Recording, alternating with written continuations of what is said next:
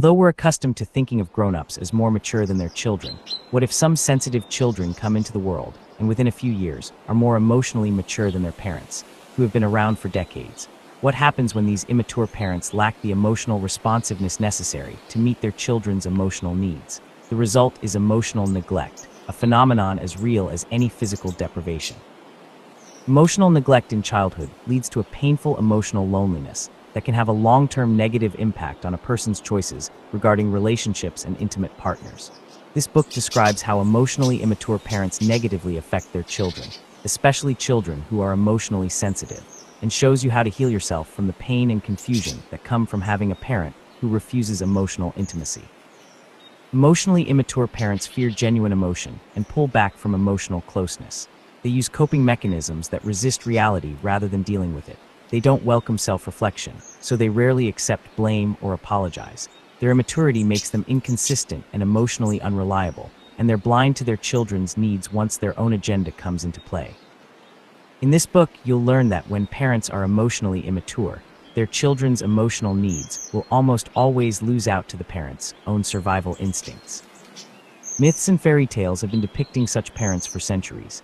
Think of how many fairy tales feature abandoned children who must find aid from animals and other helpers because their parents are careless, clueless, or absent. In some stories, the parent character is actually malevolent, and the children must take their survival into their own hands. These stories have been popular for centuries because they touch a common chord: how children must fend for themselves after their parents have neglected or abandoned them. Apparently, immature parents have been a problem since antiquity. And this theme of emotional neglect by self-preoccupied parents can still be found in the most compelling stories of our popular culture. In books, movies, and television, the story of emotionally immature parents and the effects they have on their children's lives makes for a rich subject. In some stories, this parent-child dynamic is the main focus. In others, it might be depicted in the backstory of a character. As you learn more about emotional immaturity in this book, you may be reminded of famous characters in drama and literature, not to mention the daily news. Knowing about differences in emotional maturity gives you a way of understanding why you can feel so emotionally lonely in spite of other people's claims of love and kinship. I hope that what you read here will answer questions you've had for a long time, such as why your interactions with some family members have been so hurtful and frustrating. The good news is that by grasping the concept of emotional immaturity, you can develop more realistic expectations of other people, accepting the level of relationship possible with them, instead of feeling hurt by their lack of response. Among psychotherapists, it's long been known that emotionally disengaging from toxic parents is the way to restore peace and self-sufficiency. But how does one do this? We do it by understanding what we are dealing with. What has been missing from the literature on self-involved parents is a full explanation of why there are limits on their ability to love.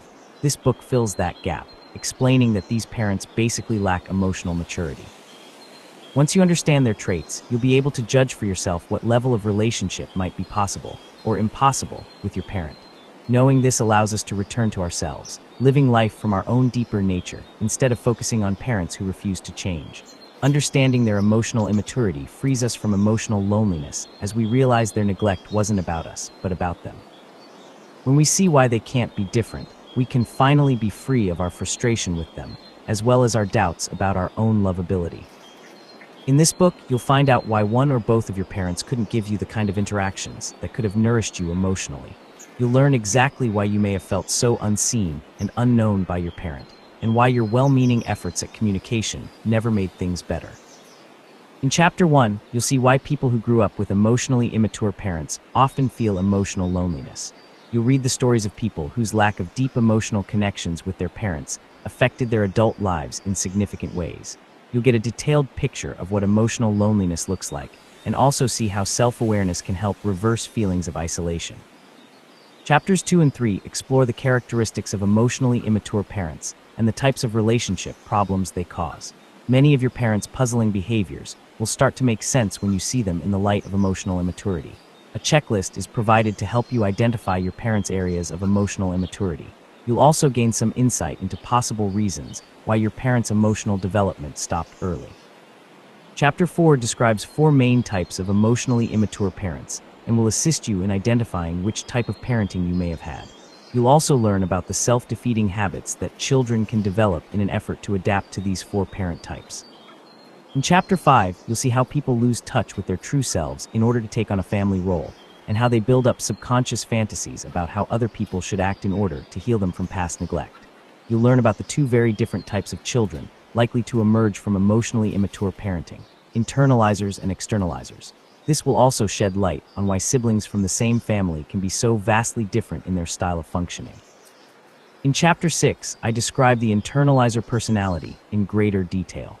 This is the personality type most likely to engage in self-reflection and personal growth, and therefore most likely to be drawn to this book. Internalizers are highly perceptive and sensitive, with strong instincts to engage and connect with other people. You'll see whether this personality type fits you, especially the traits of tending to feel apologetic for needing help, doing most of the emotional work in relationships, and thinking about what other people want first. Chapter 7 addresses what happens when old patterns of relating finally break down, and people begin to wake up to their unmet needs. This is the point at which people are likely to seek help in psychotherapy. I'll share stories of people who woke up from their self-denying patterns and decided to be different. In this process of admitting the truth to themselves, they regain their ability to trust their instincts and truly know themselves. In Chapter 8, I'll introduce a way of relating to people that I call the maturity awareness approach.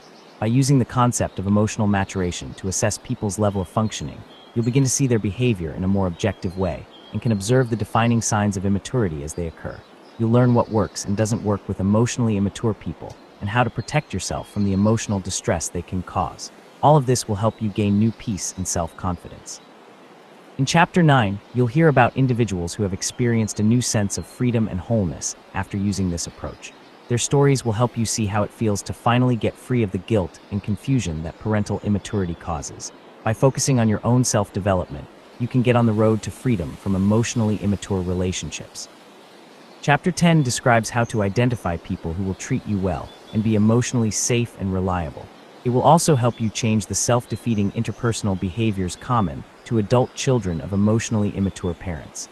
With this new approach to relationships, emotional loneliness can be a thing of the past.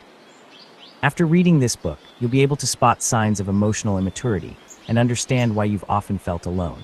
It will finally make sense why your attempts at emotional intimacy have failed to create closer relationships with emotionally immature people. You'll learn to manage the overdeveloped empathy that may have held you emotionally hostage to manipulative, non-reciprocal people.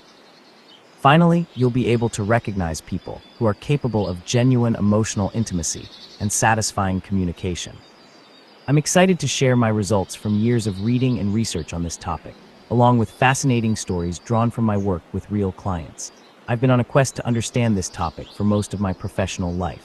It seems to me that a great truth has been hiding in plain sight, obscured by the social stereotypes that put parents beyond the reach of objectivity.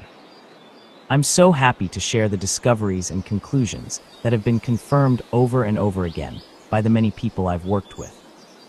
My hope is to provide relief from the confusion and emotional suffering that emotionally immature parents arouse in their children. If this book helps you understand your emotional loneliness, or helps you create deeper emotional connections and more rewarding intimacy in your life, then I will have accomplished my mission. If it helps you see yourself as a worthy person who is no longer at the mercy of other people's manipulations, I will have done my job. I know you've suspected much of what you are about to read, and I'm here to tell you that you were right all along. I wish the very best for you. Chapter 1: How emotionally immature parents affect their adult children's lives. Emotional loneliness comes from not having enough emotional intimacy with other people. It can start in childhood, due to feeling emotionally unseen by self-preoccupied parents, or it can arise in adulthood when an emotional connection is lost. If it's been a lifelong feeling, it points to the likelihood of not being sufficiently emotionally responded to as a child. Growing up in a family with emotionally immature parents is a lonely experience. These parents may look and act perfectly normal, caring for their child's physical health and providing meals and safety. However, if they don't make a solid emotional connection with their child, the child will have a gaping hole where true security might have been. The loneliness of feeling unseen by others is as fundamental a pain as physical injury, but it doesn't show on the outside. Emotional loneliness is a vague and private experience, not easy to see or describe. You might call it a feeling of emptiness or being alone in the world. Some people have called this feeling existential loneliness, but there's nothing existential about it. If you feel it, it came from your family. Children have no way of identifying a lack of emotional intimacy in their relationship with a parent. It isn't a concept they have, and it's even less likely that they can understand that their parents are emotionally immature. All they have is a gut feeling of emptiness, which is how a child experiences loneliness. With a mature parent, the child's remedy for loneliness is simply to go to the parent for affectionate connection. But if your parent was scared of deep feelings, you might have been left with an uneasy sense of shame for needing comforting. When the children of emotionally immature parents grow up, the core emptiness remains, even if they have a superficially normal adult life. Their loneliness can continue into adulthood if they unwittingly choose relationships that can't give them enough emotional connection. They may go to school, work, marry, and raise children, but all the while they'll still be haunted by that core sense of emotional isolation. In this chapter, we'll look at people's experience of emotional loneliness, along with how self-awareness helped them understand what they were missing and how to change. Emotional intimacy. Emotional intimacy involves knowing that you have someone you can tell anything to, someone to go to with all your feelings about anything and everything. You feel completely safe opening up to the other person, whether in the form of words, through an exchange of looks, or by just being together quietly in a state of connection. Emotional intimacy is profoundly fulfilling, creating a sense of being seen for who you really are. It can only exist when the other person seeks to know you, not judge you. As children, the basis for our security is emotional connection with our caretakers. Emotionally engaged parents make children feel that they always have someone to go to. This kind of security requires genuine emotional interactions with parents. Parents who are emotionally mature engage in this level of emotional connection almost all the time. They've developed enough self-awareness to be comfortable with their own feelings, as well as those of other people. More importantly, they're emotionally attuned to their children, noticing their children's moods and welcoming their feelings with interest. A child feels safe connecting with such a parent, whether seeking comfort or sharing enthusiasm. Mature parents make their children feel that they enjoy engaging with them and that it's fine to talk about emotional issues. These parents have a lively, balanced emotional life and are usually consistent in their attentiveness and interest toward their children. They are emotionally dependable. Emotional loneliness.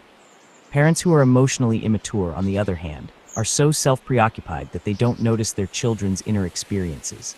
In addition, they discount feelings and they fear emotional intimacy. They're uncomfortable with their own emotional needs and therefore have no idea how to offer support at an emotional level. Such parents may even become nervous and angry if their children get upset, punishing them instead of comforting them. These reactions shut down children's instinctive urge to reach out, closing the door to emotional contact. If one or both of your parents weren't mature enough to give you emotional support, as a child you would have felt the effects of not having it, but you wouldn't necessarily have known what was wrong. You might have thought that feeling empty and alone was your own private, strange experience, something that made you different from other people. As a child, you had no way of knowing that this hollow feeling is a normal, universal response to lacking adequate human companionship. Emotional loneliness is a term that suggests its own cure, being on the receiving end of another person's sympathetic interest in what you're feeling. This type of loneliness isn't an odd or senseless feeling. It's the predictable result of growing up without sufficient empathy from others. To round out this description of emotional loneliness, let's look at two people who vividly remember this feeling from childhood and describe it well. David's story. Here's how my client David responded when I commented that growing up in his family sounded lonely. It was incredibly lonely, like I was utterly isolated. It was a fact of my existence. It just felt normal. In my family, everyone was separate from each other, and we were all emotionally isolated. We lived parallel lives with no points of contact. In high school, I used to get this image of floating in the ocean with no one around me. That's how it felt at home. When I asked him more about the feeling of loneliness, he said, it was a sensation of emptiness and nothingness. I had no way of knowing that most people didn't feel that way. That feeling was just daily life for me. Rhonda's story. Rhonda remembered a similar aloneness when she was 7 years old, standing by the moving truck outside her family's old house with her parents and 3 older siblings. Although she was technically with her family, no one was touching her and she felt totally alone. I was standing there with my family, but nobody had really explained what this move would mean. I felt totally alone, trying to figure out what was going on. I was with my family, but I didn't feel like I was with them. I remember feeling exhausted, wondering how was I going to deal with this on my own. I didn't feel like I could ask any questions. They were totally unavailable to me. I was too anxious to share anything with them. I knew it was on me to cope with this alone. The message within emotional loneliness. This kind of emotional pain and loneliness is actually a healthy message. The anxiety felt by David and Rhonda was letting them know that they were in dire need of emotional contact. But because their parents didn't notice how they felt, all they could do was keep their feelings inside. Fortunately, once you start listening to your emotions instead of shutting them down, they will guide you toward an authentic connection with others. Knowing the cause of your emotional loneliness is the first step toward finding more fulfilling relationships. How children cope with emotional loneliness.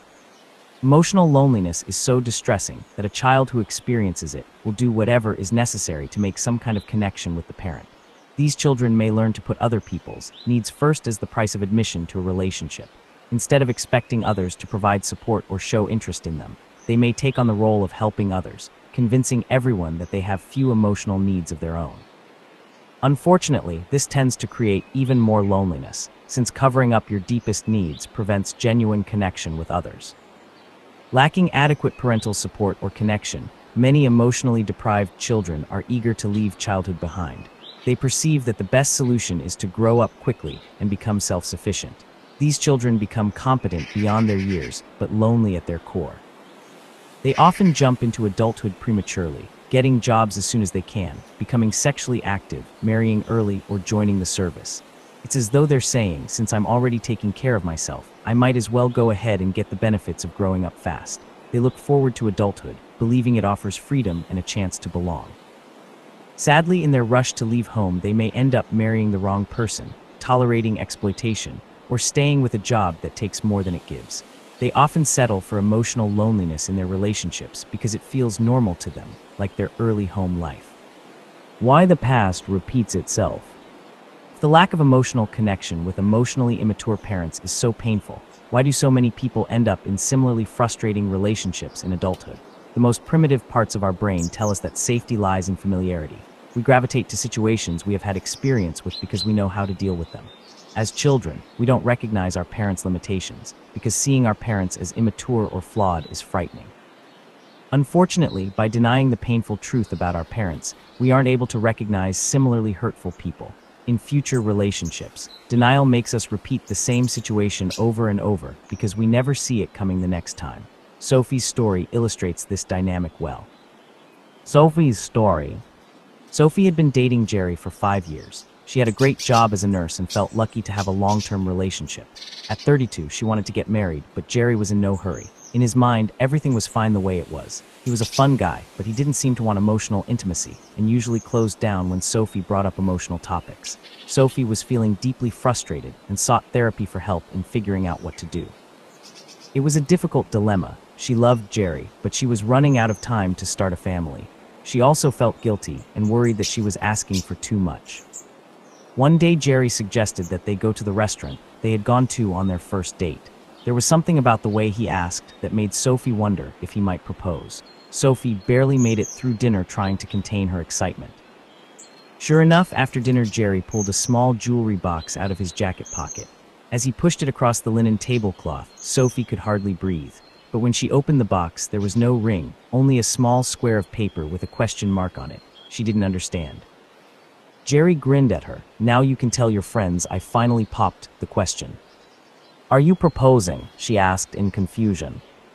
"No, it's a joke, get it?" Sophie was shocked, furious, and deeply hurt. When she called her mother and told her about the incident, her mother actually sided with Jerry, telling Sophie it was a funny joke and she shouldn't be mad. I honestly cannot think of a single situation where this would be a good joke in a relationship. It's too deflating and demeaning. But as Sophie recognized later, her mother and Jerry had a lot in common in their insensitivity to people's feelings. Every time Sophie tried to tell them how she felt, she ended up feeling invalidated. In therapy, Sophie began to see the parallels between her mother's lack of empathy and Jerry's emotional insensitivity. She realized that in her relationship with Jerry, she had re-entered the emotional loneliness she'd felt as a child. She now saw that her frustration with Jerry's emotional unavailability wasn't something new. It was as old as her childhood. Sophie had felt that sense of unconnectedness her whole life. Feeling guilty for being unhappy. I have a special place in my heart for people like Sophie, who function so well that other people think they have no problems. In fact, their competence makes it hard for them to take their own pain seriously. "I have it all," they're likely to say. "I should be happy. Why do I feel so miserable?" This is the classic confusion of a person whose physical needs were met in childhood, while emotional needs remained unfulfilled. People like Sophie often feel guilty for complaining. Men and women alike will list the things they have to be thankful for, as if their life were an addition problem whose positive sum means nothing can be wrong. But they can't shake the feeling of being fundamentally alone and lacking the level of emotional intimacy they crave in their closest relationships. By the time they come to see me, some of them are either ready to leave their partner or are involved in an affair that gives them some of what they need. Others have avoided romantic relationships altogether, seeing emotional commitment as a trap they prefer to stay out of. Still, others have decided to stay in their relationship for their children and come to therapy for help in learning how to be less angry and resentful.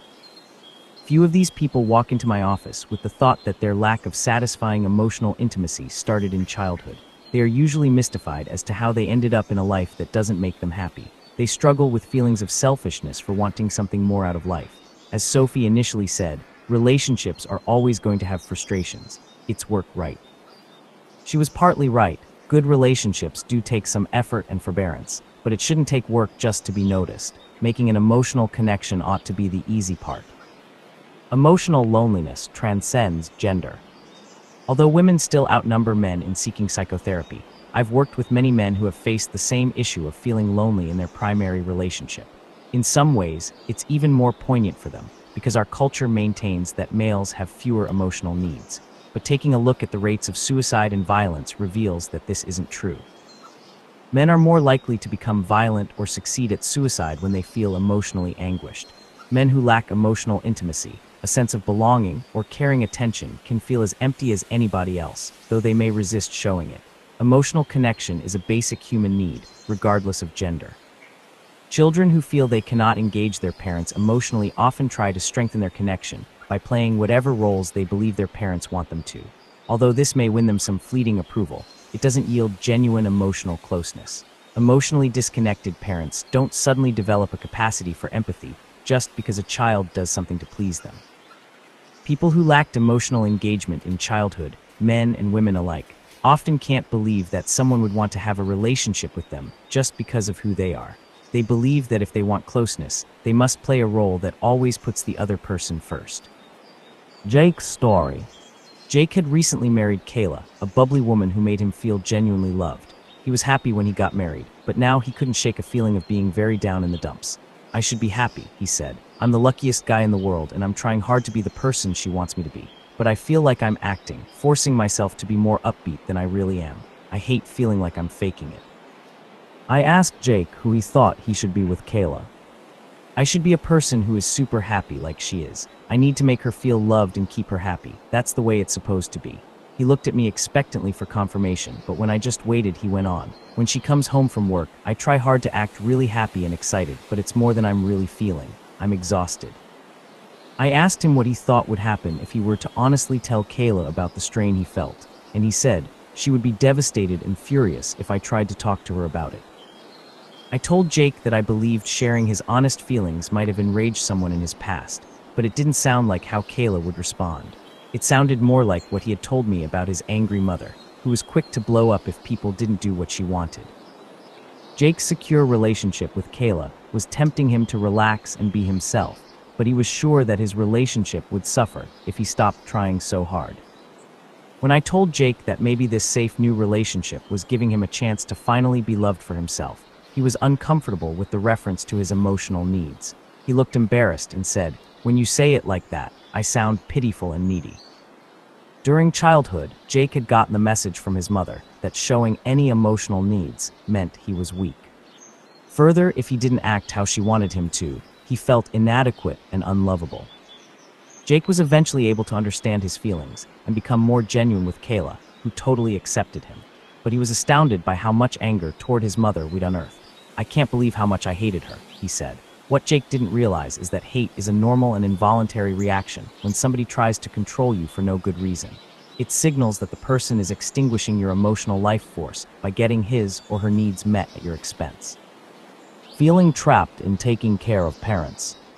It isn't only in romantic relationships that people may feel deep emotional loneliness. I've worked with single people who have similar stories, but their unhappy adult relationships are played out with parents or friends. Typically, their relationships with their parents are so draining that they don't have the emotional energy to pursue romantic relationships, nor do they want to. Their experiences with their parents have taught them that relationships mean feeling abandoned and burdened at the same time. To these people, relationships feel like traps. They already have their hands full with a parent who acts like he or she owns them. Louise's story. Louise, a single schoolteacher in her late 20s, felt completely dominated by her controlling mother, a gruff ex-policewoman who expected Louise to live with her and take care of her. Her demands were so excessive that Louise started having suicidal thoughts. Louise's therapist told her in no uncertain terms that her life depended on getting away from her mother's control. When Louise told her mother she was leaving, her mother said, "That's not going to happen. You'd feel awful about yourself. Besides, I can't get along without you." Fortunately, Louise summoned the strength to establish her own independent life. In the process, she discovered that guilt was a manageable emotion and a small price to pay for her freedom. Not trusting your instincts. Emotionally immature parents don't know how to validate their child's feelings and instincts. Without this validation, children learn to give in to what others seem sure about. As adults, they may deny their instincts to the point where they acquiesce to relationships they don't really want. They may then believe it's up to them to make the relationship work. They may rationalize why they have to try so hard in the relationship, as though it were normal to struggle daily to get along with your mate. While effort is needed to maintain communication and connection in a relationship, it shouldn't feel like constant, unrewarding work. The truth is, if both partners fit each other, understand each other's feelings, and are positive and supportive, relationships are primarily pleasurable, not arduous. It isn't asking too much to generally feel happy when you see your partner or look forward to time together. When people say, "You can't have everything," they're really saying they don't have what they need. As a human being, you can trust yourself to know when you're emotionally satisfied. You know when you've been given full measure. You aren't a bottomless pit of ceaseless demands. You can trust the inner prompts that tell you when something is missing. But if you've been trained to discount your feelings, you'll feel guilty for complaining if everything looks okay on the outside. If you have a place to live, a regular paycheck, enough food, and a partner or friends, conventional wisdom says, how bad can it be?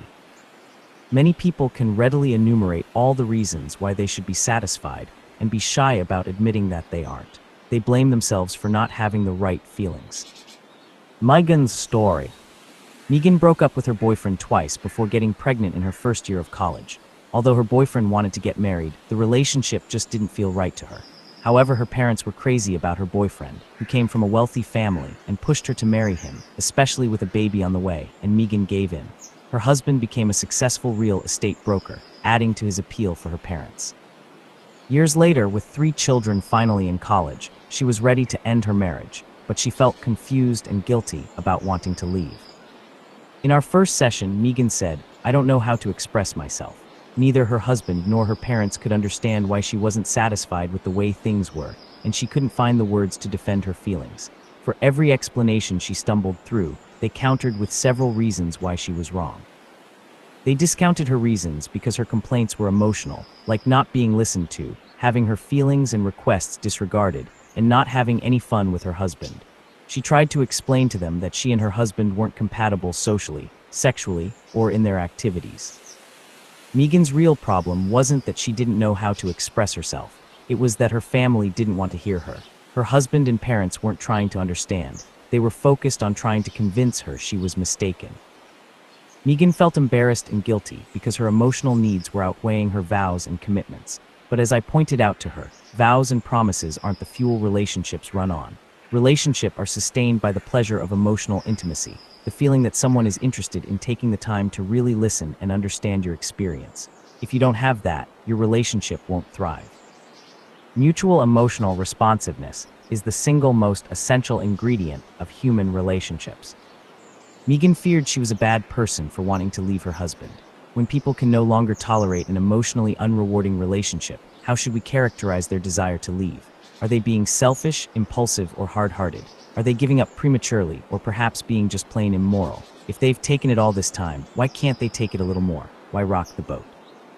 The point might exactly be that they have taken it for so long. Perhaps they've literally used up all the energy they had to give, like Megan, who had spent years trying to give her husband and parents what they expected. Megan had repeatedly tried to explain her feelings and tell them how unhappy she was. She even tried to get through to her husband by leaving him letters to read. but neither he nor her parents listened. Instead, they responded with what they wanted her to do, the classic egocentric response of emotionally immature people. Fortunately, Megan finally began to take her own feelings seriously and quit letting her husband and parents deny her emotional needs with arguments that were emotionally irrelevant to her. When Megan finally realized what she really wanted from a relationship, she shyly told me, "I want to matter the most to someone. I want someone to want to be with me." Then she looked confused and said, "Is that too much to ask? I really don't know." Since childhood, Megan had been trained to think that her natural desire to feel special and loved was selfish. Throughout her marriage, her husband reinforced this by telling her that she wanted too much and her expectations were too high, until she stopped believing that he knew more about her than she did. Lacking self-confidence due to parental rejection. When parents reject or emotionally neglect their children, these children often grow up to expect the same from other people. They lack confidence that others could be interested in them. Instead of asking for what they want, their low self-confidence makes them shy and conflicted about seeking attention. They're convinced they would be bothering others if they tried to make their needs known. Unfortunately, by expecting past rejection to repeat itself, these children end up stifling themselves and promoting more emotional loneliness. In this situation, people create their own emotional loneliness by hanging back instead of interacting. As a therapist, my job is to help them realize how their parents have damaged their self-confidence, while also encouraging them to tolerate the anxiety of trying something new in order to connect more with others. As the next two stories show, people are capable of doing this. It just may not occur to them to reach out because they simply don't have much experience with other people helping them feel better. Ben's story. Ben had suffered from anxiety and depression for much of his life. He characterized his mother as a rejecting woman who kept him at arm's length. She was imperious and had made it clear that he held a low place in the family pecking order. As a child, Ben's needs and feelings simply weren't a primary concern, and he was expected to wait until the adults were ready to pay attention to him. Fortunately, Ben married a kind and affectionate woman, Alexa, but he was baffled as to why she had chosen him. As he put it, "I'm not a very interesting person. I don't know why Alexa likes me. I'm not exactly a nobody," but the way Ben's voice trailed off indicated that he saw himself as someone who could easily be overlooked and taken for granted. Ben's childhood experience of his mother's rejection had clearly deflated his self-confidence. Further, it had convinced him that others would find his emotional needs as repugnant as his mother had. One day in session, Ben talked about how unhappy and overwhelmed he was feeling.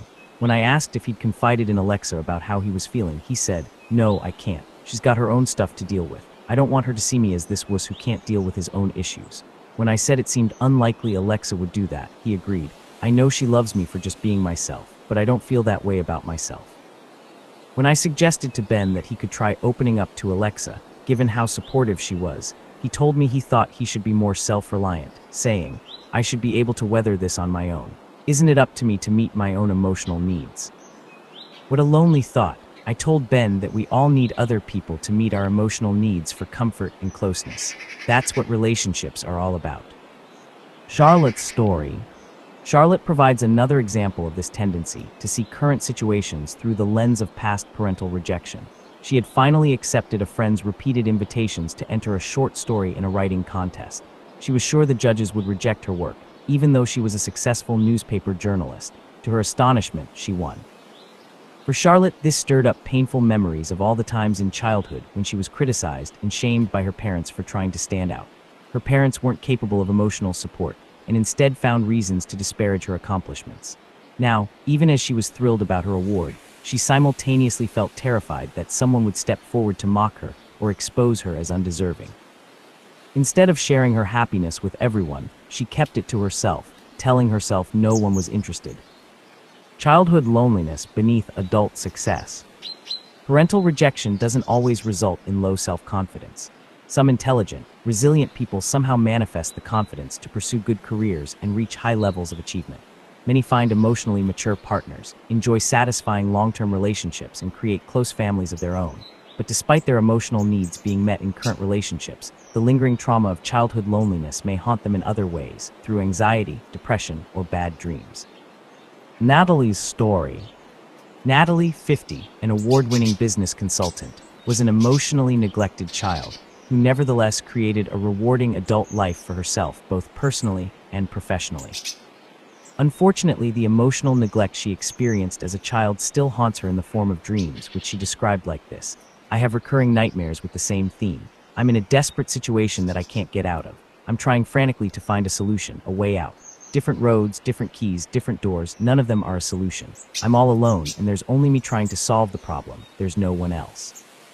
Lots of times I'm responsible for other people who are watching and waiting for me to fix everything, but here they give me no help. There is no comfort to be found. I have no protection and I'm not safe. Then I wake up and my heart is racing." Natalie's dream captures what it feels like to be emotionally alone. She has to deal with everything by herself and doesn't consider asking anyone for help. This is how children of emotionally immature parents feel. Their parents may technically be present, but they offer little help, protection, or comfort. In her family life, Natalie still takes care of her elderly mother, who lives with Natalie and her husband and kids. But no matter how much Natalie does, her mother still complains that Natalie has never loved her or helped her enough. Since childhood, Natalie has felt the responsibility for her mother's emotional state. Meanwhile, Natalie was on her own because her mother wasn't a person she could turn to. Children like Natalie often grow up as little adults, helping their parents, giving them no trouble, and appearing to need practically nothing. These capable kids may seem like they can parent themselves, but they can't. No child can.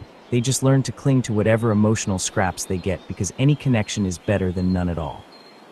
Yet who would guess Natalie's early insecurities as she strides into meetings, all business in her impeccable suits. She has a good marriage, successful children, and close friendships. She knows how to relate to people from all walks of life, and her emotional intelligence is off the charts. Natalie's dreams pull back the curtain to reveal the emotional loneliness that remains within her. Despite creating a fulfilling adult life, inside she remains vulnerable to anxieties about being alone and unsupported. Not until she was nearly 50 did she begin to understand how her relationship with her mother fueled her underlying feelings of anxiety. That was one of the most meaningful discoveries of her life. Finally, she saw the reason for those nightmares. Why it feels so bad to live without emotional connection. There's a reason why people have such a strong need for emotional connection with others. Throughout human evolution, being part of a group has always meant more safety and less stress. Our ancestors who most disliked separation were more likely to survive because they enjoyed the safe feeling of being close to others. Early humans who didn't mind isolation, on the other hand, may have been comfortable with more distance than was good for their survival. So when you're longing for a deep emotional connection, remind yourself that your painful feeling of aloneness is coming not just from your individual history, but also from human genetic memory. Just like you, our distant ancestors had a strong need for emotional closeness. Your need for attention and connection is as old as the human race. You have prehistoric reasons for not liking to be lonely. Summary: a lack of emotional intimacy creates emotional loneliness in both children and adults. Attentive and reliable emotional relationships are the basis of a child's sense of security. Unfortunately, emotionally immature parents are usually too uncomfortable with closeness to give their children the deep emotional connection they need. Parental neglect and rejection in childhood can adversely affect self-confidence and relationships in adulthood, as people repeat old, frustrating patterns and then blame themselves for not being happy. Even adult success doesn't completely erase the effects of parental disconnection earlier in life. Understanding how your parents' emotional immaturity has affected you is the best way to avoid repeating the past in your adult relationships. To that end, in the next chapter, we'll look at the hallmark characteristics of emotionally immature parents. Chapter 2. Recognizing the emotionally immature parent. It can be hard to look at your parents objectively because it might feel like you're betraying them, but that isn't the motive here. In this book, our mission is not to disrespect or betray your parents, but to finally see them objectively. I hope you'll see that the discussions of emotionally immature parents in this book are informed by a deep understanding of the reasons for their limitations. As you'll see, much of their immature, hurtful behavior is unintentional. By viewing these and other aspects of your parents more dispassionately, you can understand things about yourself and your history that you might not have thought about before. Most signs of emotional immaturity are beyond a person's conscious control, and most emotionally immature parents have no awareness of how they've affected their children. We aren't trying to blame these parents, but to understand why they are the way they are. My hope is that any new insights about your parent you gain from reading this book will have the result of radically increasing your own self-awareness and emotional freedom. Fortunately, as adults, we have the ability and independence to assess whether our parents can really give us the care and understanding we desire. To judge this objectively, it's important to understand not just your parents' superficial behavioral characteristics, but also their underlying emotional framework. Once you understand these deeper traits and learn what to expect from your parents and how to label their behaviors, you're far less likely to be caught unaware by their limitations. Keep in mind that your thoughts about your parents are private. They may never know what you've gotten from this book, nor do they need to. The goal is for you to gain the self-confidence that comes from knowing the truth of your own story. You aren't betraying your parents by seeing them accurately. Thinking about them objectively can't hurt them, but it can help you. As you saw in the previous chapter, emotionally immature parents can have devastating impacts on their children's self-esteem and relationships in adulthood. The effects can range from mild to severe, depending on the parent's level of immaturity, but the net effect is the same. The children feel emotionally unseen and lonely. This erodes their children's sense of their own lovability and can lead to excessive caution about emotional intimacy with others. Exercise assessing your parents' emotional immaturity. Human emotional immaturity has been studied for a long time.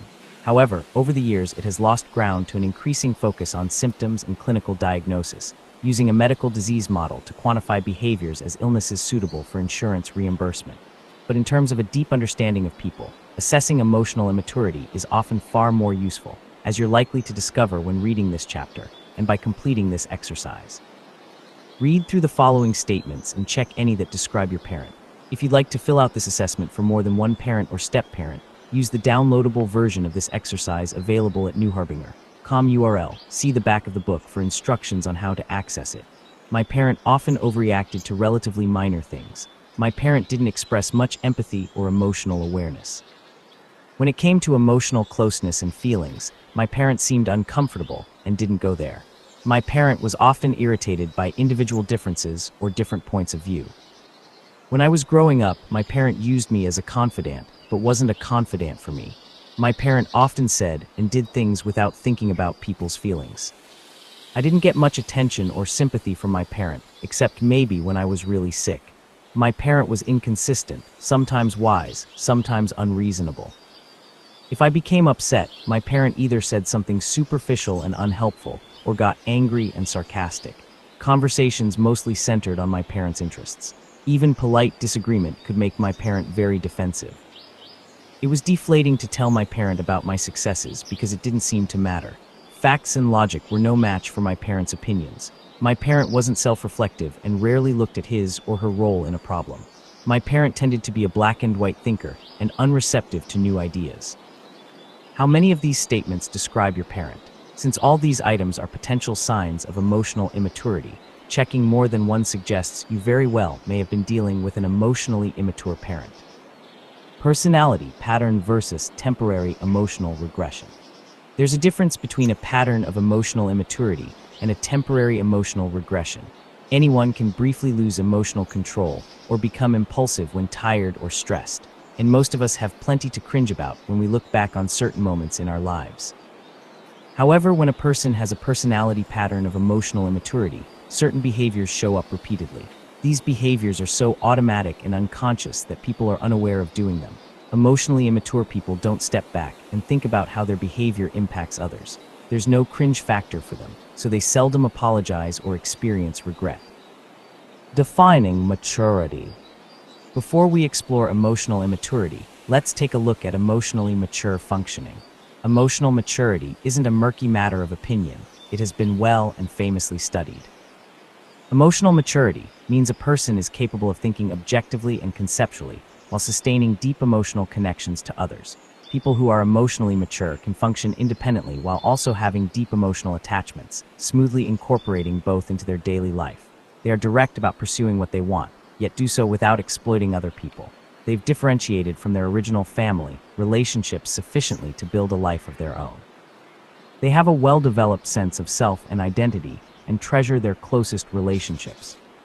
Emotionally mature people are comfortable and honest about their own feelings and get along well with other people, thanks to their well-developed empathy, impulse control, and emotional intelligence. They're interested in other people's inner lives and enjoy opening up and sharing with others in an emotionally intimate way. When there's a problem, they deal with others directly to smooth out differences. Emotionally mature people cope with stress in a realistic, forward-looking way, while consciously processing their thoughts and feelings. They can control their emotions when necessary, anticipate the future, adapt to reality, and use empathy and humor to ease difficult situations and strengthen bonds with others. They enjoy being objective and know themselves well enough to admit their weaknesses. Personality traits associated with emotional immaturity. Emotionally immature people, on the other hand, tend to have quite a different set of behavioral, emotional, and mental characteristics. Because these personality characteristics are all interconnected, people who display one are often prone to the others. In the sections that follow, I'll briefly describe various characteristics of emotionally immature people. They are rigid and single-minded.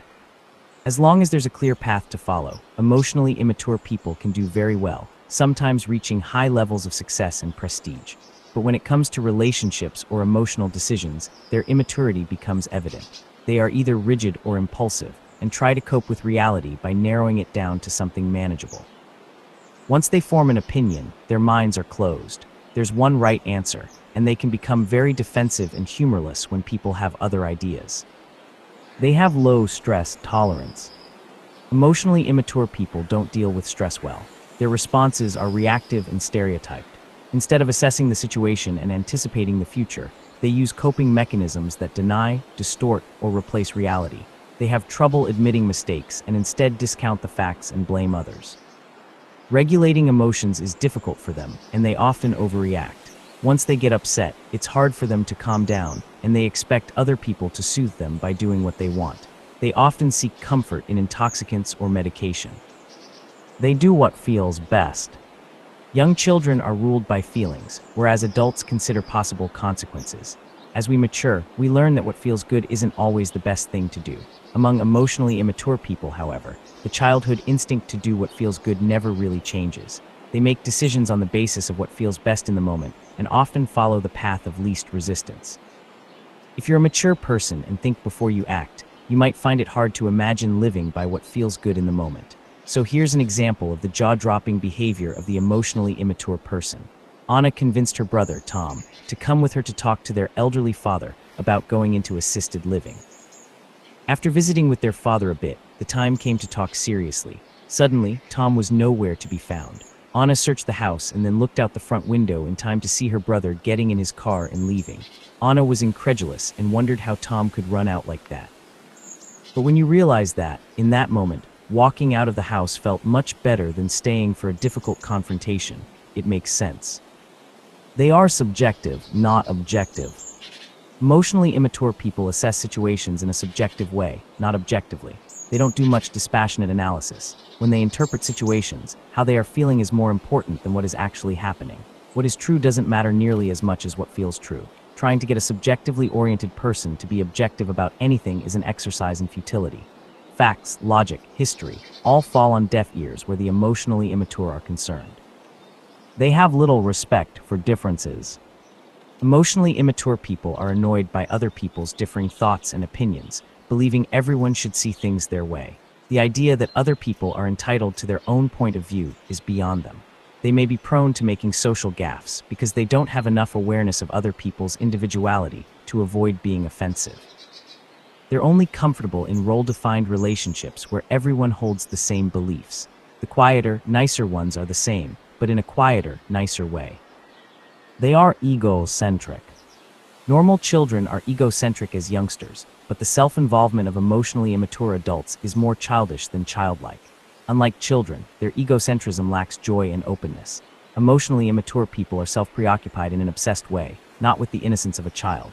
Young children are self-centered because they're still commanded by pure instinct, but emotionally immature adults are commanded by anxiety and insecurity, like wounded people who must keep checking their intactness. They live in a perpetual state of insecurity, fearing that they'll be exposed as bad, inadequate, or unlovable. They keep their defenses high so other people can't get close enough to threaten their shaky sense of self-worth. Before you start feeling too sorry for them, keep in mind that their defenses work seamlessly to keep these underlying anxieties below the level of awareness. They would never see themselves as being insecure or defensive. They are self-preoccupied and self-involved. Anxious self-preoccupation is a quality all emotionally immature people share. They're constantly monitoring whether their needs are being met or whether something has offended them. Their self-esteem rises or falls depending on how others react to them. They can't stand to be criticized, so they minimize their mistakes. Because their self-involvement is all-consuming, other people's feelings are eclipsed by their needs. For instance, after one woman told her mother how much it hurt to hear criticisms of her father, her mother said, "Well, if I couldn't tell you, I wouldn't have anybody to talk to." Terms like self-absorbed and narcissistic make it sound as if these people enjoy thinking about themselves all the time, but they really have no choice in the matter. They have fundamental doubts about their core worth as human beings. They are profoundly self-involved because their development was stunted by anxiety during childhood.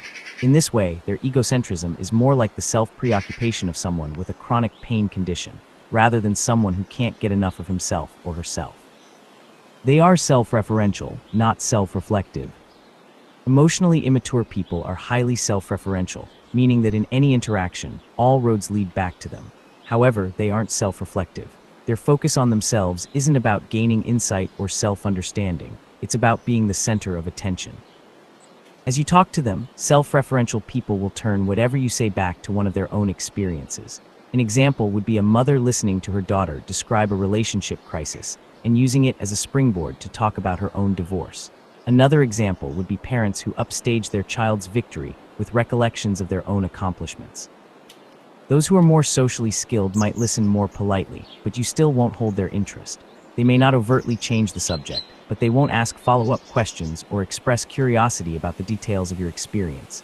They're more likely to bring the conversation to a close with a pleasant comment that effectively ends it, such as, "That's wonderful, dear. I know you had a good time."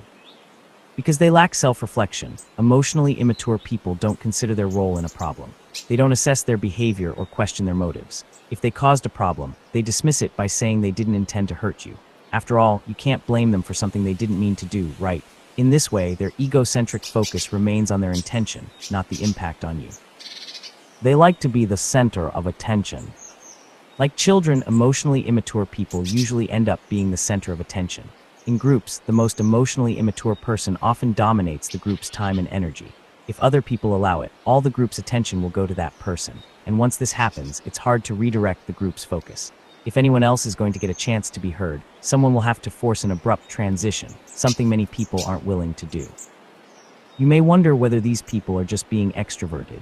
They aren't. The difference is that most extroverts easily follow a change of topic. Because extroverts crave interaction, not just an audience, they're interested and receptive when others participate. Extroverts do like to talk, but not with the purpose of shutting everyone else down. They promote role reversal. Role reversal is a hallmark of emotionally immature parenting. In this case, the parent relates to the child as if the child were the parent, expecting attentiveness and comfort from the child. These parents may reverse roles and expect their child to be their confidant, even for adult matters.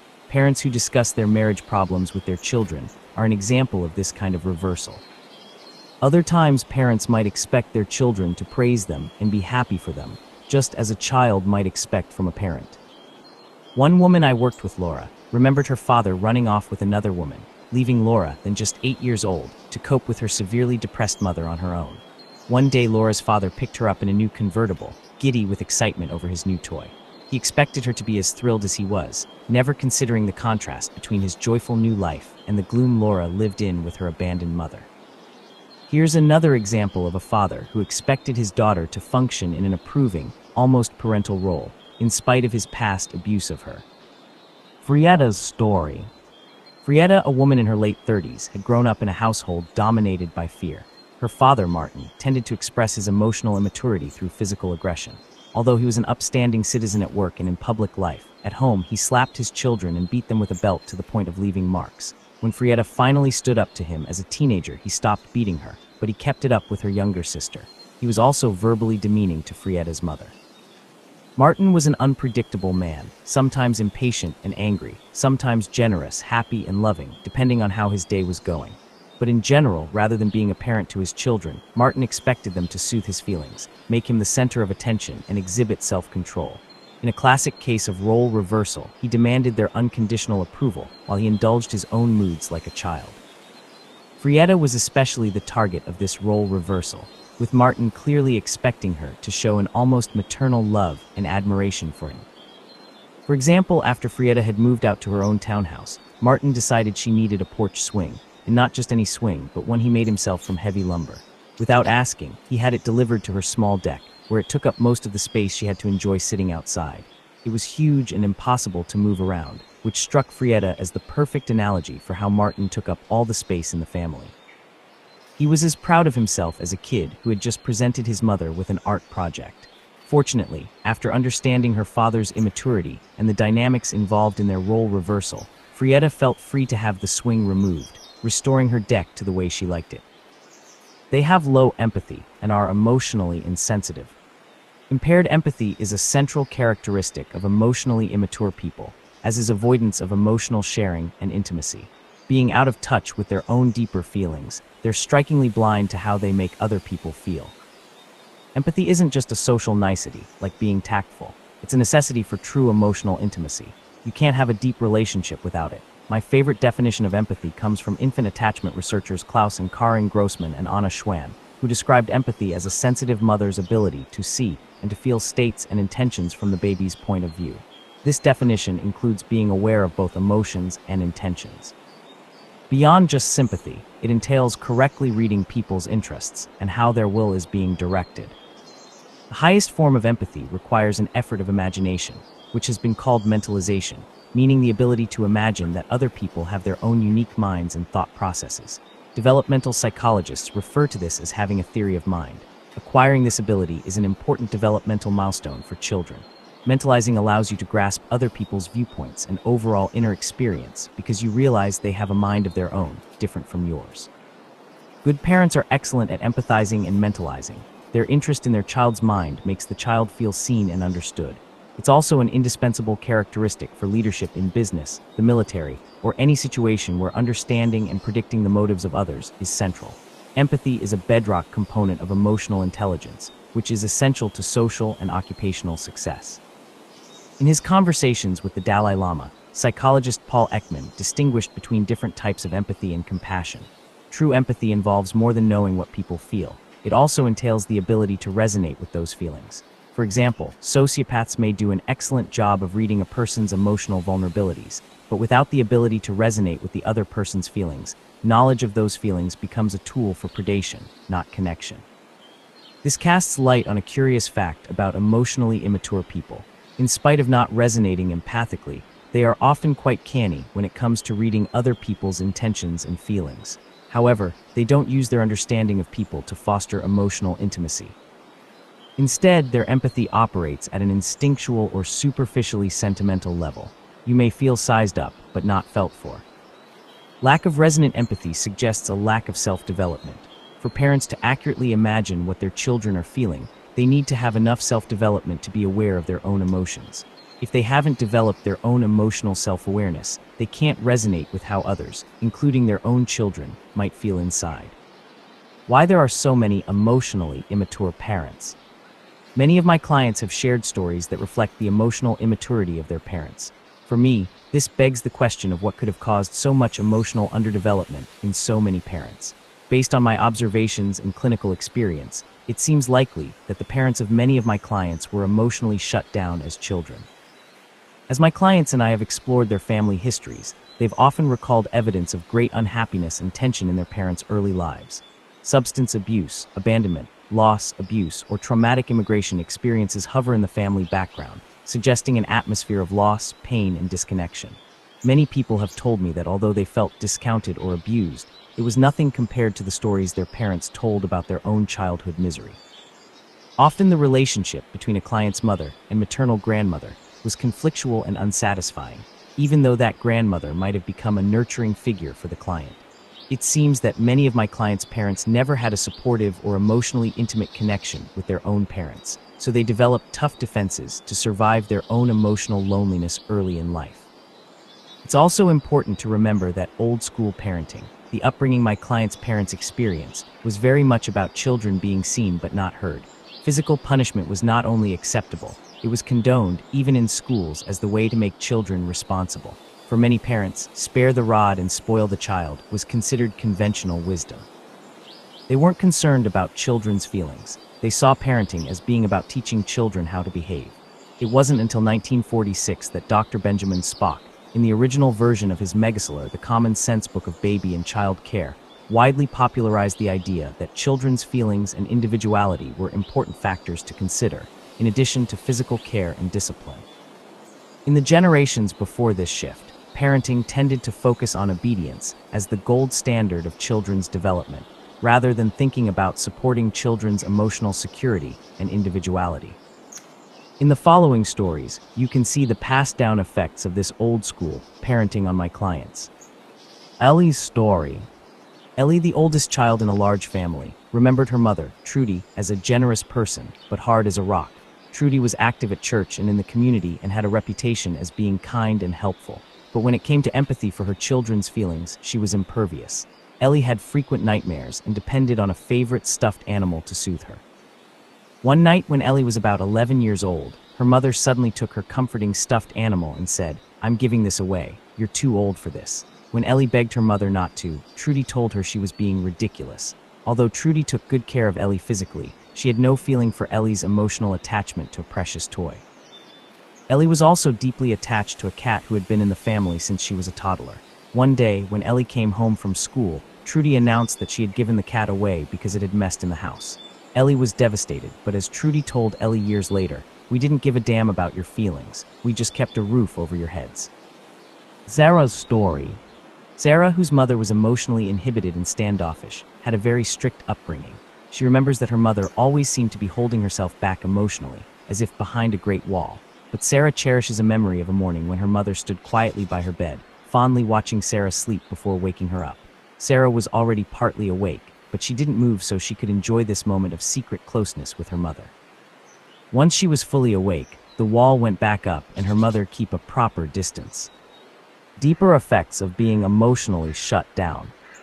Of course, emotionally immature parents were once children themselves, and as children they may have had to shut down many of their deepest feelings in order to be acceptable to their own parents. It's likely that Ellie's and Sarah's mothers also grew up with parental insensitivity toward their feelings. Many emotionally immature people were overpruned early in life, growing up within a very limited range of acceptability. Their personalities are like stunted bonsai trees, trained to grow in unnatural shapes. Because they had to bend to fit their families, they were unable to develop fluidly into the integrated, natural people they might have become. It may be that many emotionally immature people weren't allowed to explore and express their feelings and thoughts enough to develop a strong sense of self and a mature, individual identity. This made it hard for them to know themselves, limiting their ability to engage in emotional intimacy. If you don't have a basic sense of who you are as a person, you can't learn how to emotionally engage with other people at a deep level. This arrested self-development gives rise to additional, deeper personality weaknesses that are common among emotionally immature people, as outlined in this chapter.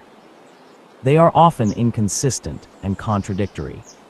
Instead of having a well-integrated sense of who they are, emotionally immature people are more like an amalgam of various borrowed parts, many of which don't go together well. Because they had to shut down important parts of themselves out of fear of their parents' reactions. Their personalities formed in isolated clumps, like pieces of a puzzle that don't fit together.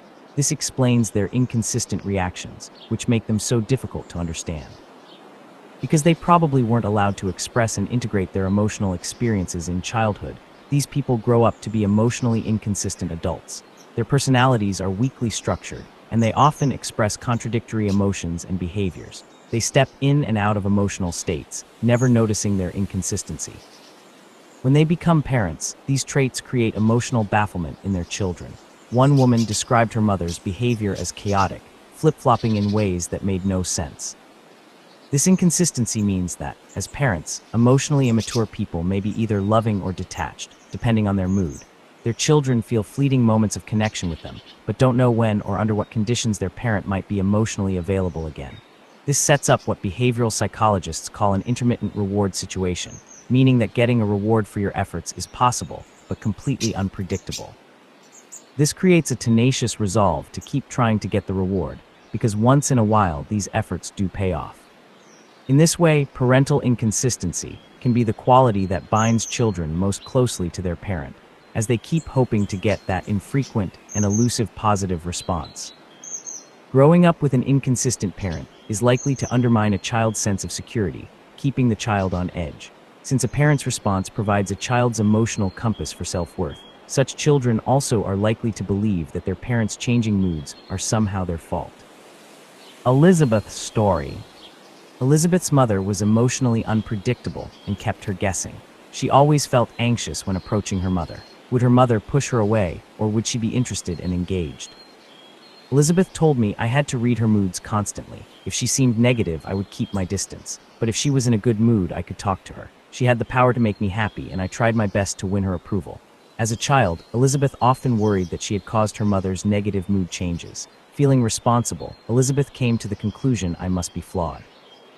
Elizabeth wasn't a flawed child, but the only way she could make sense of her mother's moods was to think they resulted from something she did, or worse, something she was.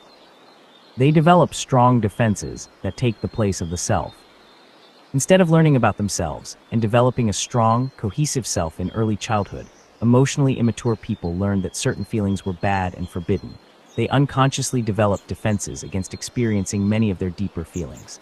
As a result, energies that could have gone toward developing a full self were instead devoted to suppressing their natural instincts, resulting in a limited capacity for emotional intimacy.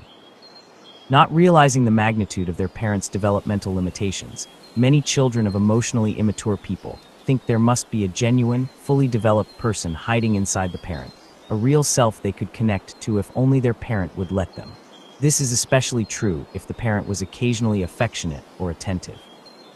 As one woman told me, with my parents, I used to pick the good part of them I liked and pretend that was the real part. I would tell myself that this good part would eventually win out, but it never did take over. I also used to pretend that the hurtful parts of them weren't real, but now I realize it's all real.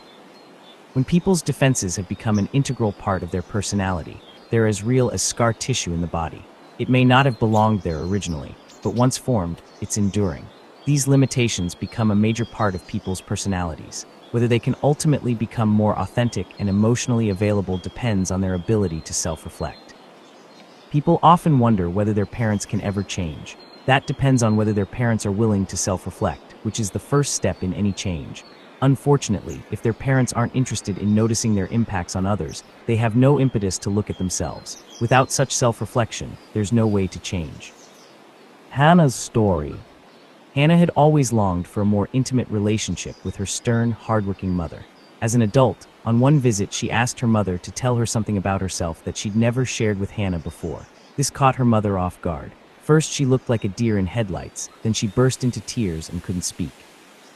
Hannah felt that she had simultaneously terrified and overwhelmed her mother with this innocent inquiry. She had unwittingly gone straight through her mother's defenses to a long-hidden place of sorrow, exposing her mother's unmet childhood longing to be heard by someone who was interested in her experience. Hannah's interest and empathy overwhelmed the defenses her mother had developed in response to the lack of that kind of connection. She simply couldn't deal with Hannah's attempt at emotional intimacy. Incomplete development leads to emotional limitations. Despite being highly emotionally reactive, emotionally immature people have a paradoxical relationship with emotions. They're quick to get emotionally aroused, but they're scared of their most authentic feelings.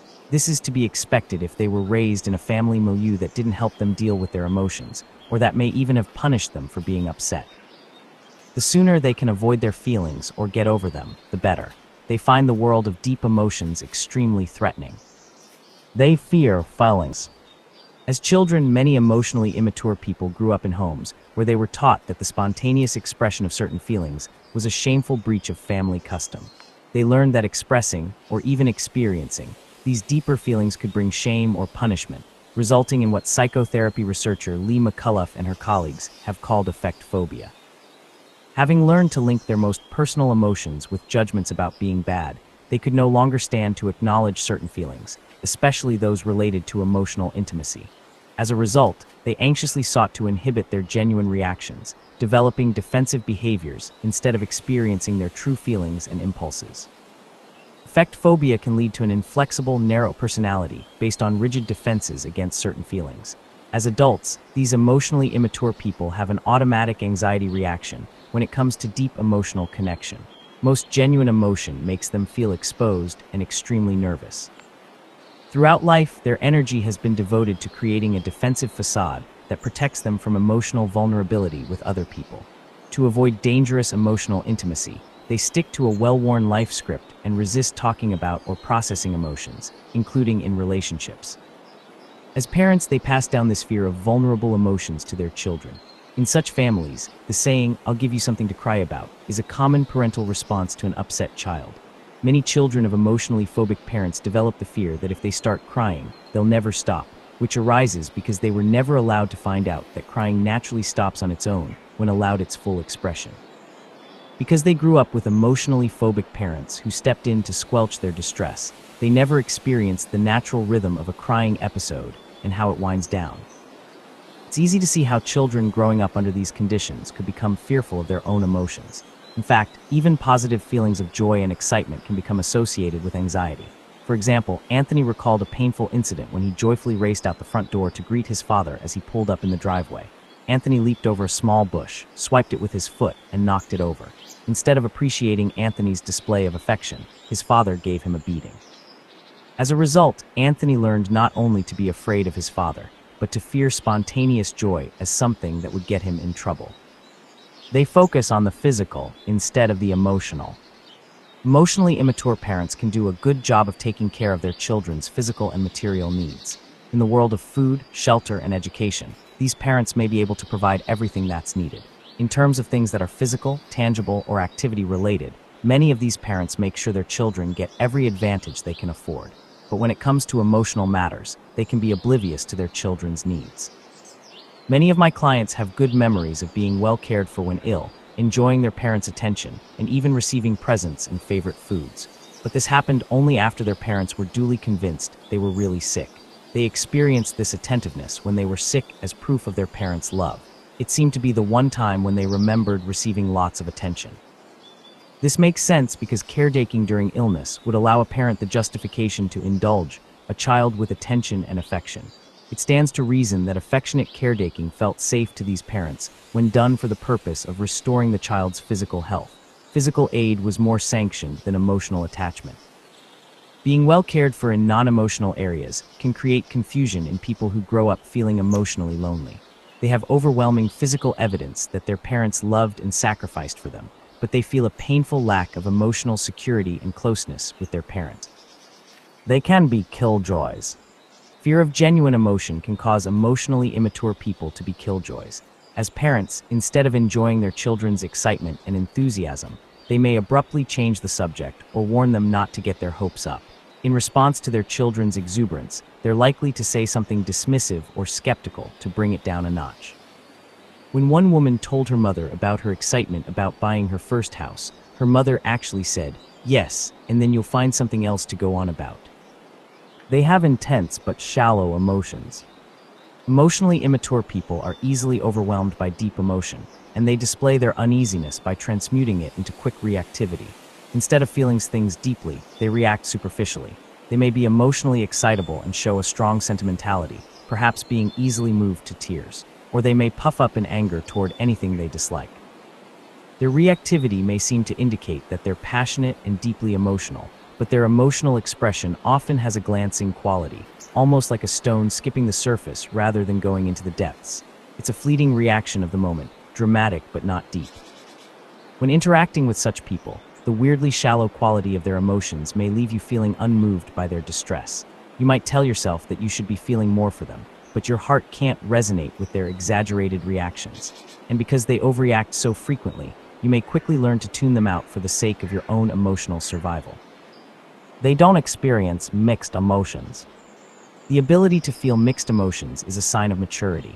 If people can blend contradictory emotions together, such as happiness with guilt or anger with love, it shows that they can encompass life's emotional complexity. Experienced together, opposing feelings tame each other. Once people develop the ability to feel different emotions at the same time, the world ripens into something richer and deeper. Instead of having a single, intense, one-dimensional emotional reaction, they can experience several different feelings that reflect the nuances of the situation.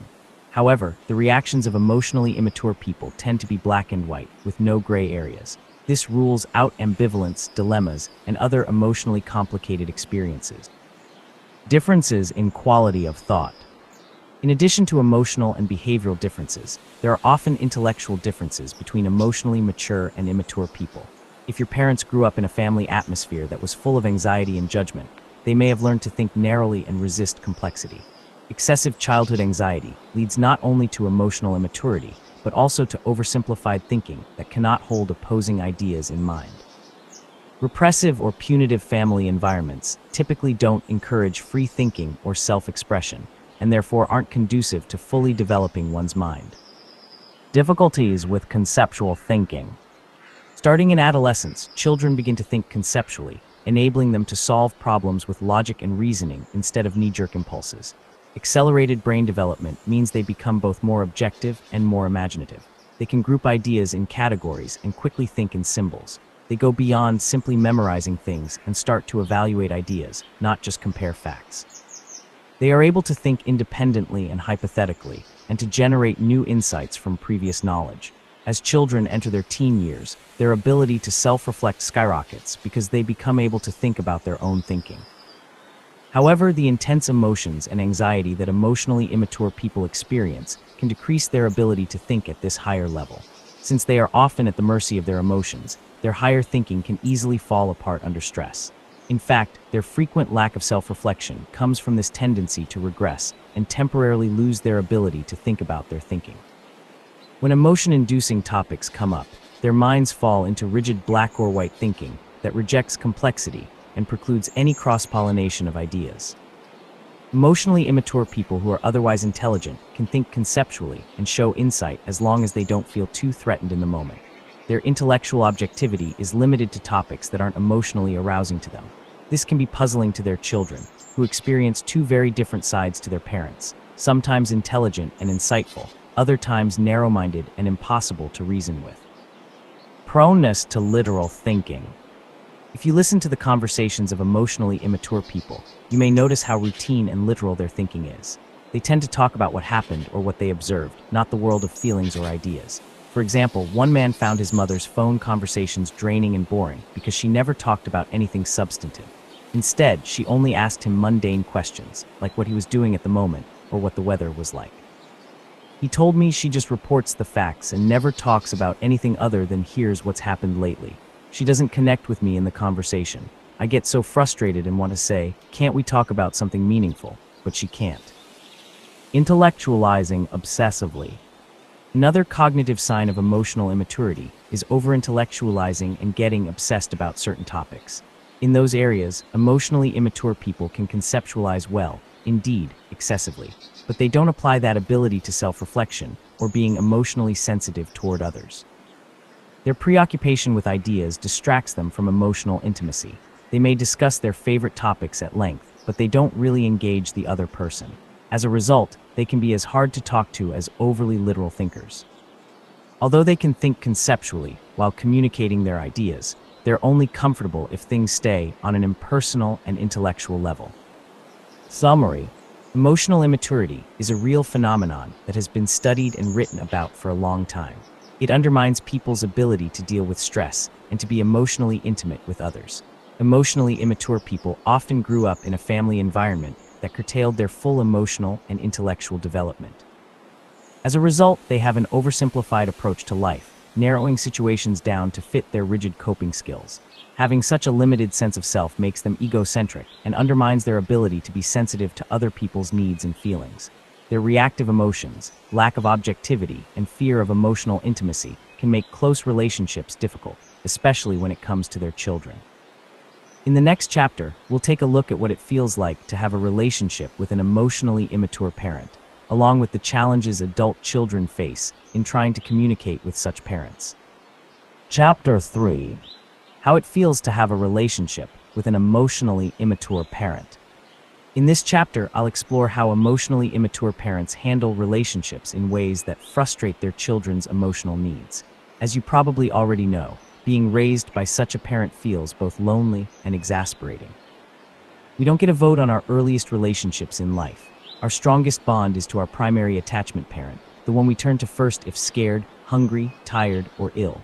We may seek out others for play when we're feeling good, but stress or an urgent need will send us scampering back to that principal caretaker.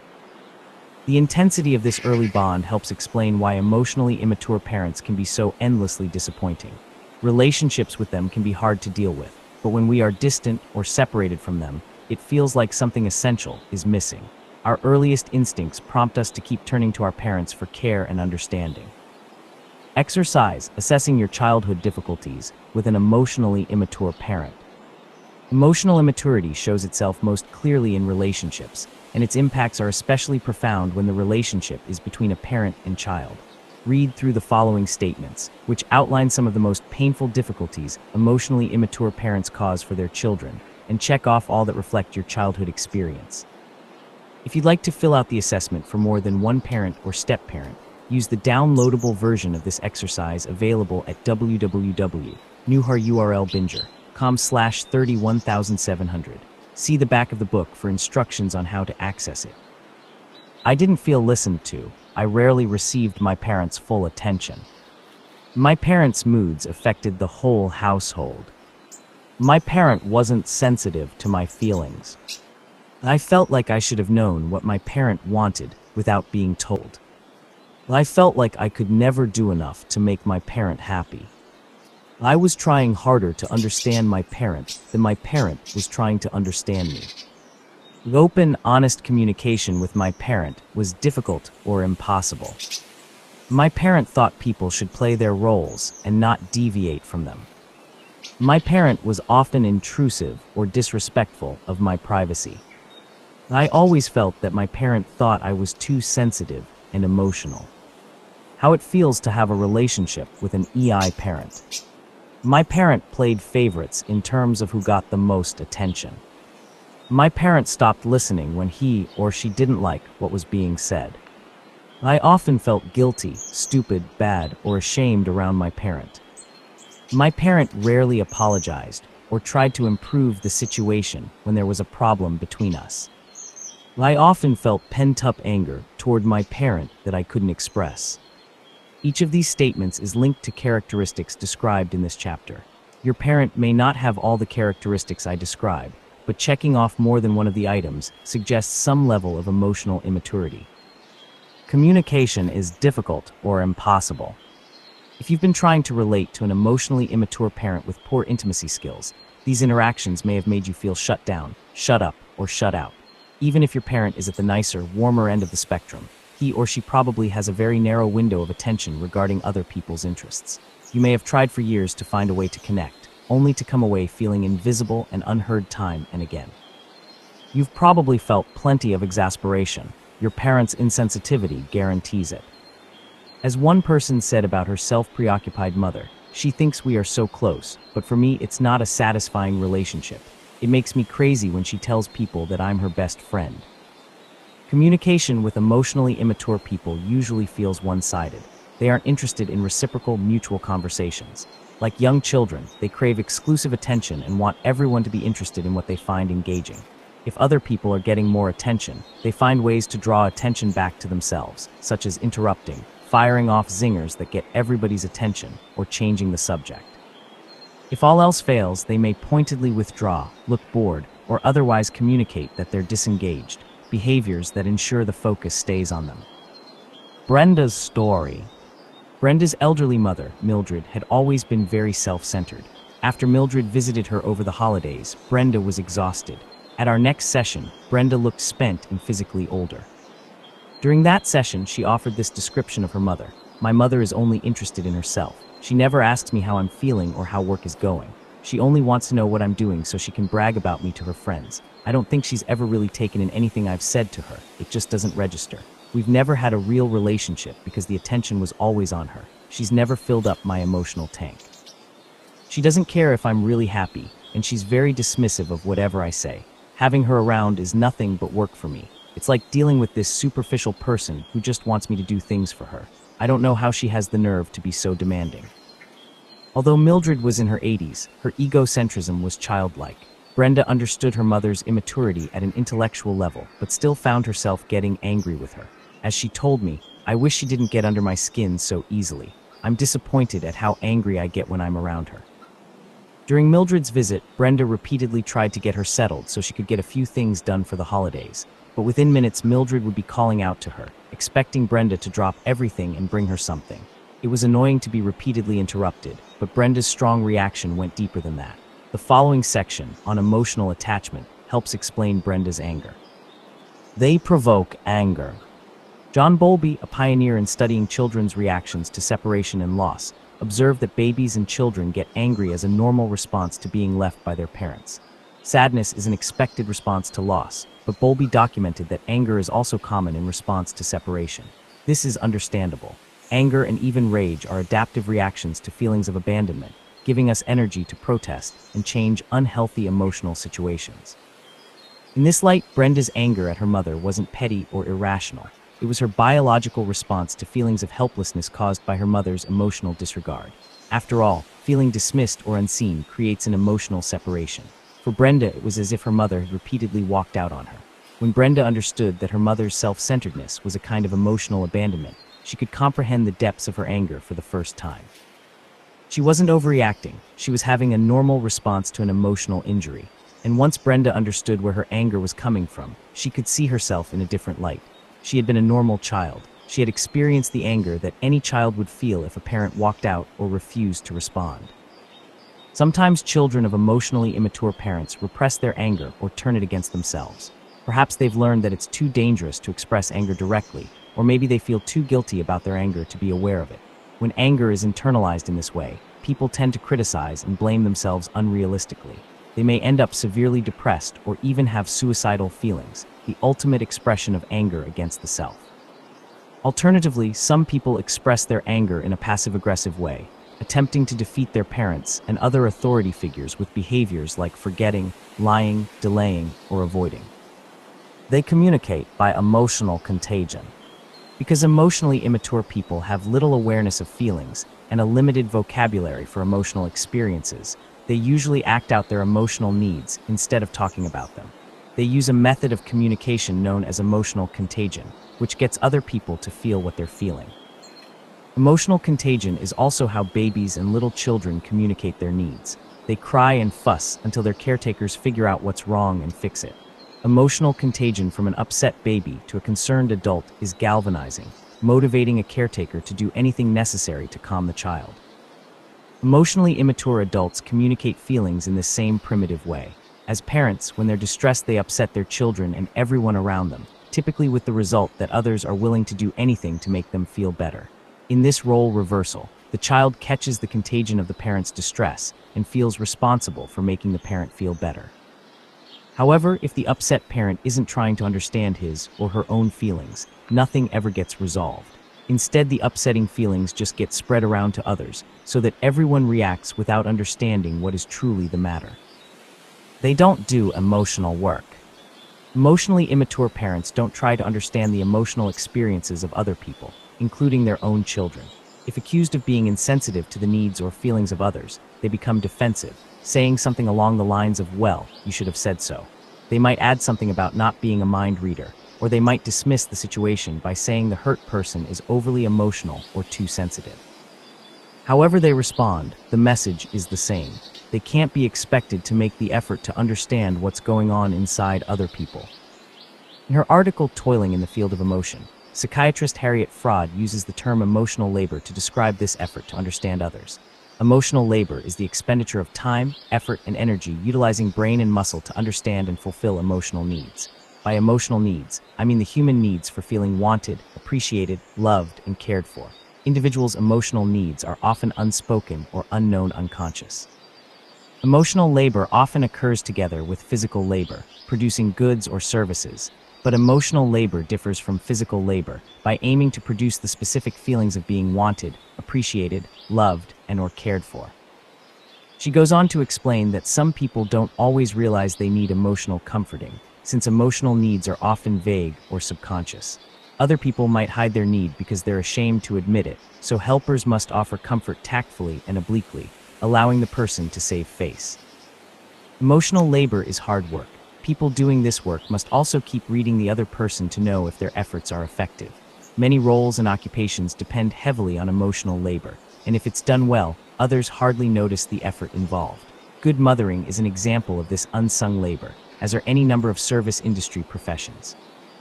Mature people take on the emotional work in relationships automatically because they live in a state of empathy and self-awareness.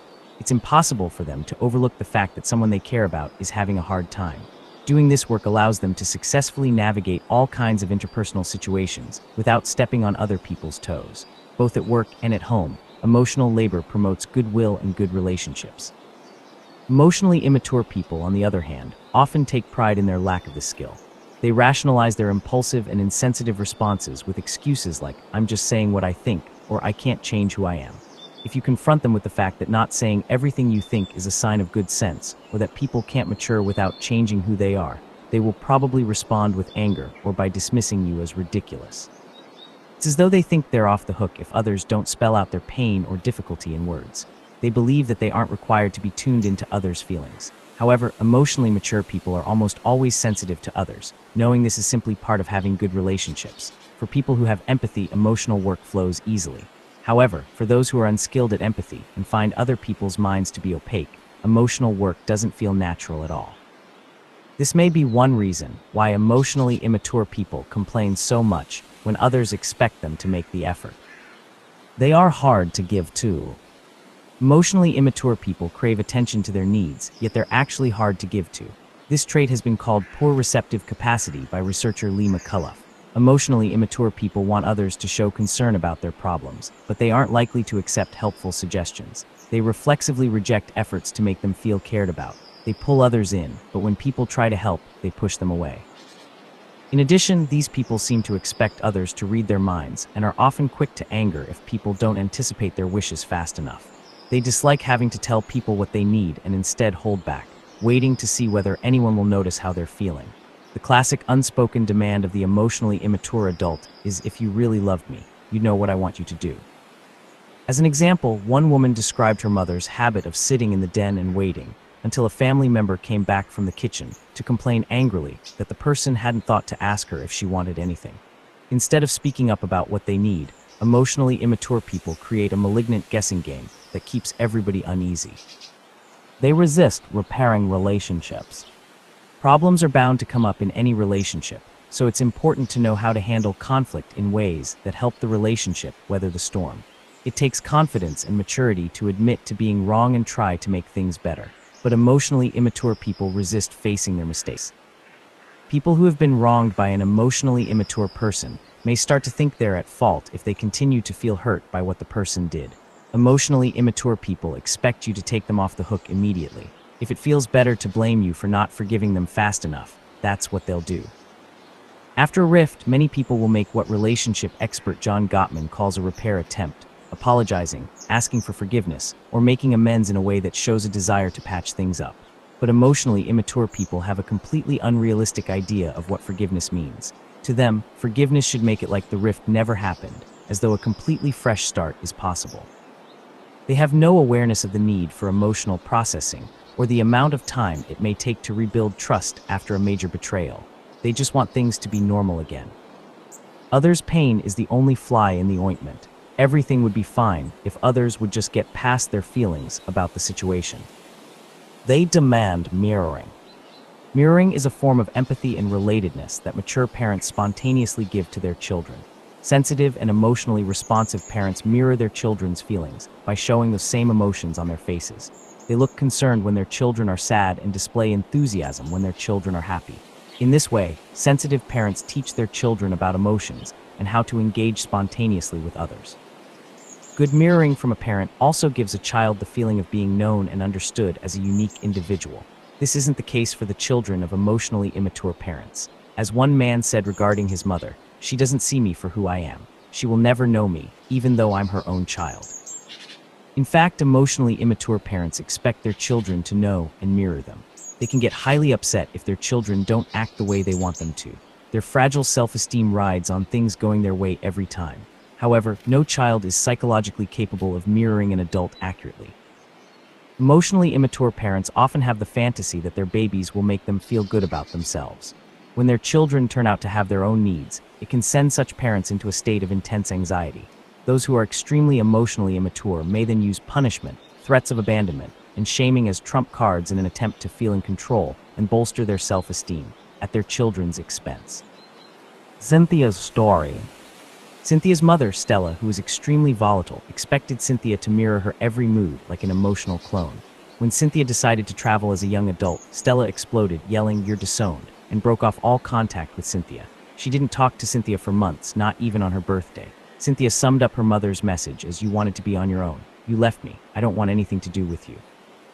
After another episode of rage, sparked by Cynthia's plan to visit a friend in Canada, Stella cut off Cynthia's college funds. She told Cynthia that she was selfish for wanting to travel, saying, "What's the matter with you? Life isn't about having fun." Stella could only feel safe if Cynthia mirrored the same kind of narrow life she'd had. Fortunately, Cynthia had a strong personality. She put herself through college and became a flight attendant, traveling to exotic locations. But in the back of her mind, she still had the belief that if she wanted to keep any relationship, she had to appease and mirror the other person. She told me that she always feared people would react as her mother did, punishing her for daring to be different from them. Their self-esteem rides on your compliance.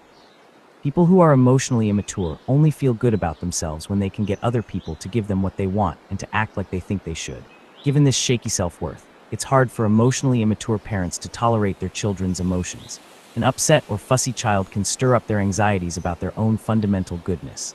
If they can't immediately calm their child, they may feel like a failure and then blame the child for upsetting them. For instance, Jeff remembered an incident from childhood when he asked his father for help with homework. When Jeff didn't understand the lesson immediately, his father yelled, "How goddamn stupid can you be? Stop being so lazy, you just don't try." Not surprisingly, Jeff was mortified and didn't ask for help again. What he couldn't understand as a child was that his father was fighting his own terror of being an incompetent father if he failed to help his son understand easily and immediately. His reaction wasn't about Jeff at all. For emotionally immature people, all interactions boil down to the question of whether they're good people or bad ones, which explains their extreme defensiveness if you try to talk to them about something they did. They often respond to even mild complaints about their behavior with an extreme statement, like, "Well then, I must be the worst mother ever," or "Obviously I can't do anything right." They would rather shut down communication than hear something that could make them feel like bad people. They see roles as sacred. If there's anything emotionally immature people are keen on in relationships, it's role compliance. Roles simplify life and make decisions clear-cut. As parents, emotionally immature people need their children to play a proper role that includes respecting and obeying them.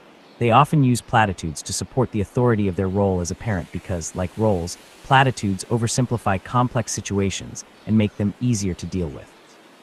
Role entitlement. Role entitlement is an attitude of demanding certain treatment because of your social role. When parents feel entitled to do what they want simply because they're in the role of parent, this is a form of role entitlement. They act as though being a parent exempts them from respecting boundaries or being considerate. Marty's parents provide a classic example of role entitlement.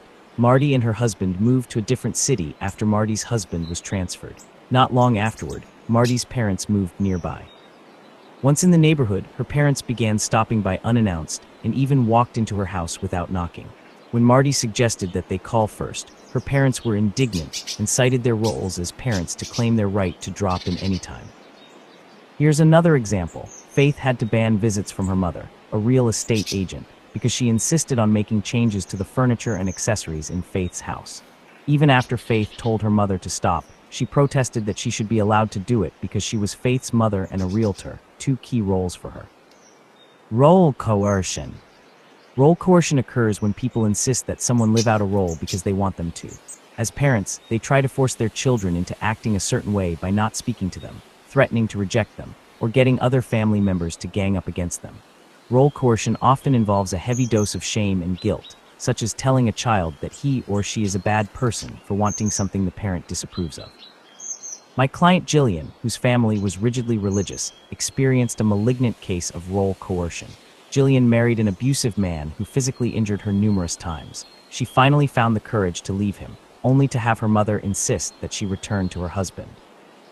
Desperate for her mother's support, Jillian finally told her mother about the abuse. But in her mother's eyes, that was beside the point. Jillian now held the role of a married woman, and divorce was a sin. In another example, when Mason told his mother he thought he might be gay, she said he couldn't be, because you are not a zebra. In her mind, the role of her son was firmly heterosexual, and if her son didn't see himself that way, he was as deluded as if he were claiming he was a different species. Insistence on complying with roles to this degree is a profound invalidation of a child's most personal and essential choices in life. Yet emotionally immature parents have no qualms about doing it because they aren't comfortable with complexity and prefer life simplified. In their view, not fulfilling a supposed role means something is wrong with a person, and the person needs to change. They seek enmeshment, not emotional intimacy. Although emotional intimacy and enmeshment can look superficially similar, these two styles of interaction are very different. In emotional intimacy, two individuals with fully articulated selves enjoy getting to know each other at a deep level, building emotional trust through mutual acceptance. In the process of getting to know each other, they discover and even cherish differences between them. Emotional intimacy is invigorating and energizes people toward personal growth as they enjoy the interest and support of another person. In enmeshment, on the other hand, two emotionally immature people seek their identity and self-completion through an intense, dependent relationship. Through this enmeshed relationship, they create a sense of certainty, predictability, and security that relies on the reassuring familiarity of each person playing a comfortable role for the other. If one person tries to step out of the implicit bounds of the relationship, the other often experiences great anxiety that's only eased by a return to the prescribed role. Playing favorites. Enmeshment sometimes manifests as playing favorites. It can be hard to watch your parent give attention to a preferred sibling, making you wonder why your parent never showed that kind of interest in you. But obvious favoritism isn't a sign of a close relationship, it's a sign of enmeshment. It's likely that the preferred sibling has a psychological maturity level similar to your parents. Low levels of emotional maturity pull people into mutual enmeshment, especially if they are parent and child. Remember, emotionally immature parents relate on the basis of roles, not individuality.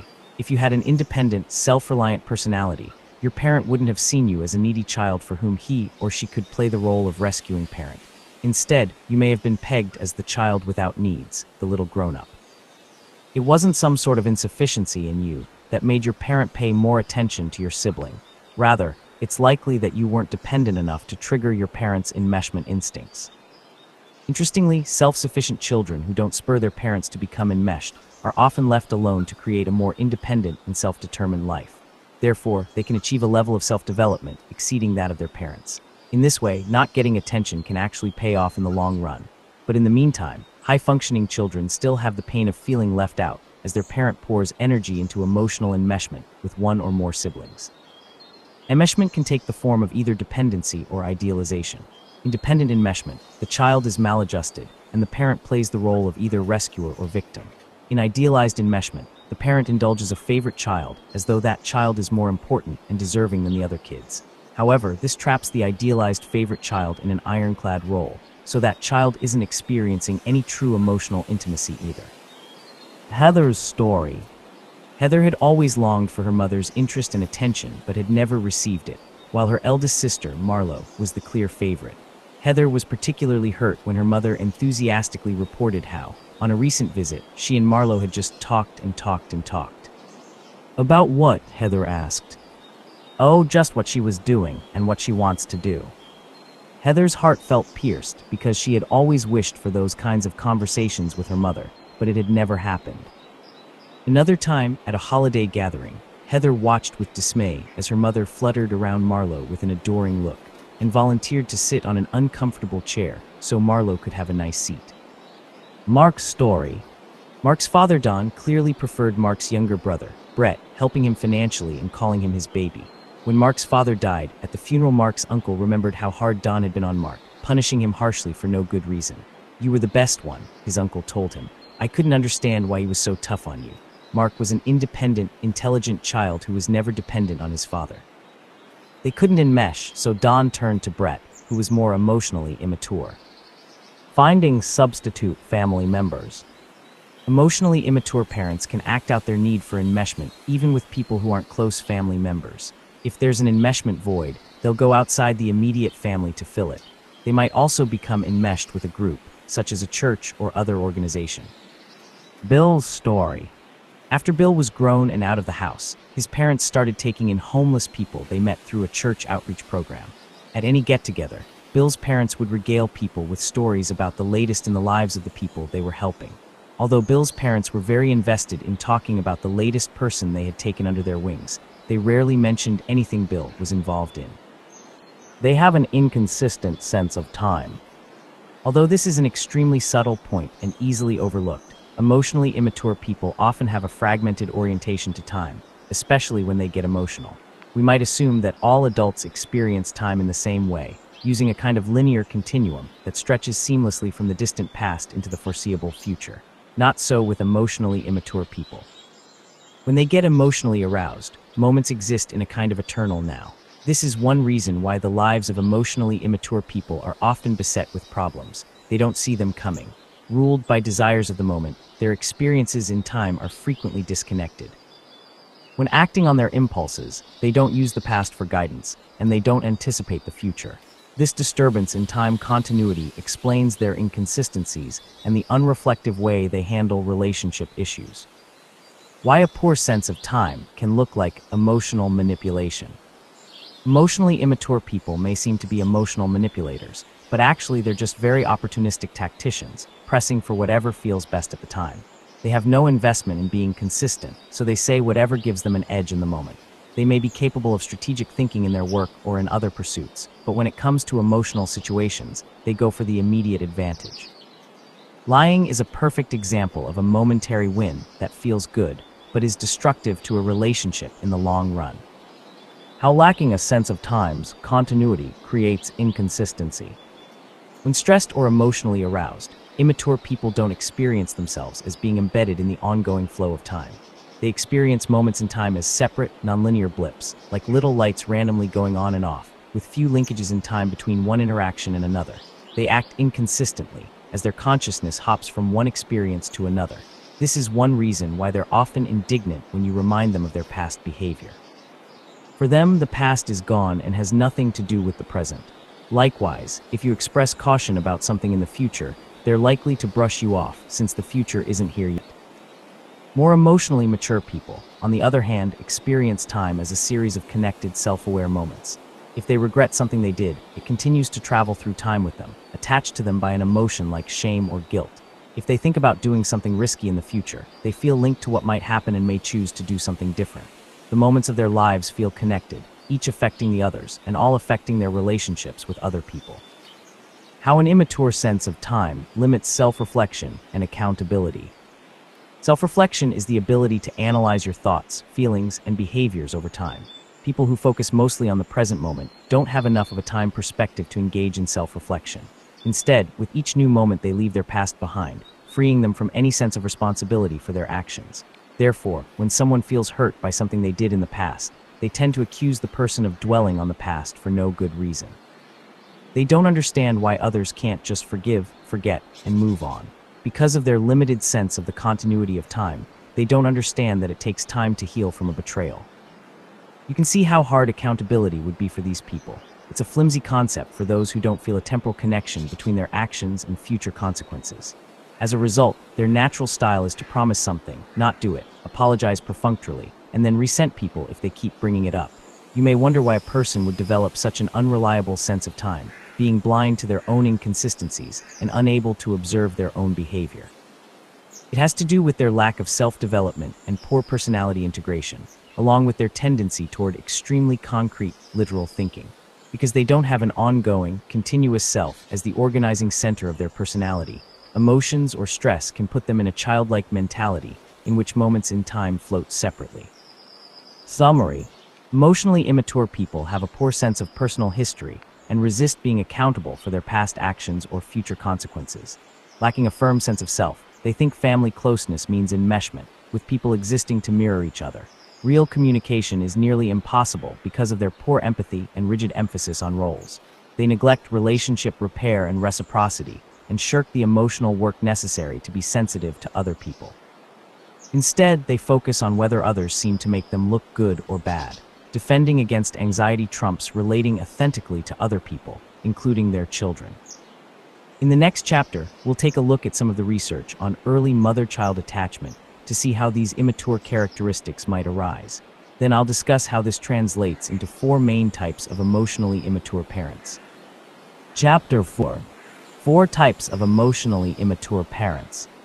There are different types of emotionally immature parents, but all can cause loneliness and insecurity in children. There's basically one way to provide nurturing love, but many ways to frustrate a child's need for love.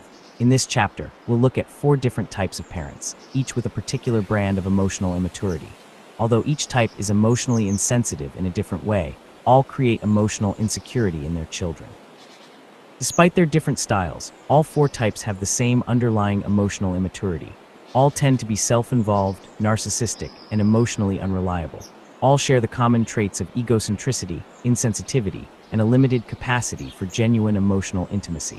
All use non-adaptive coping mechanisms that distort reality rather than dealing with it. And all use their children to try to make themselves feel better, often leading to a parent-child role reversal and exposing their children to adult issues in an overwhelming way. In addition, all 4 types have poor resonance with other people's feelings. They have extreme boundary problems, either getting too involved or refusing to get involved at all. Most tolerate frustration poorly and use emotional tactics or threats rather than verbal communication to get what they want. All 4 types of parents resist seeing their children as separate individuals and instead relate to them strictly on the basis of their own needs. And with all 4 styles, children end up feeling de-selfed because their needs and interests are eclipsed by what's important to their parents. Before we explore the 4 types, however, let's take a brief moment to look at previous research that studied the effects of different types of parenting on quality of attachment behavior in babies. How different types of parenting affect infant attachment. Mary Ainsworth, Sylvia Bell, and Donald Staten, 1971-1974, conducted famous infant attachment research that has been replicated many times over the years. Part of their research involved observing and identifying maternal characteristics that were associated with either secure or insecure attachment behaviors in babies. As summarized in their 1974 article, these researchers rated mothers' behaviors toward their babies on 4 dimensions: sensitivity, insensitivity, acceptance, rejection, cooperation, interference, and accessible ignoring. They found that a mother's degree of sensitivity was a key variable, in the sense that mothers who rated high in sensitivity also, without exception, rated high in acceptance, cooperation, and accessibility, whereas mothers who rated low in any one of the other 3 scales also rated low in sensitivity. Ainsworth and her colleagues reported that more sensitive mothers had babies who showed more secure attachment behaviors in their experiments. Here's how these researchers described the sensitive mothers of babies who showed secure attachment behaviors. In summary, highly sensitive mothers are usually accessible to their infants and are aware of even their more subtle communications, signals, wishes, and moods. In addition, these mothers accurately interpret their perceptions and show empathy with their infants. The sensitive mother, armed with this understanding and empathy, can time her interactions well and deal with her baby so that her interactions seem appropriate in kind as well as in quality and prompt. However, the behaviors of mothers who had babies showing insecure attachment behaviors were very different. Thinking back to chapters 2 and 3 of this book, see if the following description of insensitive mothers from Mary Ainsworth and her colleagues reminds you of characteristics of what I am calling emotionally immature parents. In contrast, mothers with low sensitivity are not aware of much of their infant's behavior either because they ignore the baby, or they fail to perceive in his activity the more subtle and hard-to-detect communications. Furthermore, insensitive mothers often do not understand those aspects of their infant's behavior of which they are aware, or else they distort it. A mother may have somewhat accurate perceptions of her infant's activity and moods, but may be unable to empathize with him. Through either lack of understanding or empathy, mothers with low sensitivity improperly time their responses, either in terms of scheduling or in terms of promptness to the baby's communications. Further, mothers with low sensitivity often have inappropriate responses in kind as well as in quantity, that is, interactions which are fragmented and poorly resolved. These research findings support the idea that a mother's levels of sensitivity and empathy strongly affect the quality of the baby's attachment behaviors in the mother-child relationship. The 4 types of emotionally immature parents. Keeping in mind this previous research on infant attachment, let's now take a look at what I've categorized as the 4 main types of emotionally immature parents, who are all especially likely to create feelings of insecurity in their children. Although each type undermines a child's emotional security in different ways, all of them relate to their children with limited empathy and unreliable emotional support, and their fundamental lack of sensitivity is the same. Also, be aware that each type exists along a continuum, from mild to severe, with varying degrees of narcissism. In severe cases, the parent may be mentally ill or physically or sexually abusive. Emotional parents are run by their feelings, swinging between overinvolvement and abrupt withdrawal. They are prone to frightening instability and unpredictability. Overwhelmed by anxiety, they rely on others to stabilize them. They treat small upsets like the end of the world and see other people as either rescuers or abandoners. Driven parents are compulsively goal-oriented and super busy. They can't stop trying to perfect everything, including other people. Although they rarely pause long enough to have true empathy for their children, they are controlling and interfering when it comes to running their children's lives. Passive parents have a laissez-faire mindset and avoid dealing with anything upsetting. They're less obviously harmful than the other types, but have their own negative effects. They readily take a backseat to a dominant mate, even allowing abuse and neglect to occur by looking the other way. They cope by minimizing problems and acquiescing. Rejecting parents engage in a range of behaviors that make you wonder why they have a family in the first place. Whether their behavior is mild or severe, they don't enjoy emotional intimacy and clearly don't want to be bothered by children. Their tolerance for other people's needs is practically nil, and their interactions consist of issuing commands, blowing up, or isolating themselves from family life. Some of the milder types may engage in stereotyped family activities, but they still show little closeness or real engagement. They mostly want to be left alone to do their thing. As you read the following descriptions, keep in mind that some parents are a blend of types.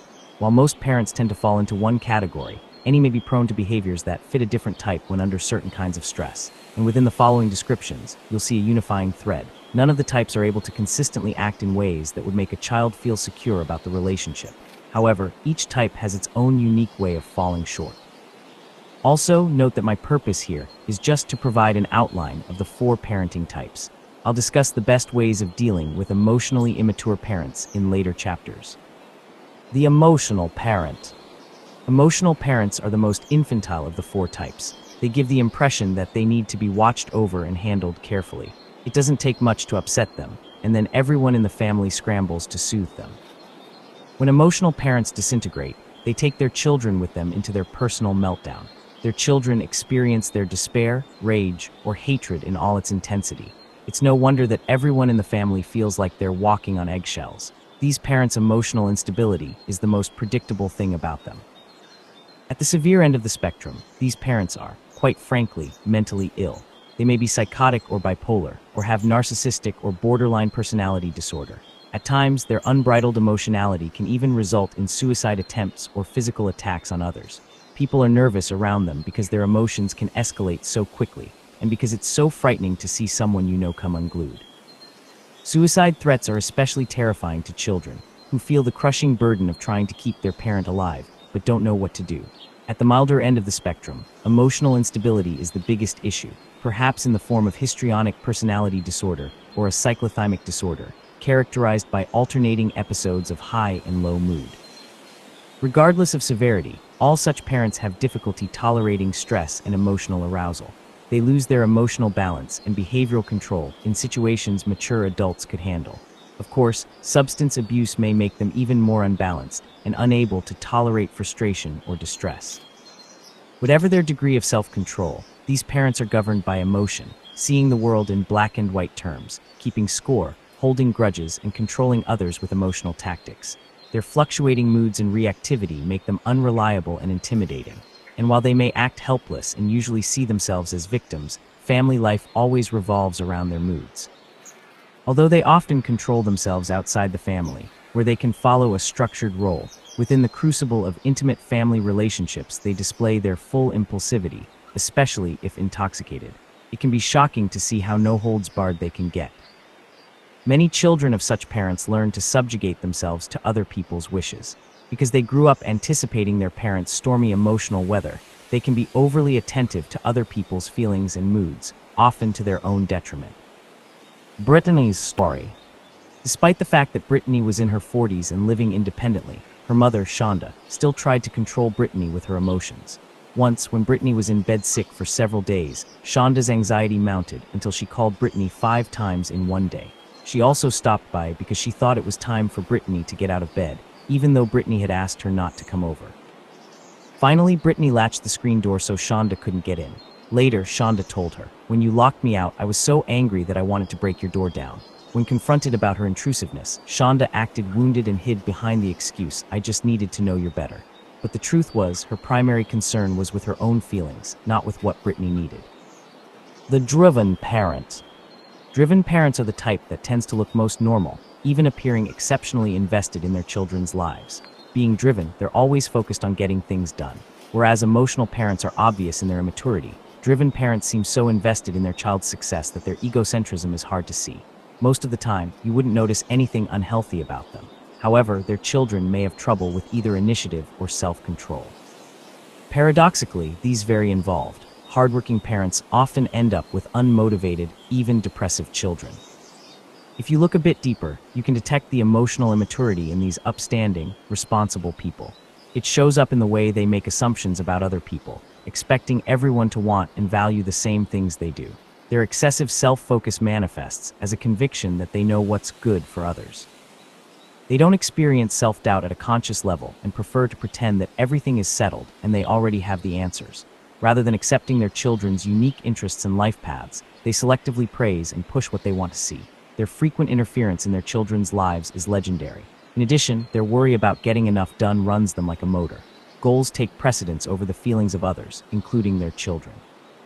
Driven parents usually grew up in an emotionally depriving environment. They learn to get by on their own efforts rather than expecting to be nurtured. Often self-made, they're proud of their independence.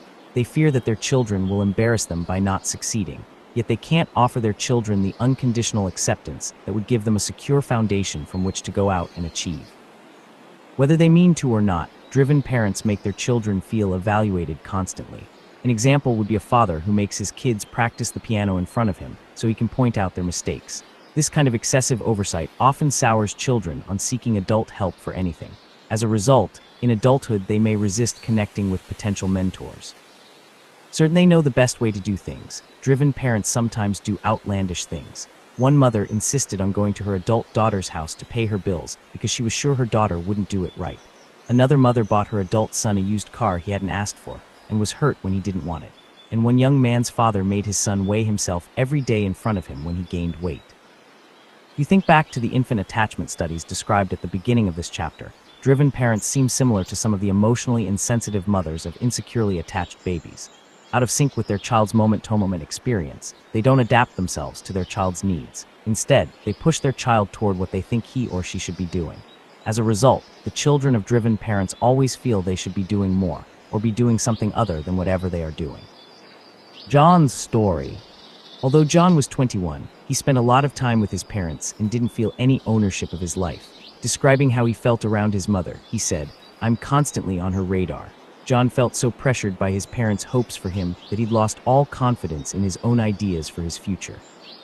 As he put it, "I worry so much about what they expect from me. I have no idea what I want. I'm just trying to keep my parents happy and off my case." This was especially true on family vacations, when John felt that his father got really angry if John wasn't having a good enough time. John's parents were so overinvolved in his life that he was afraid to set any goals, since that seemed to make them even pushier about what he needed to do next. They were killing his initiative by always urging him to do a bit more or try a little harder. At a conscious level, they wanted the best for John, but they were tone-deaf when it came to respecting and fostering his autonomy. Christine's story. Christine was an attorney with a very domineering father, Joseph, who constantly pushed her to be a success.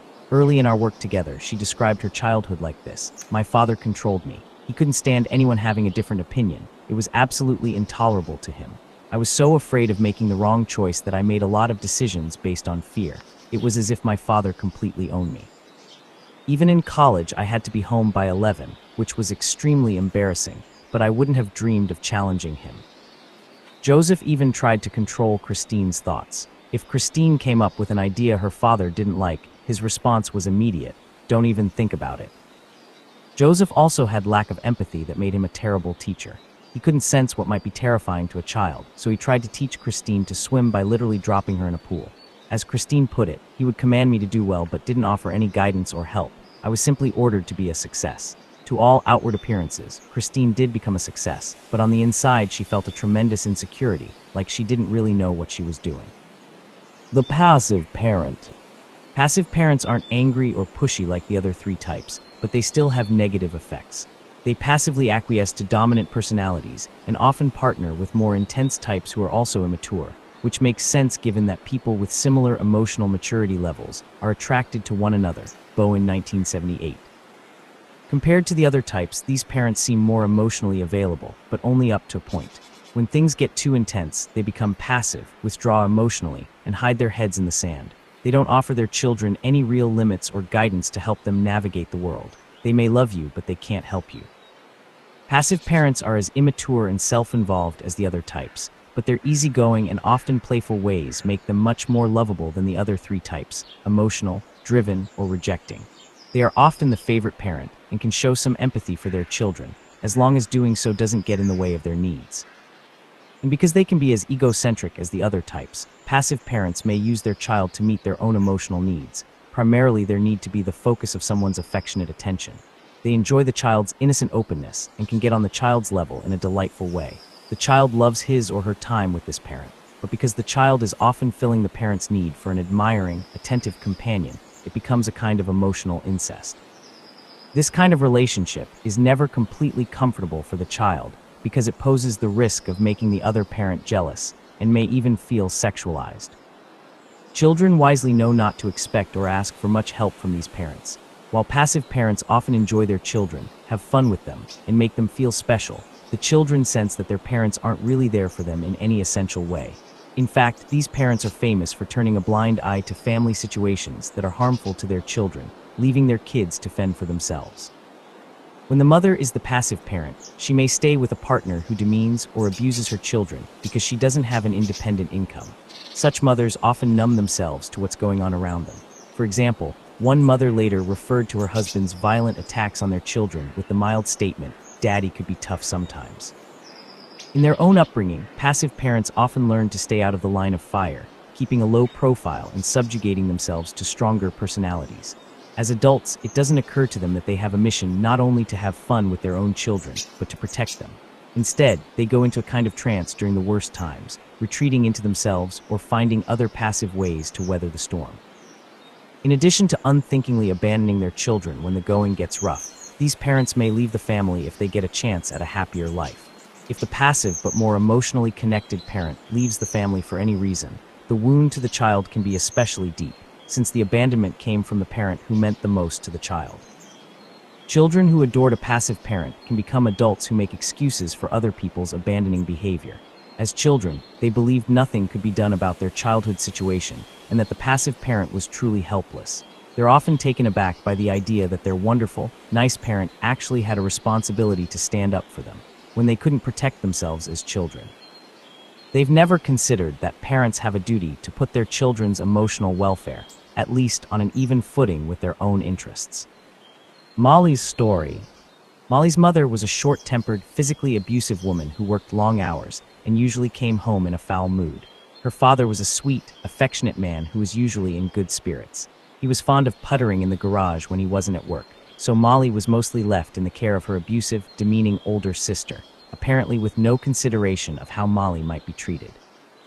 Molly's safe haven was her relationship with her father. His kindness was the single bright spot and source of love in her life, and she both worshipped him and felt protective of him. It never occurred to her to expect him to protect her. For example, once when her mother flew into a rage and was beating Molly in the den, she heard her father banging pots around in the kitchen. She interpreted this as his way of letting her know he was still there for her. She had no expectation that he should step in and stop the abuse. This is a poignant example of how emotionally deprived children try to put a positive spin on their favorite parents' behavior no matter what. Molly also had a slight stutter, and one time on a trip to an amusement park, Molly's sister and her friends teased Molly about it so much that she became hysterical. Molly's father laughed it off, rather than admonishing the older kids or attending to Molly's feelings. On the drive home, everyone laughed uproariously as they took turns imitating Molly's speech impediment.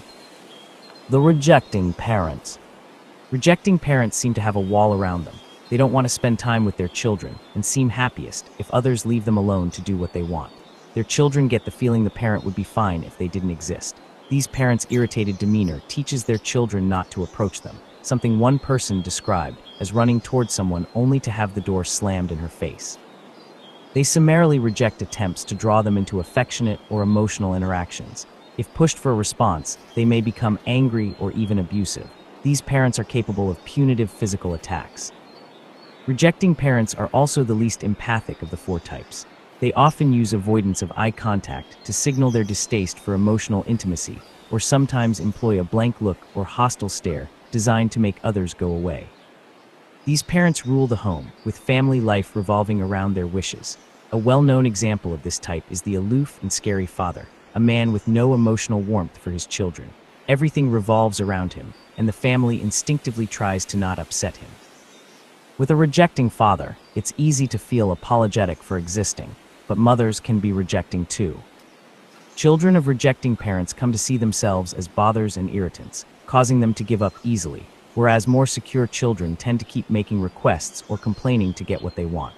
This can have serious ramifications later in life when, as adults, these rejected children find it hard to ask for what they need. Bates' story. Bates' mother, Rosa, never showed any enthusiasm about spending time with her. When Bate visited, Rosa resisted hugs and immediately found something to criticize about Bates' appearance. She usually urged Bate to call a relative as soon as Bate walked in the door, as though to redirect her elsewhere. If Bate suggested spending time together, Rosa acted irritated and told Bate she was too dependent on her. When Bate telephoned her mother, anything Bate said was usually cut short, as Rosa quickly found an excuse to get off the phone, often giving the phone to Bates' father. Exercise determining your parent's type. To assess which of these four types might fit your parent, read through the following lists and check off the characteristics you associate with your parent, bearing in mind that parents of any type can exhibit traits of the other types when very stressed. Characteristics of emotional immaturity common to all types include self-preoccupation, low empathy, disregard for boundaries, resisting emotional intimacy, poor communication and absence of self-reflection, refusal to repair relationship problems, emotional reactivity, impulsiveness, and problems sustaining emotional closeness. As before, if you'd like to complete this assessment for more than one parent or step-parent, use the downloadable version of this exercise available at newharbinger.com URL. See the back of the book for instructions on how to access it. With the downloadable content, you'll also find a table summarizing these traits. Emotional parent. He is preoccupied with his or her own needs. Has low empathy. He is enmeshed and not respectful of boundaries. He is defensively non-intimate. Doesn't engage in reciprocal communication, just talks about himself or herself. He isn't self-reflective.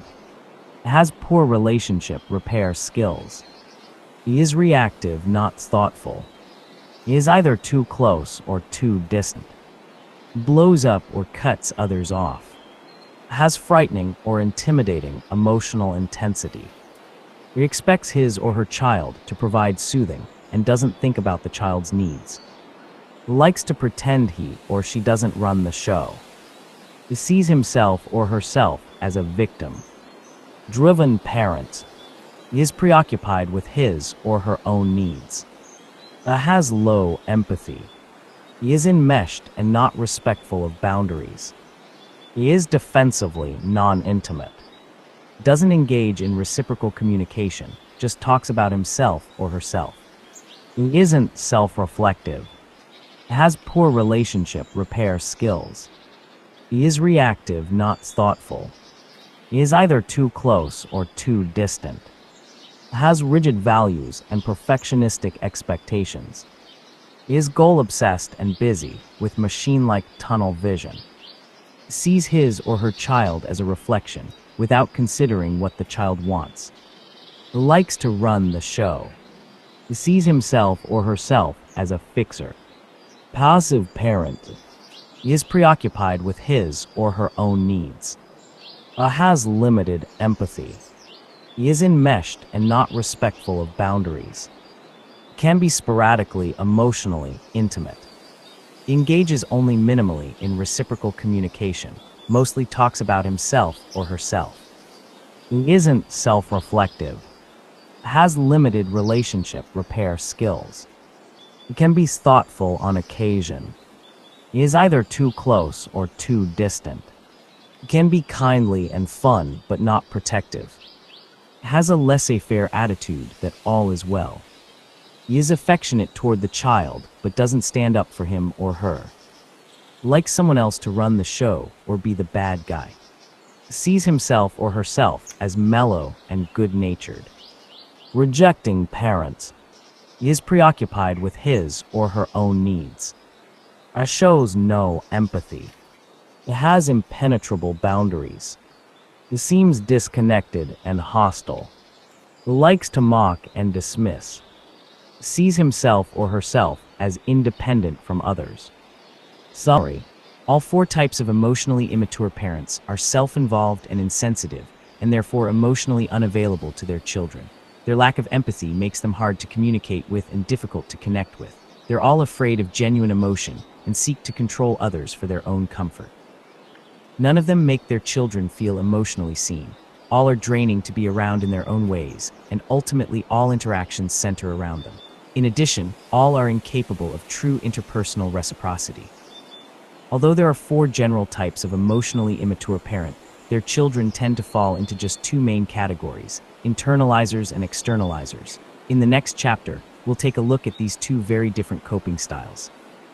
Chapter 5. How different children react to emotionally immature parenting.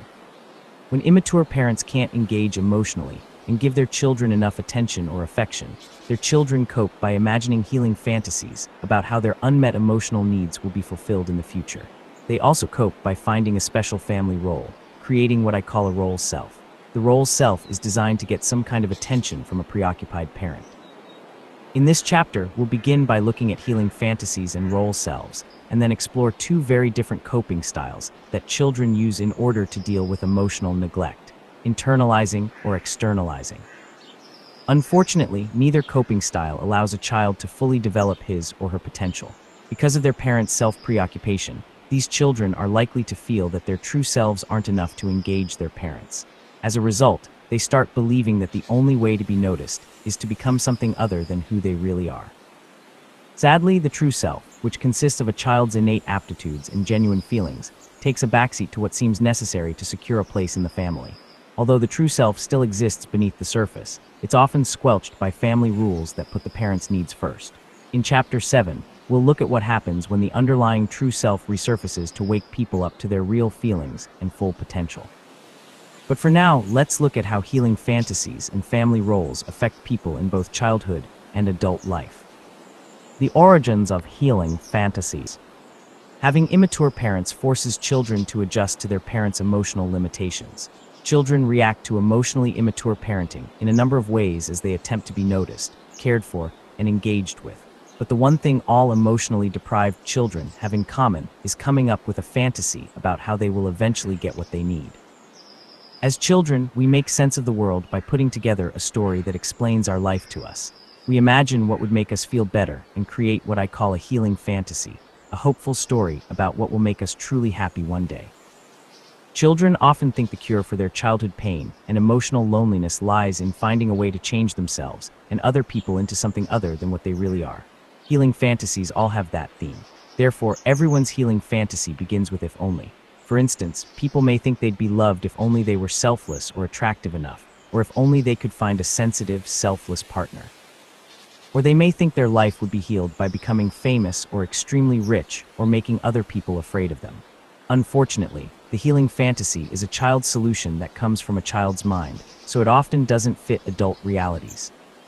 But whatever the healing fantasy, it gives a child the optimism to get through a painful upbringing in hopes of a better future. Many people have survived a miserable childhood in this way. The hopeful fantasy of one day being loved and attended to keeps them going. How healing fantasies affect adult relationships. As we grow into adulthood, we secretly expect our closest relationships to make our healing fantasies come true. Our subconscious expectations for other people come straight from this childhood fantasy world. We believe that if we keep at it long enough, we will eventually get people to change. We might think our emotional loneliness will finally be healed by a partner who always thinks of our needs first, or a friend who never lets us down. Often these unconscious fantasies are quite self-defeating. For example, one woman secretly believed that if only she could make her depressed father happy, she would finally be free in her own life to do what she wanted. She didn't realize she was already free to live her own life, even if her father stayed miserable. Another woman was sure she could get the kind of love she longed for from her husband if she did everything he wanted. When he still didn't give her the attention she thought she'd earned, she was furious with him. Her anger covered the anxiety she felt when she realized her healing story wasn't working, even though she'd given it her best shot. Since childhood, she had been sure she could make herself lovable by being a good person. We usually have no idea that we're trying to foist a healing fantasy on someone, but it can be seen in the little tests of love we put people through. It's easier for an outsider to see how unrealistic the fantasy is. Successful marital therapy often involves exposing how people's healing fantasies try to force their partners to give them the loving childhood they always wished for. Developing a role self. If your parents or caregivers don't adequately respond to your true self in childhood, you'll figure out what you need to do to make a connection. Instead of just being who you are, you'll develop a role self, or pseudo-self, that will give you a secure place in your family system. This role self gradually replaces the spontaneous expression of the true self. This role self might be based on a belief, such as I'll become so self-sacrificing that other people will praise me and love me. Or it might take the negative form of I'll make them pay attention to me one way or the other. The process of assuming a role self is unconscious. Nobody sets out to do it deliberately. We create our role selves gradually, through trial and error as we see the reactions of others. Regardless of whether a role self seems positive or negative, as children we saw it as the best way to belong. Then, as adults, we tend to keep playing our role in hopes that someone will pay attention to us in the way we wished our parents had. You may wonder why all children don't make up wonderfully positive role selves, why so many people are acting out roles of failure, anger, mental disturbance, emotional volatility, or other forms of misery. One answer is that not every child has the inner resources to be successful and self-controlled in interactions with others. Some children's genetics and neurology propel them into impulsive reactivity instead of constructive action. Another reason negative role selves arise is that it's common for emotionally immature parents to subconsciously use different children in the family to express unresolved aspects of their own role self and healing fantasies. For instance, one child may be idealized and indulged as the perfect child, while another is tagged as incompetent, always screwing up and needing help. How parents influence development of the role self. An example of a parent who pressures a child into a role self would be an insecure mother who reinforces the fears of a clingy, anxious child to give herself a secure role as the center of that child's life. Finally, someone really needs me. Another example would be a father with unresolved feelings of inadequacy who belittles his son in order to feel strong and capable in comparison. I'm the competent one who has to correct everyone else. Or perhaps both parents turn a blind eye to their own underlying anger and self-centeredness and see these traits in their child instead. We're loving parents, but our kid is mean and disrespectful. Few parents consciously intend to undermine their child's future, but their own anxieties may make them see their own negative, undesired qualities in their children. This is a powerful psychological defensive reaction that's beyond their conscious control.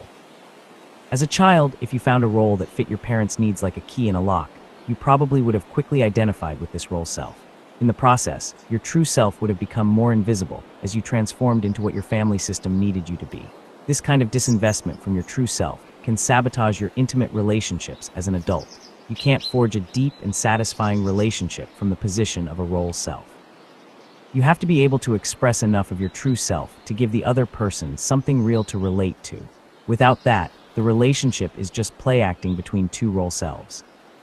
Another problem with the role self is that it doesn't have its own source of energy. It has to steal vitality from the true self. Playing a role is much more tiring than just being yourself because it takes a huge effort to be something you are not. And because it's made up, the role self is insecure and afraid of being revealed as an imposter. Playing a role self usually doesn't work in the long run because it can never completely hide people's true inclinations. Sooner or later, their genuine needs will bubble up. When people decide to stop playing the role and live more from their true self, they can go forward with more lightness and vitality. Exercise identifying your healing fantasy and role self. You'll need 2 pieces of paper for this exercise. At the top, Title 1, Healing Fantasy, and the other, Role Self. This first part of this exercise will help you explore and identify your own healing fantasy. At the top of your healing fantasy page, copy and complete the following sentences. Don't think about it too much, just write down what immediately comes to you. I wish other people were more. Why is it so hard for people to? For a change, I would love someone to treat me like. Maybe one of these days, I'll find someone who will. In an ideal world with good people, other people would.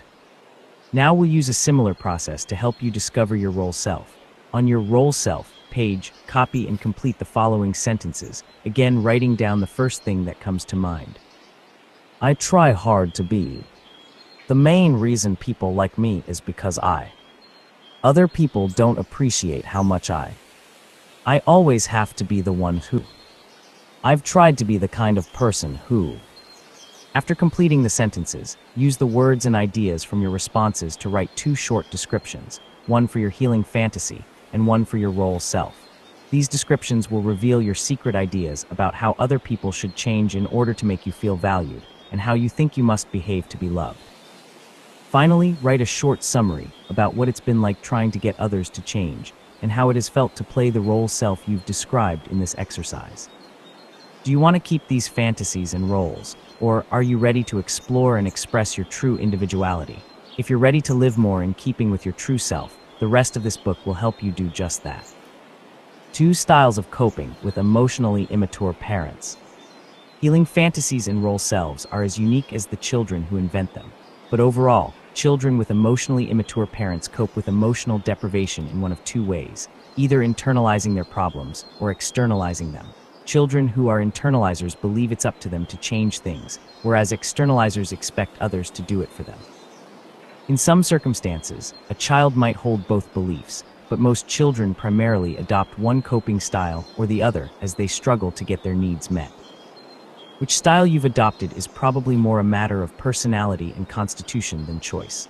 And ultimately, both styles are an attempt to get needs met. As people move through life, they may go through periods of being more internalizing or externalizing, but their basic nature is likely to lean more one way than the other.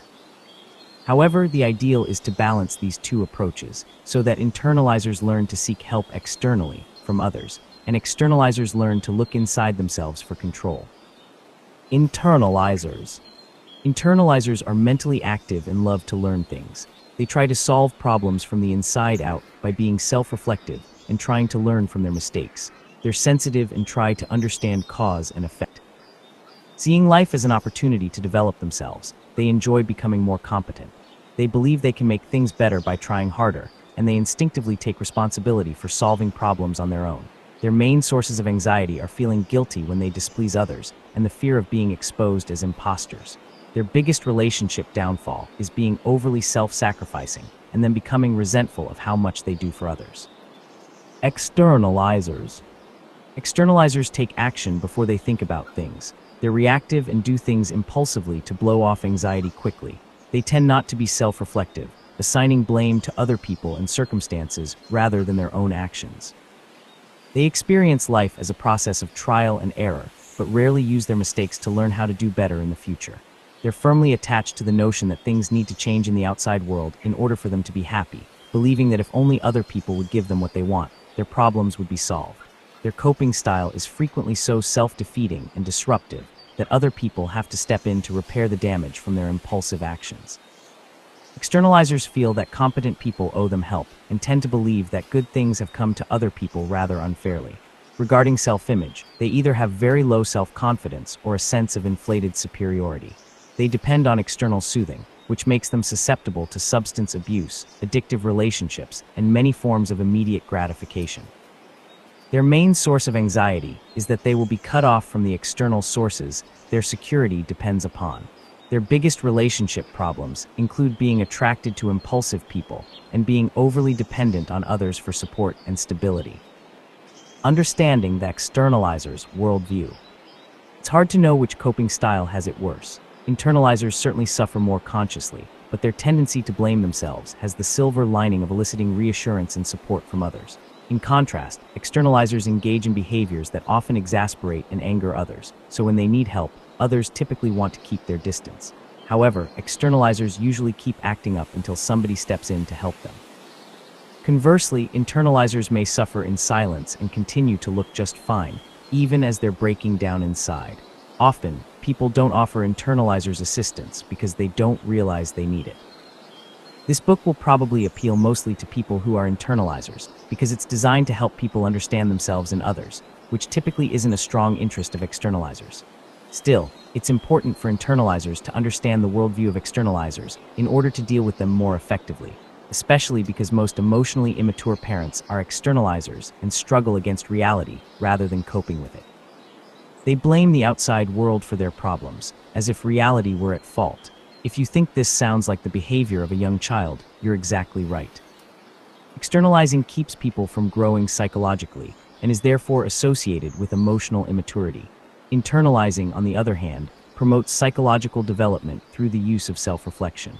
Because I'll cover internalizers in depth in Chapter 6, the rest of this chapter discusses various aspects of externalizing.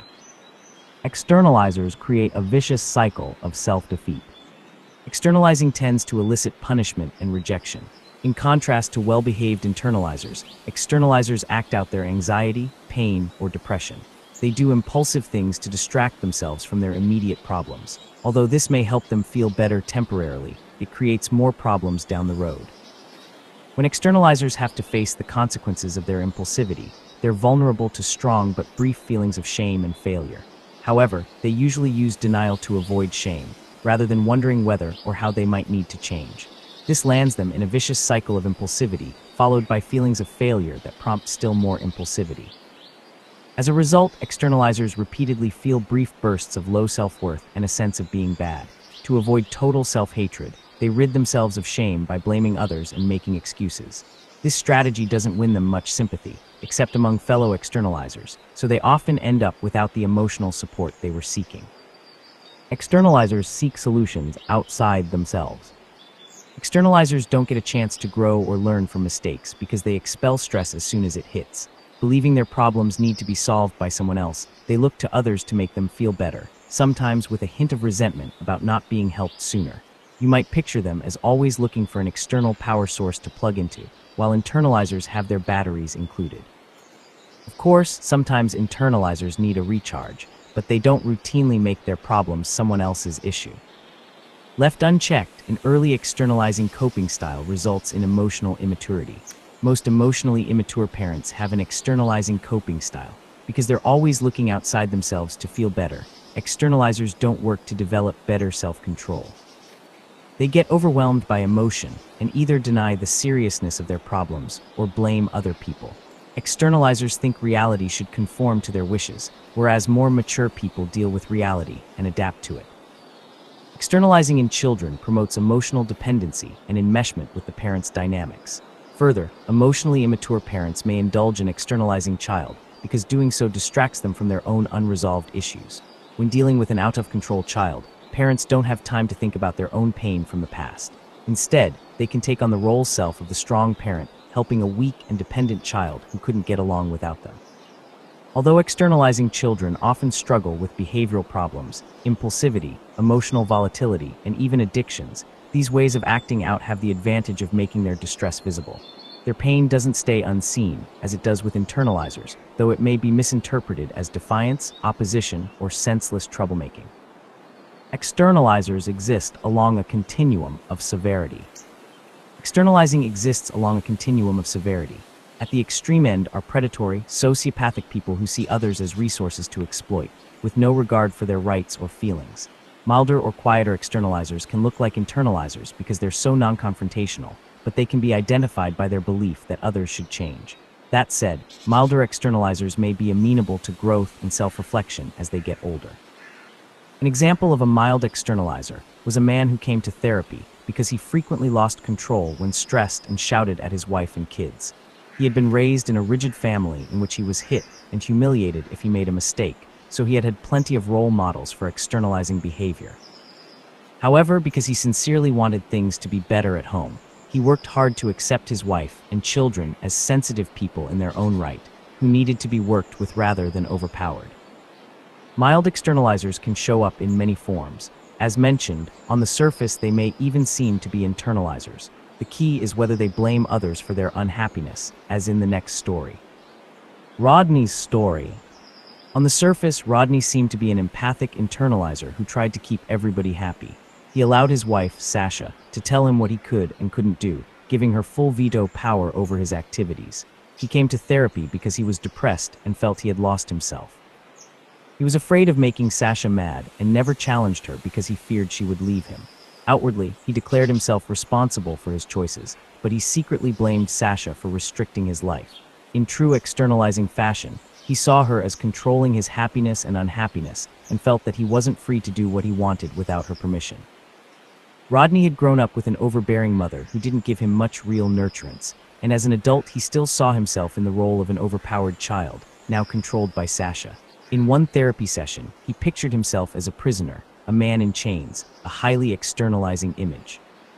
Rodney's wasn't flamboyantly demanding like many externalizers, but just the same, he believed the solutions to his problems were up to someone else. Until he began to recognize this dynamic, he remained just as stuck in his problems as a more severe externalizer. Fortunately, after being in therapy a while, Rodney saw what he'd been doing and began to speak up for himself. Sasha had no idea he was so upset. She had simply been taking the lead because Rodney never expressed his wishes. Externalizers can be abusive siblings. Many of my clients who are internalizers have lived with out-of-control, externalizing siblings. These clients all had the same situation. A predatory, indulged sibling, whether older or younger, made life miserable for them as children while their parents did nothing to intervene. If the sibling was bored or upset, he or she took it out on the client. Their parents often saw the externalizing siblings as special in some way and let them get away with all kinds of bad behavior. In some cases, this even took the form of sexual abuse, which my clients either didn't report because they thought their parents wouldn't believe them, or did report, only to have their parents defend the abusive sibling. Externalizing siblings can also perpetrate emotional abuse, ruling the family with their troubles and tantrums. While the internalizers felt like they couldn't get away with anything, their externalizing siblings were let off the hook repeatedly. Emotionally immature parents often placate or rescue externalizing children. Often this seems like the only solution because the externalizers keep making impulsive choices that make their lives unmanageable. In a family with an externalizing sibling, the parent's attitude is often to silence any complaints of unfairness by the internalizer, telling the child to try to get along or to understand the sibling's problem. For the parent, nothing is worth getting a kid who externalizes upset. The message to internalizers is that they should put their needs on a back burner and instead focus on what the externalizer needs. Externalizers are also prone to wrongly accusing others of abuse, presenting themselves as the wronged victim who needs special attention. One innocent woman was shocked when her younger brother, an externalizer, accused her of sexually abusing him in childhood. When he was little, she had sacrificed much of her teen life taking care of him because their parents were focused on a chronically ill grandparent. Her brother's unfounded accusation fit his pattern of casting about for external reasons why he couldn't manage his life. Their parents sided with him immediately, even after my client swore that nothing had happened. The roles her parents and brother played as rescuers and hapless victim were too well established for the facts to have a bearing. The continuum of coping, mixed styles. Like everything in human nature, personality characteristics don't occur in pure forms. Rather, any given trait exists along a continuum. Internalizing and externalizing occur on a spectrum, with the most severe examples of each differing profoundly from one another. Under the right conditions, each type can display behaviors and attitudes ordinarily associated with the other type. For instance, once externalizers hit rock bottom, they sometimes open up to the idea that they may need to change instead of expecting the world to adjust to them. And when under severe stress, some internalizers start reacting as impulsively as any externalizer. Externalizers can become more internalizing. Ultimately, externalizing and internalizing are just two sides of being human. Everyone can show more or less of either style depending on circumstances and where they fall on the continuum. That said, people who seek therapy or enjoy reading about self-help are far more likely to have an internalizing style of coping. They are always trying to figure out what they can do to change their lives for the better. In contrast, people who externalize their problems are more likely to end up in treatment due to external pressures, such as courts, marital ultimatums, or rehab. Much of addiction recovery is geared toward nudging externalizers toward adopting a more internalizing coping style and taking responsibility for themselves. You could even think of groups like AA as a movement designed to turn externalizers into internalizers who become accountable for their own change. Internalizers can externalize when under stress. On the other hand, internalizers can slip into externalizing when they get overly stressed or lonely. Sometimes overly self-sacrificing internalizers start acting out their distress through affairs or superficial sexual liaisons. They often feel tremendous shame and guilt about this and are terrified that they'll be found out, yet they're attracted to these liaisons as an escape from an emotionally or sexually barren life. Having an affair helps them feel alive and special again, and offers the possibility of getting their needs for attention met outside of their primary relationship without rocking the boat. Most of the time, they first try to talk to their partner about their unhappiness, since their instinct is to take responsibility for solving problems. But if their partner doesn't listen or worse, rebuffs these overtures, internalizers may go on the lookout for someone to save them, a classic externalizer approach. Maybe this helps explain many midlife crises, wherein previously responsible people seem to reverse some of their values in surprising ways. They seem to suddenly reject obligations and responsibilities as they seek a more personally rewarding life. But in light of the typical internalizer profile, perhaps the midlife metamorphosis isn't so sudden or surprising after all. Maybe it's a result of years of self-denial, followed by the internalizer's realization that other people's needs have come first way too many times. Substance abuse is another way that internalizers can adopt an externalizing solution under stress, as you can see in the following story. Ron's story.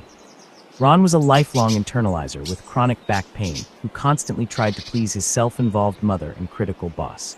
He originally came to therapy with an internalizer's perspective, looking for ways he could change his life. But as work stresses increased and he began to feel the loneliness and lack of support in his life, he started externalizing by taking more pain medication and drinking more. Finally, Ron confessed to me that he thought he was going too far in abusing alcohol and pills, and shortly thereafter, he sought residential treatment to get his addiction under control. With specialized care, he was able to return to using his own inner coping as the way to solve his problems, rather than turning to the externalizing escape of drugs. Exercise identifying your coping style. This exercise will help you identify whether you tend to be more of an internalizer or externalizer. If you'd like to use the checklists below to assess other people and see which coping style seems to characterize them, use the downloadable version of this exercise available at newharbinger.com URL. See the back of the book for instructions on how to access it. With the downloadable content, you'll also find a table summarizing these traits. You might want to print it out and keep it at hand so you can use it to quickly peg others' coping styles. Note that the attributes listed below lie at the extreme ends of the spectrum, accentuating the basic differences in how these two types approach life's challenges. As a reminder, in real life people are likely to exist somewhere along a continuum for these traits. Still, most people will resemble one type more than the other. Externalizer traits. Approach to life. Living in the present moment and not considering future consequences. The thinking solutions come from the outside. Looking to others to improve things. What should someone else do to make things better? Taking immediate action and thinking later. Underestimating difficulties. Response to problems. Reacting to whatever is going on. Viewing problems as someone else's fault. Adult children of emotionally immature parents. Blaming circumstances. Getting others involved in their problems. Denying or escaping reality to feel better. Psychological style. Being impulsive and self-focused. Believing emotions have a life of their own. Getting mad easily. Having no interest in the inner psychological world. Relationship style. Expecting others to provide help. Thinking others should change to improve the situation. Expecting others to listen and tending to engage in monologue. Demanding that others stop nagging. Internalizer traits. Approach to life. Worrying about the future. The thinking solutions start on the inside. Being thoughtful and empathic. What can I do to make things better? Is thinking about what could happen. Overestimating difficulties. Response to problems. Trying to figure out what's going on. Looking for their role in causing a problem. What's my part in this? Or engaging in self-reflection and taking responsibility. Figuring out problems independently and working on them. Dealing with reality as it is and being willing to change. Psychological style. Is thinking before acting. Believing emotions can be managed. Feeling guilty easily. Finding the inner psychological world fascinating. Relationship style. Thinking about what others need first. Considering changing self to improve the situation. Requesting dialogue about a problem. Wanting to help others understand why there's a problem. If your results indicate that you're primarily an internalizer, you may feel exhausted from trying to do too much of the emotional work in your relationships. The next chapter will explore the internalizing characteristics that prompt you to do too much for others. If, on the other hand, your results indicate that you're primarily an externalizer, you might want to ask others for feedback on how you're coming across. You may be wearing out your support systems. Balance is the key.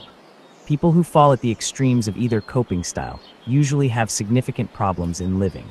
Extreme externalizers tend to develop physical symptoms or get in trouble with their behavior, while extreme internalizers are prone to emotional symptoms like anxiety or depression.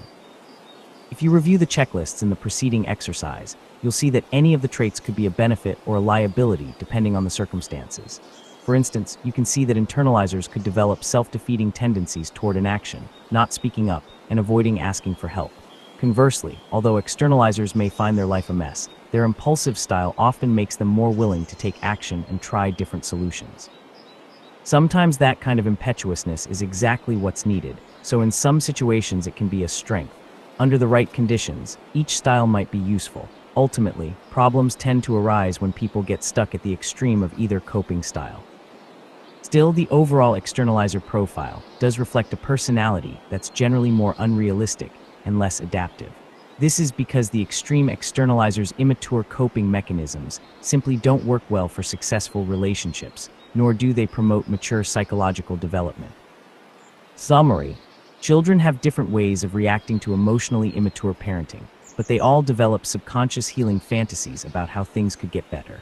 If a child's true self isn't accepted, the child will also adopt a role self as a way of having a valuable part to play in the family. In addition, children develop two main coping styles in response to emotionally immature parenting: externalizing or internalizing. Externalizers think the solutions to their problems will come from outside themselves, while internalizers tend to look within themselves to solve problems. Either style might be advantageous in the moment, but internalizing is far less likely to create conflict or subject other people to hardship. Instead, the internalizer's difficulties are much more likely to result in inner distress. In the next chapter, we'll take an in-depth look at the internalizing style. You'll see how the childhood healing fantasies of internalizers can trap them in self-defeating roles, and how recovering their true self can free them again. What it's like to be an internalizer. As children, perceptive internalizers can't help but notice it when their parents aren't truly connecting with them. They register emotional hurt in a way that a less aware child doesn't, and therefore are affected deeply by growing up with emotionally immature parents. Because internalizers are sensitive to the subtleties of their relationships with loved ones, when they have an emotionally unengaged parent, they are much more aware of the painful loneliness that results. In this chapter, we'll take a closer look at the characteristics of internalizers. We'll also explore the pitfalls of an internalizing style, particularly how hopes for a close connection can lead people to do too much for others, to the point of neglecting themselves. Internalizers are highly sensitive and perceptive. If you're an internalizer, you may wonder how you ended up being so alert to other people's inner states. It could be that you were prompted to be so attuned to the feelings and needs of others by something as basic as your nervous system. Internalizers are extremely sensitive and far more than most people notice everything. They react to life as if they were an emotional tuning fork, picking up and resonating with vibrations from other people and the world around them. This perceptiveness can be both a blessing and a curse. As one client described it to me, "My brain absorbs everything. I can't believe how much stuff I pick up on. It seeps right into me." Internalizers may have an exceptionally alert nervous system from birth.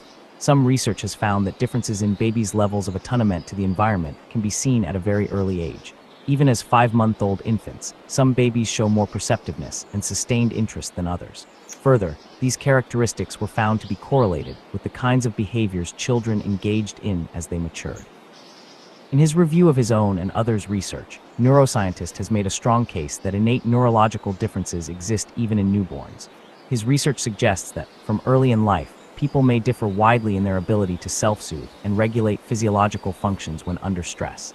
To me, this seems to indicate the possibility that a predisposition to a certain coping style may exist from infancy. Internalizers have strong emotions. Internalizers don't act out their emotions immediately, like externalizers do, so their feelings have a chance to intensify as they're held inside. And because they feel things deeply, it isn't surprising that internalizers are often seen as overly sensitive or too emotional. When internalizers experience a painful emotion, they're much more likely to look sad or cry, just the sort of display an emotionally phobic parent can't stand. On the other hand, when externalizers have strong feelings, they act them out in behavior before they experience much internal distress. Therefore, other people are likely to see externalizers as having a behavior problem rather than an emotional issue, even though emotions are causing the behavior. Emotionally immature parents may yell at or punish externalizers for their behavior, whereas they're more likely to dismiss or reject internalizers' feelings with shaming, contempt, or derision. And while externalizers are told that their behavior is a problem, internalizers get the message that their very nature is the problem. For example, one woman's father sarcastically said that if she ever wrote a book about her life, she should call it Crying Over Spilt Milk. She was deeply hurt because she knew her emotional intensity was a characteristic she could never change. Her father's sarcasm had zeroed in on her very core. Internalizers have a deep need for connection. Because they're so attuned to feelings, internalizers are extremely sensitive to the quality of emotional intimacy in their relationships. Their entire personality longs for emotional spontaneity and intimacy, and they can't be satisfied with less. Therefore, when they're raised by immature and emotionally phobic parents, they feel painfully lonely. If there's anything internalizers have in common, it's their need to share their inner experience. As children, their need for genuine emotional connection is the central fact of their existence. Nothing hurts their spirit more than being around someone who won't engage with them emotionally. A blank face kills something in them. They read people closely, looking for signs that they've made a connection. This isn't a social urge, like wanting people to chat with. It's a powerful hunger to connect heart to heart with a like-minded person who can understand them. They find nothing more exhilarating than clicking with someone who gets them. When they can't make that kind of connection, they feel emotional loneliness. From Chapter 4, you may recall that this need for emotional responsiveness and reciprocal interaction from the parent is normal in securely attached babies. It's how parent-child bonding takes place. Research has demonstrated that securely attached babies demonstrate distress and break down if their mothers stop responding to them and show only an expressionless face. The poignancy of this distress can be viewed online at YouTube with the keyword search still face experiment. When internalizing children have self-involved parents, they often think that being helpful and hiding their needs will win their parents' love. Unfortunately, being counted on isn't the same thing as being loved, and the emotional emptiness of this strategy eventually becomes apparent. No child can be good enough to evoke love from a highly self-involved parent. Nevertheless, these children come to believe that the price of making a connection is to put other people first and treat them as more important. They think they can keep relationships by being the giver. Children who try to be good enough to win their parents' love have no way of knowing that unconditional love cannot be bought with conditional behavior. Logan's story.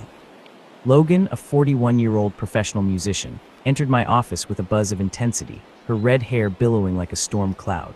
She was dressed all in black and as skinny as a burnt match. She wasted no time in getting to the point. She had come to psychotherapy because of her increasing irritability with people and an inability to unwind and relax. She knew that many of her issues were based in the anger she felt toward her family for their lack of emotional responsiveness to her. Although she came from a conventional, religious family that emphasized family closeness and loyalty, she didn't feel a connection with them. She couldn't figure out how to interact with her parents and siblings in such a way that she could have a relationship with them and still be herself. "I get so tired of their unresponsiveness," Logan said angrily. "I can't get them to listen to me or even see me for who I am." But then her shoulders sagged, and in a small, less confident voice she said, "I was raised to be a good little girl, but I didn't do that very well. When I got upset, they ignored me. I could be on fire and they wouldn't notice." Underneath Logan's anger was a long-standing sadness. She'd been struggling to make sense of why she felt so rejected by her parents' seemingly normal behavior. Her feelings of isolation didn't match the official family story of loving togetherness. She wondered whether something was wrong with her. Perhaps she had always been too much for them. As an internalizer, Logan had a strong need for authentic emotional connection. Unfortunately, her self-preoccupied siblings and parents weren't interested in that kind of relationship. No one in her family paid attention to feelings, and her expressions of enthusiasm fell on deaf ears. In keeping with their emotional immaturity, her parents were intent on playing out their narrow family roles, as were her siblings. Logan summed up by saying, "My parents are utterly unempathetic. We're never on the same wavelength. They don't want to be on my wavelength. It's safer for them, but for me, it's exhausting." Try as she might, Logan couldn't turn herself into the kind of conventional person her emotionally immature parents could relate to, and she felt defeated in her attempts to have more real closeness with them. Her failed efforts had sent her into a crisis of self-doubt and intense confusion, where she was crazy for needing so much from them. Logan had been on fire with emotional pain for a long time, but no one had noticed because she was so smart and successful. Yet despite her accomplishments, Logan's lack of emotional closeness with her family left her feeling empty inside. To compensate for this lack of connection, Logan often tried to make people smile and feel good. She felt she would be valued only for what she could do for others, not for who she was. Internalizers have strong instincts for genuine engagement. Feelings of isolation and disconnection are stressful, but have you ever thought about why? Is it just less pleasant or less fun to be by yourself? Or perhaps there's something deeper going on, something so basic to humans that some of the worst punishments ever devised include shunning, ostracism, solitary confinement, and exile. Why is emotional connection so crucial? According to neuroscientists, mammals have evolved a unique coping instinct in which they are calmed by proximity or engagement with others. Instead of just having the involuntary stress reactions of fight, flight, or freeze, like reptiles do, mammals can calm their heart rate and reduce the physical costs of stress by seeking reassuring contact with others of their kind.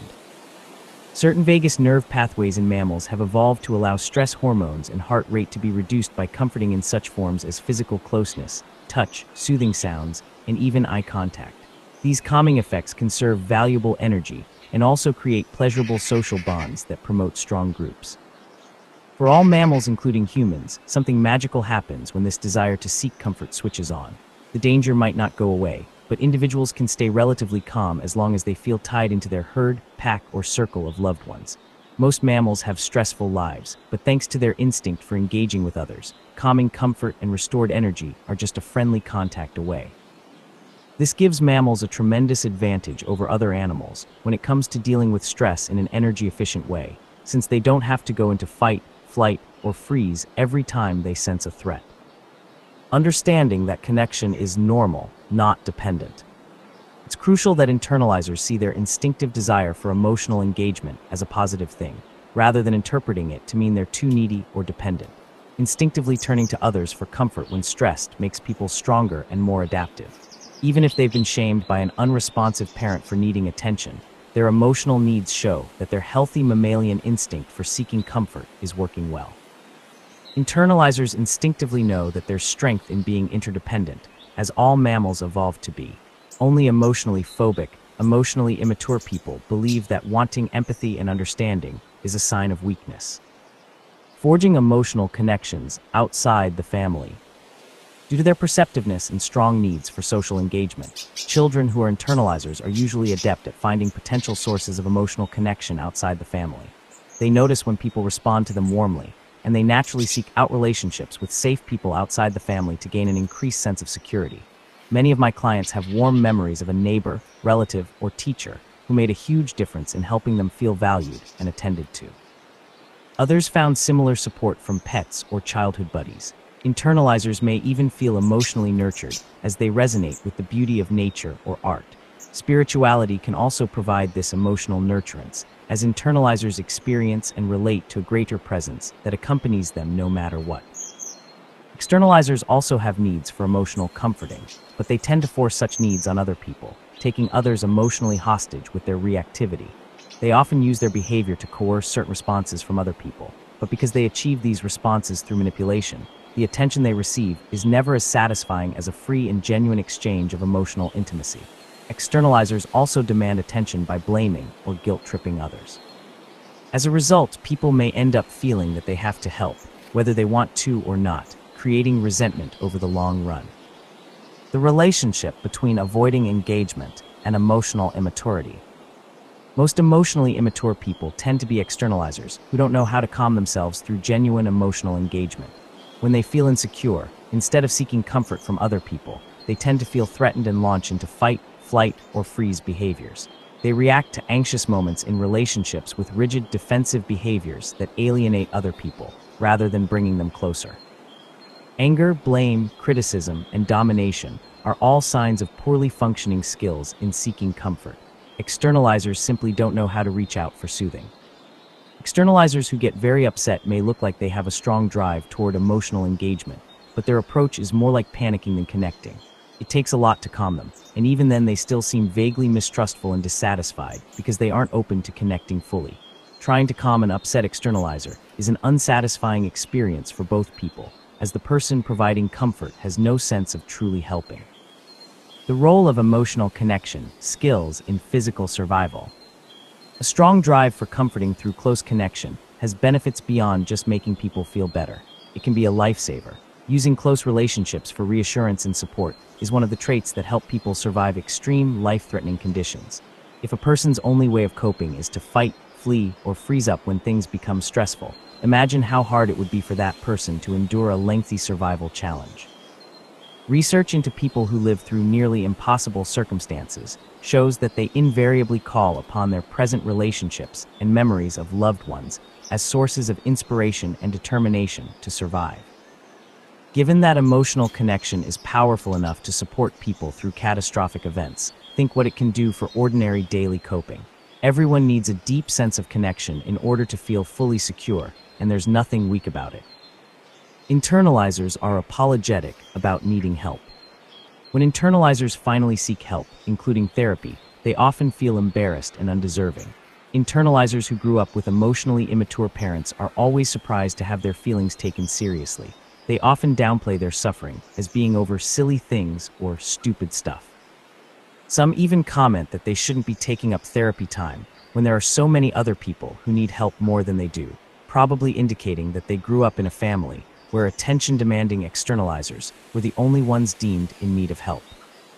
If internalizers were shamed for their sensitive emotions during childhood, as adults they may be embarrassed to show any deep emotion. They may say, "I'm sorry," when they start crying in a therapist's office, as though they should be able to talk about their emotional pain without showing it. Some even bring their own tissues because they don't want to use up the therapist's. They're convinced that their deepest feelings are a nuisance to other people. Internalizers are always caught off guard when someone shows genuine interest in how they feel. One overwhelmed woman who had just started psychotherapy paused in her story and looked at me oddly. She then said in amazement, "You really see me." She could tell I understood the underlying pain she was describing despite her exceptionally high functioning in daily life.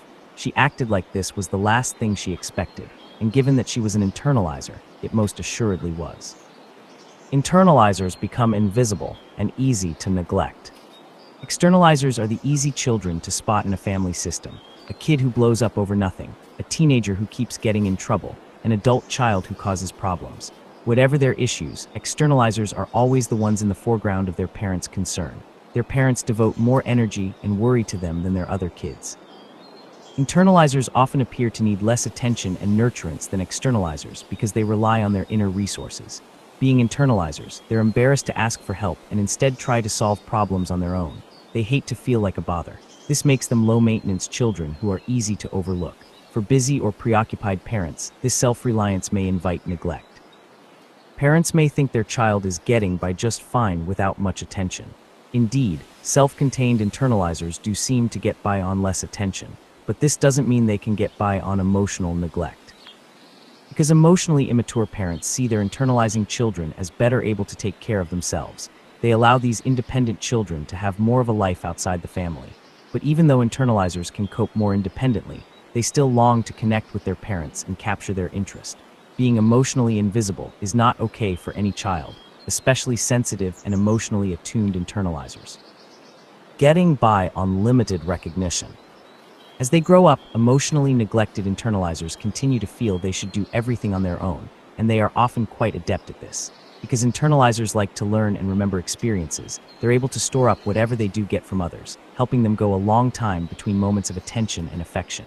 Using their excellent emotional memory, they can turn within themselves when they aren't getting much nurturance from others. One of my clients called it getting by on vapors and explained, social connection is like a trace mineral or vitamin. You don't need a lot, but you can get sick if you don't have any. One man was so accustomed to helping other people that he was stunned when his sister expressed her gratitude for everything he'd done over the years. Being noticed was so unexpected for him that his sister's kindness nearly bowled him over. Because internalizers routinely take on so much responsibility for others, they're deeply grateful for even the smallest bit of recognition. In fact, this is one of the hallmarks of an internalizer, an almost over-the-top gratitude for any kind of recognition or special affection. Recognizing childhood neglect. Emotional immaturity in parents guarantees that their children will experience significant emotional neglect. However, this emotional deprivation is often a silent and invisible experience for children. These children will feel the emptiness but won't know what to call it. They'll grow up suffering from emotional loneliness but won't know what's wrong. They'll just feel different from people who seem truly at ease. If you're interested in exploring whether you may have experienced emotional deprivation in childhood, the 1993 book Reinventing Your Life by Jeffrey Young and Janet Klosko offers additional information to help people determine if they were emotionally deprived. People often have no idea that they've experienced emotional neglect until the first time they read about it. When these people come to psychotherapy, they typically don't identify themselves as having been neglected. But upon deeper examination, they often have memories that reveal that they didn't feel properly watched over as children. These memories often involve feeling alone and unprotected in potentially dangerous situations, or feeling that parents or caregivers weren't sufficiently concerned about what might happen to them. Often, they simply knew that they needed to be vigilant, watching out for and taking care of themselves. One woman recalled that, as a 4-year-old, she was left alone on a beach for over an hour without her mother trying to find her, and others corroborated this memory. Another person recalled visiting a swimming pool as a young child and staying away from the edge of the pool because she was sure her mother wasn't keeping an eye on her. Again, the self-sufficiency of internalizing children tends to create the impression that they have no needs. They're expected to be okay and get along without anyone watching over them carefully. They may be characterized as old souls, with their parents counting on them to do the right thing. They willingly oblige, playing a role that's overly self-reliant, which often leads to an adult life of overextending themselves for others. When Sandra was 11, she and her 7-year-old brother were sent to another state to stay with relatives for the summer. With apparently no concern, their mother put them on a bus for a 500-mile overnight journey in which they had to change buses in the middle of the night. Although Sandra felt lost and afraid, she knew she had to protect her little brother. Situations that might make another child panic send internalizers into an intensely focused state while they figure out how to take care of things. As Sandra put it, "My brother was really scared and cried a lot. I was stoic. I knew it was up to me to make the best of it." Bethany's story.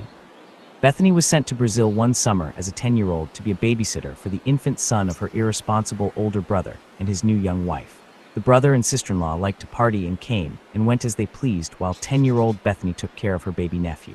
When the summer ended, her mother had Bethany stay in Brazil and miss school so that she could keep helping her brother's family. Finally, something seemed to stir in her mother back home, and she went and retrieved Bethany. Her mother was a classic example of a self-preoccupied, emotionally immature parent, blind to the fact that the capable internalizer is still a child and needs to be looked out for. Learning to ignore one's own feelings. Children who had to become tough and handle things on their own may develop a rejecting attitude toward their own feelings. Perhaps they learned to keep distance from painful feelings they knew their emotionally immature parent couldn't help them with. One day in therapy, Lee, who had grown up in an atmosphere of emotional neglect, apologized to me for still being depressed. She was convinced that I found her sadness annoying and exasperating. Lee thought the only thing I wanted to hear was that she was all better so that I could feel good about myself as a successful therapist.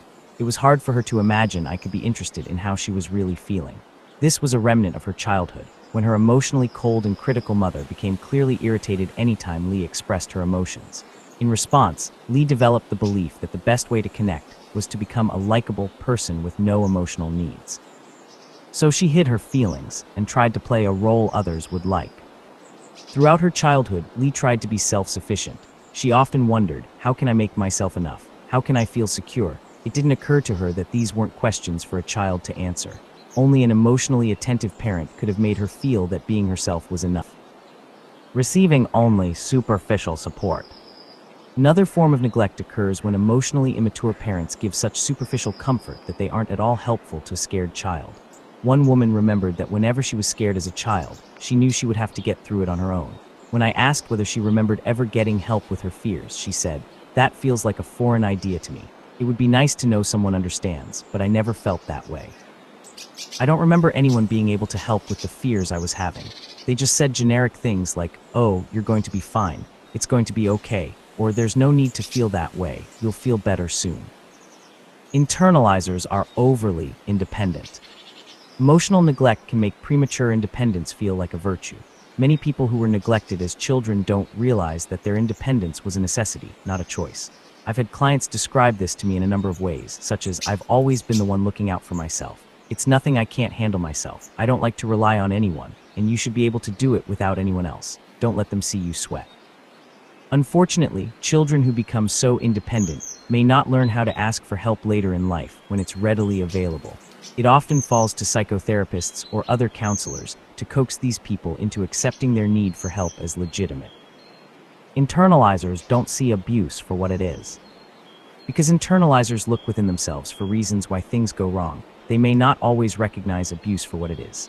If parents don't label their own behavior as abusive, their child won't label it that way either. Even as adults, many people have no idea that what happened to them in childhood was abusive. As a result, they may not recognize abusive behavior in their adult relationships. For instance, Vivian hesitated to tell me about her husband's anger, saying it was too silly and insignificant to talk about. She then sheepishly told me that he'd broken things when angry and once threw her craft project on the floor because he wanted her to keep the house neater. As it turned out, Vivian was embarrassed to tell me because she thought I'd say his behavior was normal and tell her she was making a mountain out of a molehill. Another client, a middle-aged man, recounted incidents of childhood abuse nonchalantly, with no recognition of how serious it had been. For example, he said his father once choked him until he wet himself and then locked him in the basement. Recalling that his father had once thrown a stereo set, he admitted that his father might have had a temper. As he spoke, his demeanor clearly indicated that he accepted this behavior as normal. Internalizers do most of the emotional work in relationships. Internalizers put a lot of emotional work into their family relationships. As a reminder, emotional work involves using empathy, foresight, and self-control to foster relationships and get along well with others. In healthy families, parents do most of the emotional work with their children. But when parents aren't coping well, an internalizing child often steps into the parenting gap. This may take the form of being overly responsible, such as caring for younger siblings when parents are swamped with a crisis, or it could mean paying attention to everyone's feelings to see who's upset and needs to be calmed down. Adopting compensatory cheerfulness. Especially when their parents are depressed or emotionally flat, internalizing children may take on a cheerful, lighthearted role, trying to bring happiness and liveliness into an otherwise somber family climate. With their liveliness and good sense of humor, they help others feel that things aren't so bad. One woman described playing such a role this way: "I was always the happy one. For example, during the holidays, I'd be the one saying, 'Let's put the decorations up.' I did it because people in my family were so detached and unenthusiastic. I now realize I was looking for a connection." She was doing a lot of emotional work to get her family to be excited with her, even if it meant she had to single-handedly inject them with the holiday spirit. Doing emotional work for parents. Emotionally immature parents avoid emotional work if they can. As a result, they may not deal with their children's emotional or attention problems or difficulties at school, leaving the children to flounder on their own. When their children need emotional support, these parents are especially unhelpful. For example, they may be dismissive when their child feels hurt or rejected by peers. Instead of trying to understand their child's social predicament, they toss out useless or flippant advice. Ultimately, children learn that these parents simply won't do any emotional work to help them with their hurt feelings. Furthermore, internalizers' natural sensitivity prompts them to do emotional work for their parents.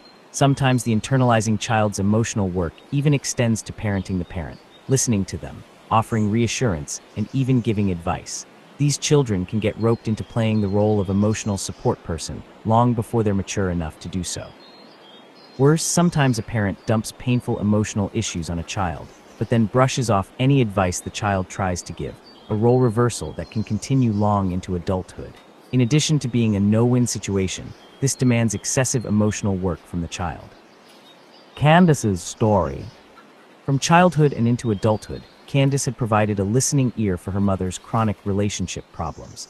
When I asked how she came to play this frustrating role with her mother, Candace said, "I know I'm more emotionally stable than she is. I'm used to handling my own issues without my mother's help. She's definitely the neediest one in our relationship. She needs my encouragement to stand up for herself. She's always had an issue about feeling unlovable. Her self-esteem isn't there. I'm just trying to help her find happiness.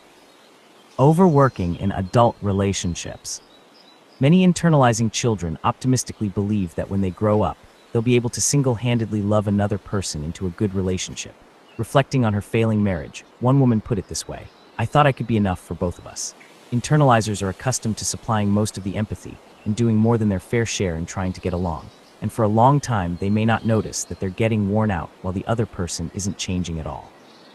Internalizers sometimes take up emotional slack by playing both parts in their interactions with people. They act as if there's reciprocity when there isn't. For instance, they might thank someone for being patient when they are actually the ones being inconvenienced, or they might repeatedly reach out to self-centered people with a thoughtfulness they never get back. They are so familiar with supplying the sensitivity that was missing in their family members that they automatically do this with everyone. They make up for other people's lack of engagement by seeing them as nicer and more considerate than they really are. One man told me about an optimistic fantasy he had regarding his girlfriend, saying, "I thought I could somehow be so wonderful that she would feel something for me that doesn't come to her naturally. I was sure I could make her happy and make her love me." He believed that his girlfriend's feelings were something he could change. A female client revealed how much extra emotional work she did in all her friendships. "My problem is that I always try to be nice and accommodating. If I think about what I want or need, I worry that others will think I'm uncaring or trying to be mean.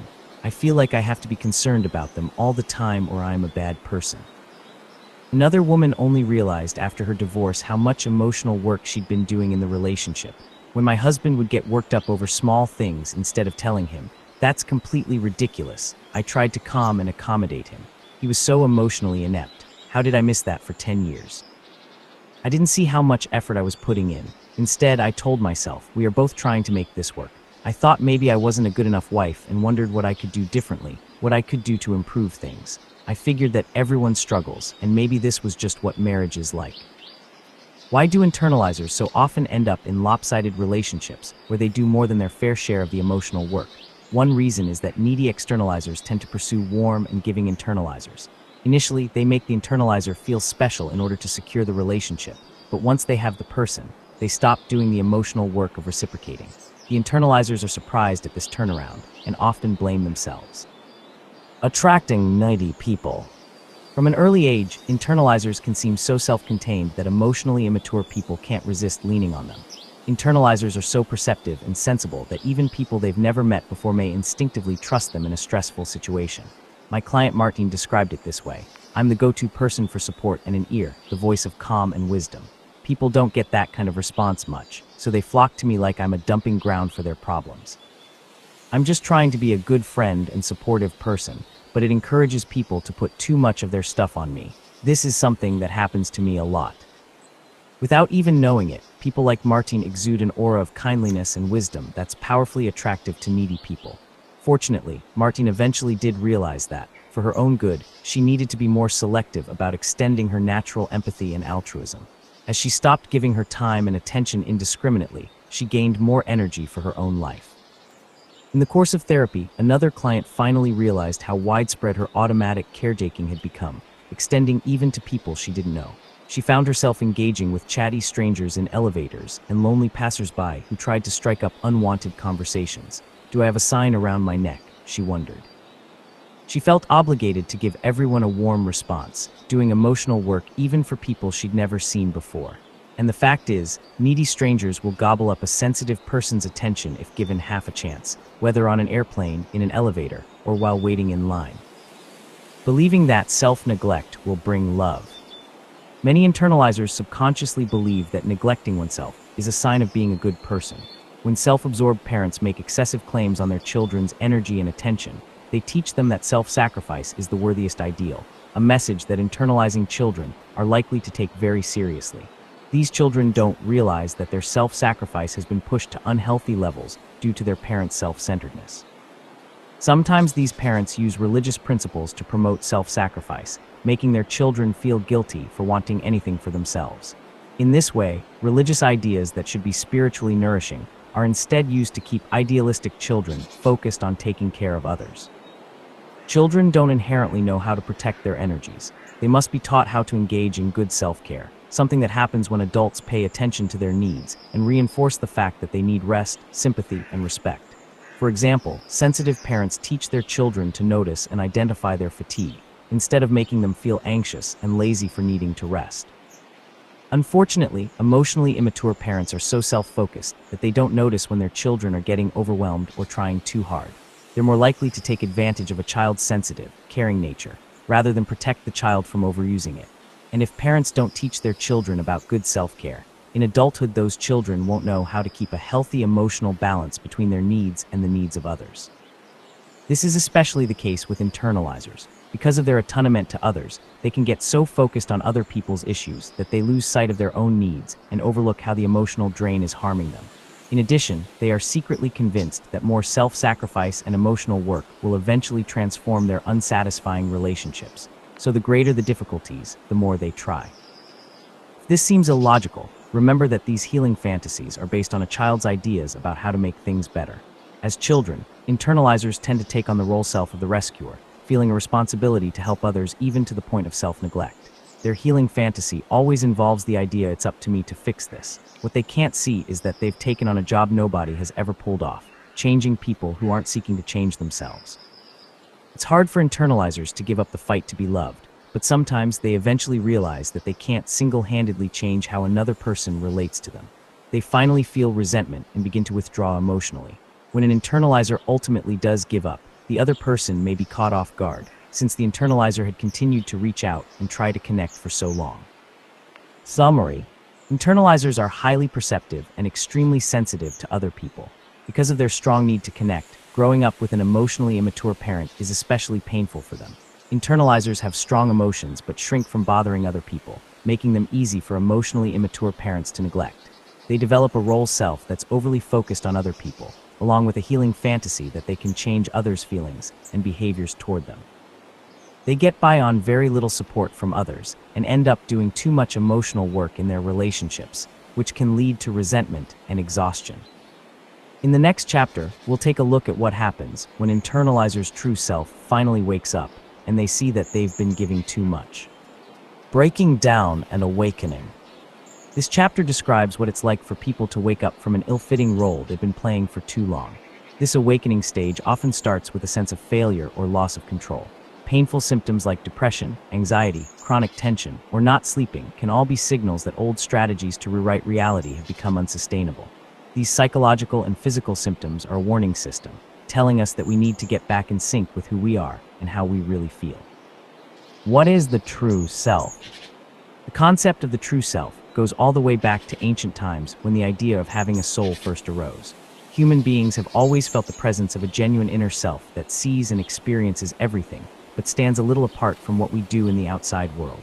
This self is the source of our unique individuality and is unaffected by the family pressures that mold our role selves.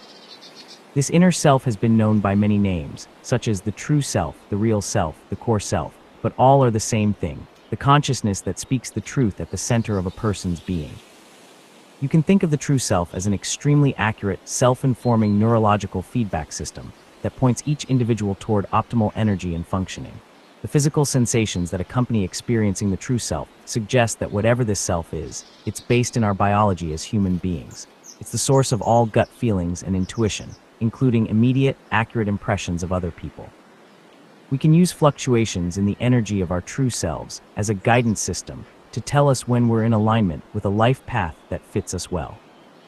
When we're in accord with our true selves, we see things clearly and feel that we're in a state of flow. We become focused on solutions instead of problems. Things seem much more possible as we pay attention to our genuine needs and desires. Opportunities and people come into our lives that help us in ways we never imagined. We actually become luckier. What does the true self want? Your true self has the same needs as a flourishing, healthy child: to grow, be known, and express itself. Above all, your true self keeps pushing for your expansion, as if your self-actualization were the most important thing on earth.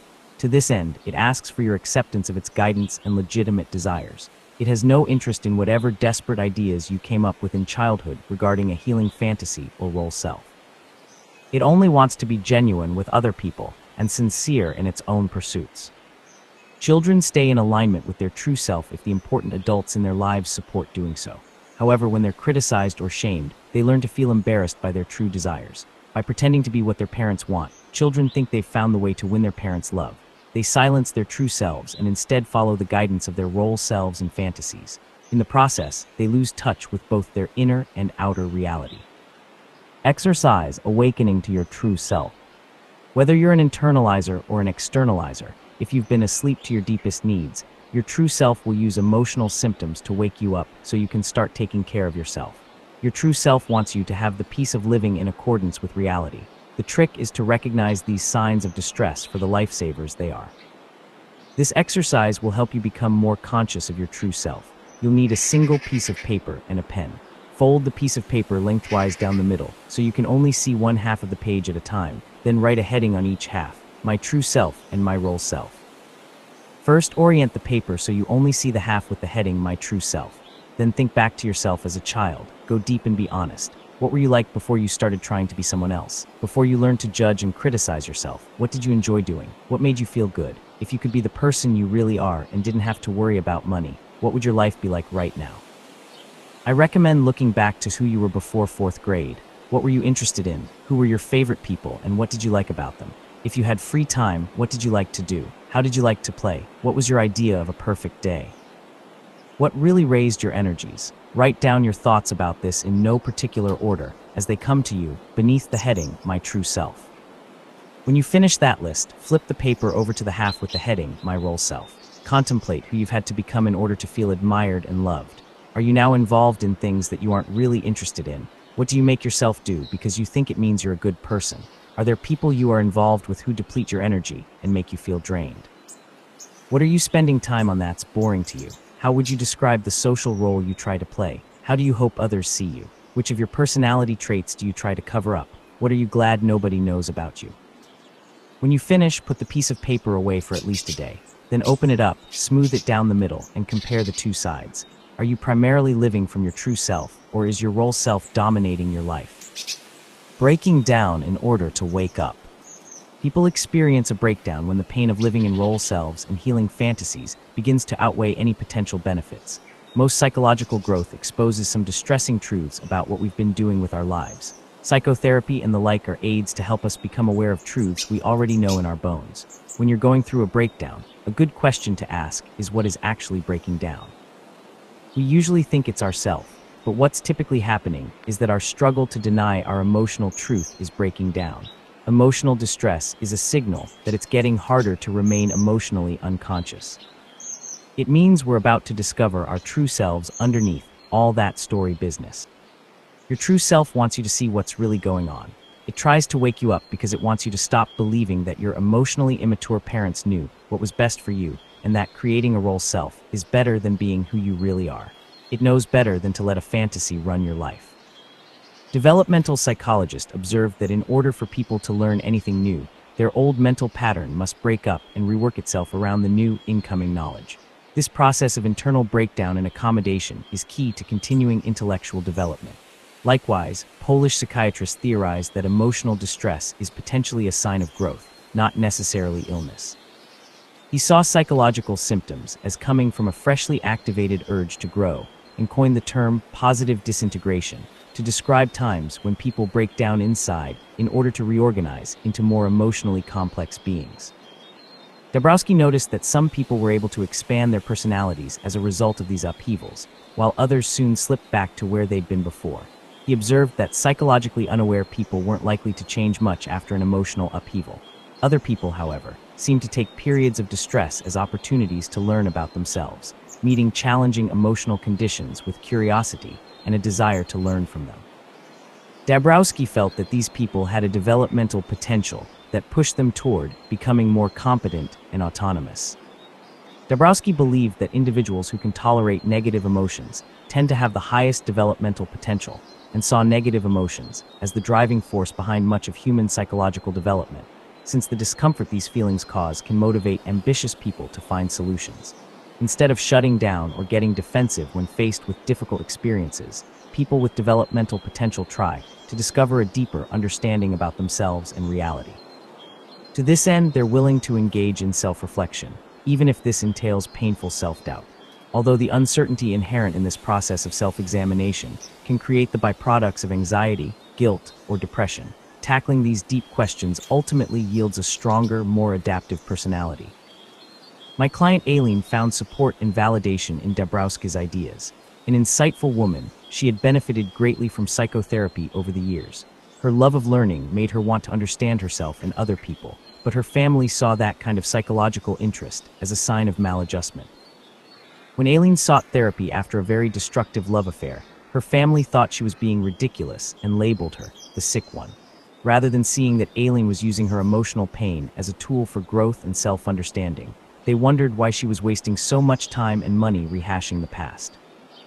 Aileen knew she was doing the right thing by coming to therapy, but worried that maybe she was the sick one in the family. At one level, she knew better, based on her awareness of her parents' immaturity, impulsivity, and avoidance of emotional intimacy. But it still seemed odd to her that she was the only family member who felt the need for help. Learning about Dabrowski's idea of positive disintegration helped Aileen see her distress as growing pains. And once she knew about Dabrowski's growth theory, she felt proud of herself for being the only person in her family willing to explore her distress in order to find a healthier way of being. Waking up from an outdated role self. People often keep playing their childhood role self far into adulthood because they believe it keeps them safe and is the only way to be accepted. But when the true self has had enough of the role playing, people often get a wake-up call in the form of unexpected emotional symptoms. Virginia's story. Virginia's wake-up call came in the form of sudden onset of panic attacks that occurred when she felt criticized by her tyrannical and judgmental older brother, Brian. Virginia had always worried constantly about what people thought of her, so much so that social events were exhausting triathlons of reading other people, trying not to give offense, and imagining imminent rejection. At work, she miserably obsessed over how people saw her. Virginia came to therapy to get a grip on her panic, and did. But she also ended up realizing how unacceptable she'd felt as a child. Through therapy, Virginia realized that Brian had the same disapproving manner as their deceased father, who had always left Virginia feeling inept and unloved. She began to understand that her social anxiety was a reflection of her childhood role, in which she repeatedly and unsuccessfully tried to win the love of her critical and disdainful father. Her subconscious healing fantasy was that one day she would finally be correct enough to gain his approval. She had unconsciously taken on the role of playing the scared, inadequate child to her father's wise and powerful persona, and now Brian was his stand-in. Virginia's anxiety attacks signaled that she was beginning to question her childhood belief that the authority figure is always right. She told me, if people expressed any displeasure with me, especially men, I got frightened and automatically assumed I must be wrong. But now she was able to see her relationship with Brian more clearly. I've been putting him on a pedestal, like he's some kind of god. He doesn't care about me, yet I let him determine whether I felt good or not. I've always been so concerned about his opinion, but now I'm getting a bit more self-contained. I feel as if I'm just learning to be an individual. Without the wake-up call of her panic attacks, Virginia might have just kept on deferring to others in a cloud of self-deprecating anxiety. Her panic attacks ushered in a new consciousness, in which she no longer needed to accept the story of male infallibility she'd been indoctrinated with as a child, a story that had been destroying her self-esteem as an adult woman. Her role self of being the weak and confused little girl collapsed as she realized that she could choose whether she wanted contact with Brian or not. She could finally be aware of how she really felt about her father and brother, who jointly had made her the least important member of the family. The spell was broken. Exercise, releasing yourself from a self-defeating role. Take a moment now to write a short personality description of someone in your life who makes you feel nervous or small. Next, think about how you behave around that person, and then write a short description of the role self you've been playing with the person. See if you can spot a healing fantasy that might be driving you to seek this person's acceptance at all costs. How much time have you spent wishing this person would act differently toward you? Do you think you might be playing out a self-effacing role that no longer serves you? Are you ready to see yourself differently and relate to this person as you would to anyone else? Waking up to what you really feel. Sometimes giving up a healing fantasy of how we will finally win love means we have to face unwanted feelings about people close to us. Many of us tend to feel guilty and ashamed for feelings we deem to be unacceptable. We're convinced that the only way to be a good person is to repress these feelings. However, if we quash our real feelings for too long, they may bubble up in ways that force us to stop and look at what's wrong. Tilda's story. Tilda had so much to feel grateful for that she couldn't stop feeling guilty. She'd been born to a single mother who did domestic work to support them both. Her mother, Katja, had come to the United States from Sweden to make a better life for her child. She scraped together every cent she could earn so that Tilda could get a good education. Tilda had taken full advantage of her opportunities and eventually earned an advanced degree in graphic design on a scholarship. She was nearing the end of her training when she came to see me for an episode of major depression. Although she was still able to work, every morning began with a struggle to take action. As soon as she got out of bed, she longed to crawl back under the covers. We traced the onset of her depression to phone calls to her mother, who was becoming increasingly petulant and bitter as Tilda neared completion of her studies. Katja had always been emotional and never let Tilda forget how she single-handedly raised her after being abandoned by Tilda's father and coming to the United States. In every conversation, Katja complained about physical ailments and people who had recently done her wrong. Tilda was sympathetic, and besides, she felt she owed her mother everything, but the strain of listening helplessly to Katja's angry misery was wearing her down. Tilda felt that nothing she said to her mother ever seemed to help. I asked Tilda how she felt when Katja brushed off her sympathy and continued with her complaints. At first, Tilda would only say how guilty she felt for not being able to make her mother feel better and what a bad daughter she was for enjoying her life while Katja suffered. But when I persisted and asked how it felt in her body when she heard her mother's voice, Tilda finally let herself feel it. She looked stunned as she identified the feeling. "I don't like her," she said in a whisper. This was Tilda's emotional truth, which had been at war with her childhood healing fantasy of finally giving Katja enough love to make up for her disappointing life. Tilda's exaggerated guilt and gratitude had prevented her from experiencing her true emotions about her mother. The ironclad family story was that Katja had sacrificed everything and therefore deserved Tilda's total attention and devotion. When Tilda began to resent her mother's ceaseless complaining, her guilt turned her own unacknowledged anger into depression. Tilda's depression lifted as soon as she accepted her genuine feelings toward Katja, finally allowing herself to know that she didn't like her mother, even though she was grateful to her, released her from an impossible bind. She realized that could still have contact with her mother, but that she didn't have to pretend to feel the right way. Exercise, exploring whether you have hidden feelings. You can do this exercise anytime you're feeling especially anxious or in a down mood. At those times, ask yourself whether you might be harboring some hidden feelings. Consider the times when you feel worst and see if they're related to thinking about a certain person. In my experience, the two feelings people seem most reluctant to admit are being afraid of someone or not liking someone. As you think how to put your suppressed feelings about this person into words, I recommend speaking as a fourth grader might, using simple, clear sentences. Also, work on this in a private place so you don't have to worry about other people's reactions. Then let yourself speak, or whisper, your honest truth out loud. You might try a phrase like, "I don't like it when this person," describing their behavior. When you hit upon your true feelings, you'll feel a release of tension or sense of relief in your body. Don't let guilt inhibit you. You're speaking only to yourself for the purpose of self-discovery. No one can hear you, and it's completely safe. Some people think it's necessary to confront the other person to get a true resolution, but I believe this is often counterproductive and provokes too much anxiety. Disclosing feelings too soon may flood you with unnecessary anxiety, not to mention risking a backlash when you're just beginning to get in touch with your true feelings. You can always talk to the person later if you wish, but first you need to regain your ability to speak your feelings to yourself. Just to be clear, what helps isn't telling the other person, it's knowing what you really feel. Simply admitting your true feelings and stating them out loud can make a huge difference in regaining your emotional peace. Waking up to anger. Because anger is an expression of individuality, it's the emotion that emotionally immature parents most often punish their children for having. But anger can be a helpful emotion because it gives people energy to do things differently and lets them see themselves as worthy of sticking up for. It's often a good sign when overly responsible, anxious, or depressed people begin to be consciously aware of feeling angry. It indicates that their true self is coming to the fore and that they're beginning to care about themselves. Jade's story. Jade used to feel bad about herself for feeling angry so often, especially because her anger was often directed toward her parents. For years, she'd thought the answer was to pretend not to have those feelings. Secretly, Jade worried that she was a malcontent who got irritated for no good reason.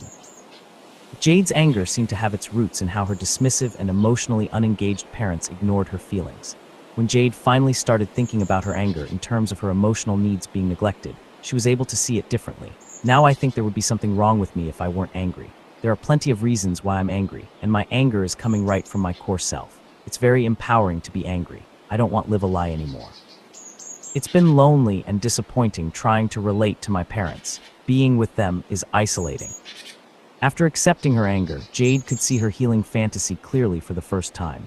She had thought she could heal her family by being extremely loving. Here's how she put it: "I tried to see everybody as good. I thought everyone loved one another. I was naive. I thought that if you were nice to people, at the end of the day things would get fixed. I thought that my parents would actually love me, and that my brother and sister might care about what I'm interested in. But now I've learned that I need to do what's right for me and trust myself. I really do enjoy my own company. I don't want to waste my time anymore. I hope I'll find people I can trust. I'm not going to try to make it work with people who are distant or unsupportive. I'll be cordial and polite, but I'm not moving in close just to be disappointed." Waking up to better self-care. Internalizers are notorious for not taking good care of themselves. Believing it's up to them to improve or fix everything, they often end up neglecting their own health, especially the need for rest. As they work to attend to everything they think they need to do, they often overlook even basic physical cues, including pain and fatigue. Lena's story. Lena lived a very pressured life in spite of her best efforts to keep things simple. She always felt like she was running out of time. It was as though there was a voice in her head that constantly told her to keep pushing herself and that her efforts were never adequate. Even pleasurable activities like playing the piano became marathons in which she had to overcome laziness and do her best. She never gave herself a break until she was completely spent. In addition to working feverishly at her full-time job, her life was dictated by the demands she constantly perceived from others, down to her pets and the birds she fed in her yard. A drooping plant could fill her with guilt for not watering it sooner. When Lena took an exercise class to help her relax, she wore herself out trying to keep up and do everything perfectly. During the class, she told herself, "I should be able to do this. This is baby stuff." The next morning, she woke up unable to think or function very well, but didn't realize she had overdone it until she tried to go up some steps, at which point she found that she was so sore she could hardly lift her leg. Lena had a long-standing habit, promoted by her demanding mother, of ignoring her body's cues about fatigue.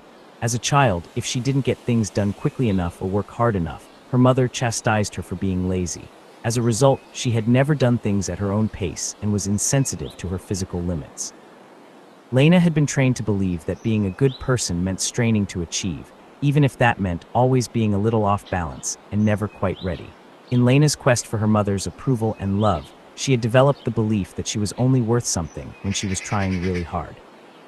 Her childhood healing fantasy was that one day she would try so hard that her mother would be transformed from a perennially dissatisfied taskmaster into an appreciative parent who recognized how hard her daughter was working to please her.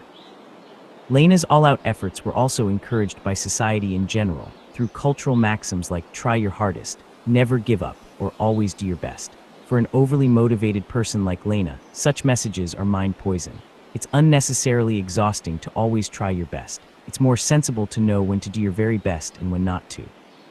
Fortunately, once Lena realized what her healing fantasy was doing to her, she was able to reset her values and take her own needs into account. Waking up through relationship breakdowns. Relationship problems present a huge opportunity to wake up. Given that we tend to play out painful patterns learned in childhood in our significant adult relationships, it isn't surprising that so many people come for therapy because of relationship issues. And because intimate adult relationships are so emotionally arousing, they tend to activate unresolved issues about not getting our emotional needs met. We often project issues about our parents onto our partners. Then we may become even more angry with them because, at an unconscious level, they remind us of the past, in addition to whatever is happening in the present. Mike's story.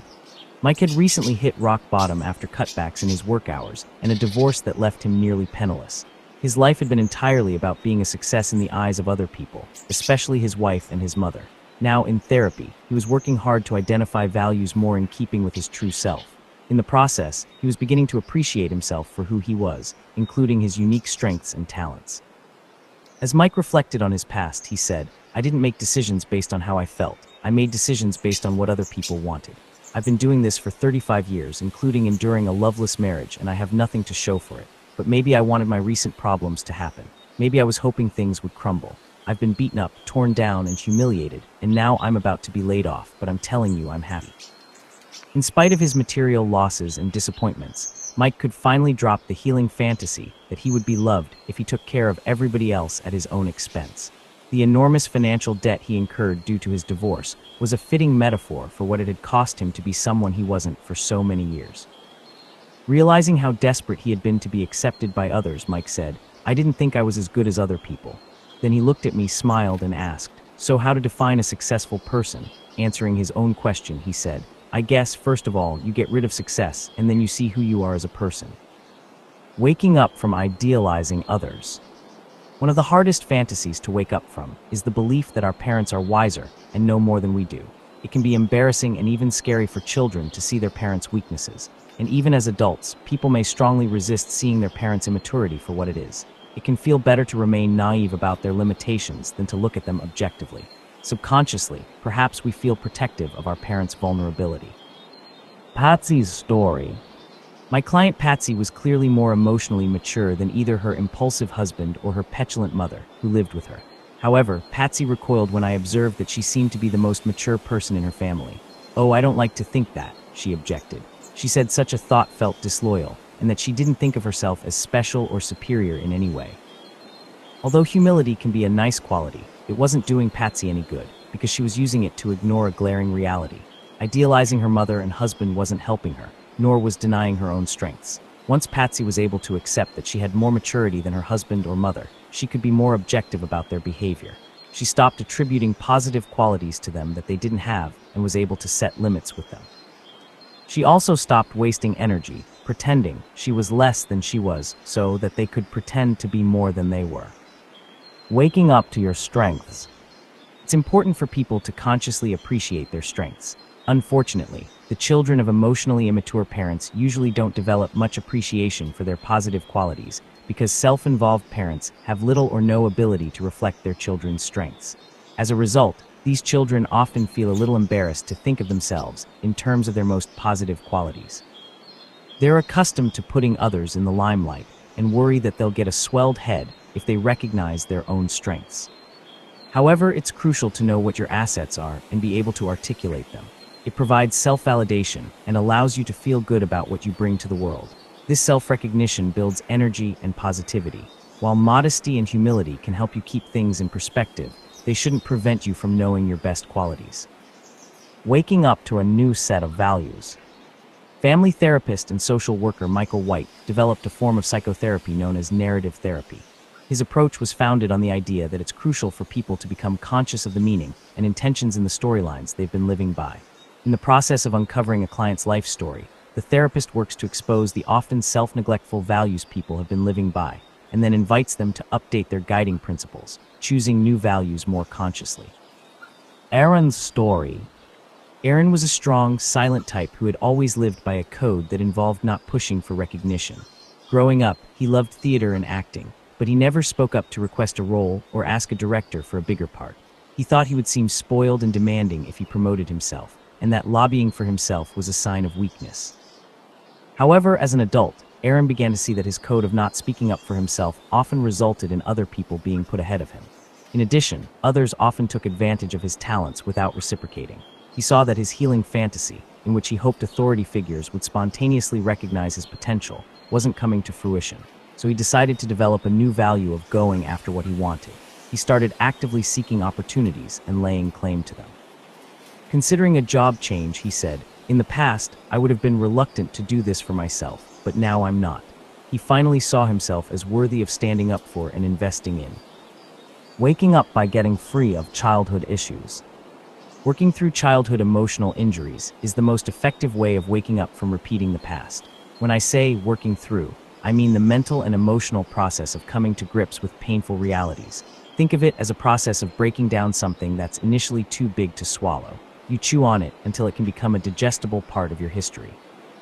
Research suggests that what has happened to people matters less than whether they've processed what happened to them. In a study of the characteristics of parents who raise securely attached children, researchers found that parents who created a secure attachment for their children were often characterized by a willingness to recall and talk about their own childhoods. Even though some of these parents had lived through very difficult childhood experiences, their relationships with their own children were secure, since they had spent time thinking about and integrating their childhood experiences, and were at ease with both the negative and positive aspects of their past. It's easy to imagine why children with such parents showed secure attachment. These parents were not avoiding reality. Because they had addressed their own pasts, they were fully available to connect with their children and form a secure attachment. Summary: the true self will find ways to express itself, even in the face of efforts to play a role or live out a healing fantasy. When people have ignored their true self for too long, they may develop psychological symptoms. Waking up to the needs of the true self can initially feel like breaking down. Panic, anger, and depression are just a few symptoms that may signal an emotional awakening to better self-care and healthier values. When people process their childhood issues and wake up to their strengths, they gain the confidence to start living from their true self.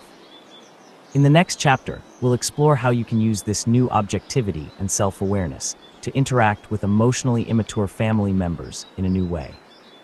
Chapter 8: How to avoid getting hooked by an emotionally immature parent.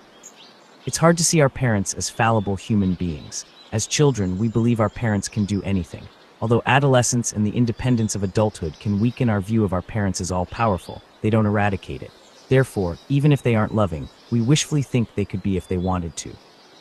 Certain cultural tenets also keep us from seeing our parents clearly. Most of us are instilled with beliefs such as these. All parents love their children. A parent is the one person you can trust. A parent will always be there for you. You can tell your parents anything.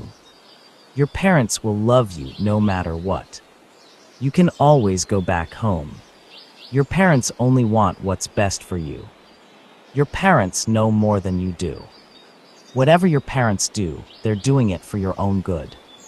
But if your parents were emotionally immature, many of these statements may not be true. In this chapter, I'll help you look beneath the surface of your childhood hopes and cultural assumptions in order to see your parents more accurately. You'll be learning a new way to relate to them so that you won't expect what they can't give. You'll learn how to protect your emotions and individuality by approaching your parents in a more neutral way, a way they can tolerate emotionally. But first, let's look at a common fantasy that often prevents people from relating to their parents in a realistic way. The fantasy that a parent will change. A common fantasy among children of emotionally immature parents is that their parents will have a change of heart and finally love them by showing concern. Unfortunately, self-preoccupied parents refuse all invitations to fulfill their part in their child's healing story. Focused on their own healing fantasy, they expect their children to make up for their childhood hurts. Seeking their parents' healing love, many people hop around after their parents like hungry birds, trying to elicit a crumb of positive response from them. In adulthood, these children often learn a variety of healthy communication skills and hope that these skills will improve their relationship with their parents. They think they might finally have the techniques necessary to draw their parents into a rewarding interaction. Annie's story. Annie's mother, Betty, a woman with strong religious convictions, had always been emotionally insensitive, and her childhood treatment of Annie sometimes verged on physical and emotional abuse. Although Annie had lived with this treatment for a long time, she reached the breaking point when Betty made a derogatory comment about Annie in front of her colleagues at Annie's awards ceremony at work. Annie's feelings were deeply hurt, and she was embarrassed in front of her friends. The insult was so blatant that Annie was sure her mother couldn't deny the wildly inappropriate nature and timing of her comment, as she usually did. But Betty wouldn't take responsibility, coldly denying that what she'd done was problematic. Over the next few days, Annie kept trying to get Betty to understand how hurt she was. She finally wrote a letter to her mother, telling her how she felt and asking her to sit down with her and talk it out. Annie put a great deal of thought into the letter, which was extremely emotionally articulate, in hopes that Betty would see and regret that her behavior had been so chronically insensitive over the years. But Betty didn't offer any response. Emptiness hung between them, along with Annie's impression that her mother couldn't care less. "I want to say to her, I'm your daughter," Annie cried. "Murderers kill people and their moms still love them. We're family, she's my mom. How can she just let that go?" This wasn't the first time Annie had tried to reach Betty emotionally. After starting therapy, Annie tried to express herself and work things out in a healthy way whenever her parents were mean or disrespectful toward her. Although Betty routinely dismissed Annie's outreach, she'd always remained in contact so she could see Annie's 3 little boys. But this time it was different. "What I can't get over is that there's nothing coming back, not even anger," Annie said. "All I want is some level of response that shows this matters, even if I've just made her angry." In addition to being wounded, Annie was confused. Although Betty refused to respond, Annie knew her mother was sociable and capable of showing kindness and generosity toward other people. Annie understood that those relationships were more superficial, but this knowledge didn't help her emotionally. You'd think my mom would have some natural desire to make things better between us, some kind of acknowledgement, or maybe even something through Dad. Annie's sorrow and incomprehension showed on her face.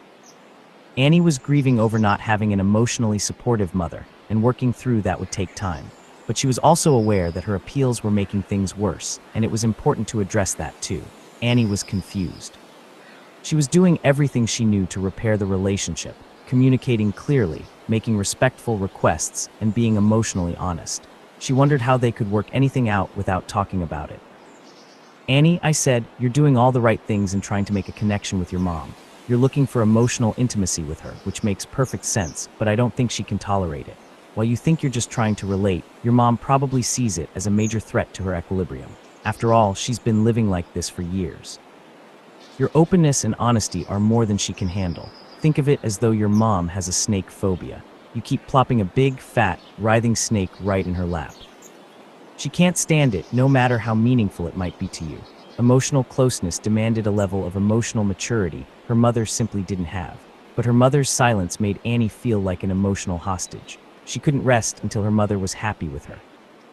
I told Annie that the only way Betty was going to come around was if Annie stopped talking about her misbehavior and how hurtful it was.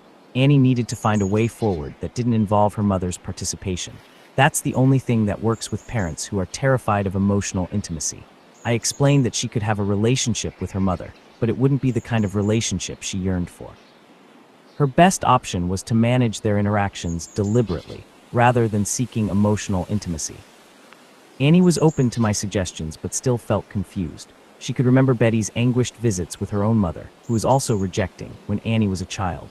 Betty felt so unloved by her own mother that after these visits, she was left sobbing with no one to comfort her but Annie. How could she now be doing this to her own daughter? Annie asked. You'd think she'd hate to do that to her own child after she suffered so much.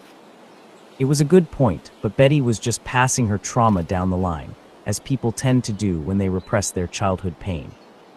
Annie was so intent on winning her mother's approval that she'd stopped evaluating the relationship. She'd never asked herself whether Betty was the type of person she enjoyed being around. Forging a new relationship. The rest of this chapter explores how to handle an emotionally immature parent, as well as other people, by changing your expectations and replacing reactivity with observation. 3 key approaches will help you free yourself from getting caught up in your parents' emotional immaturity: detached observation, maturity awareness, and stepping away from your old role self. Detached observation.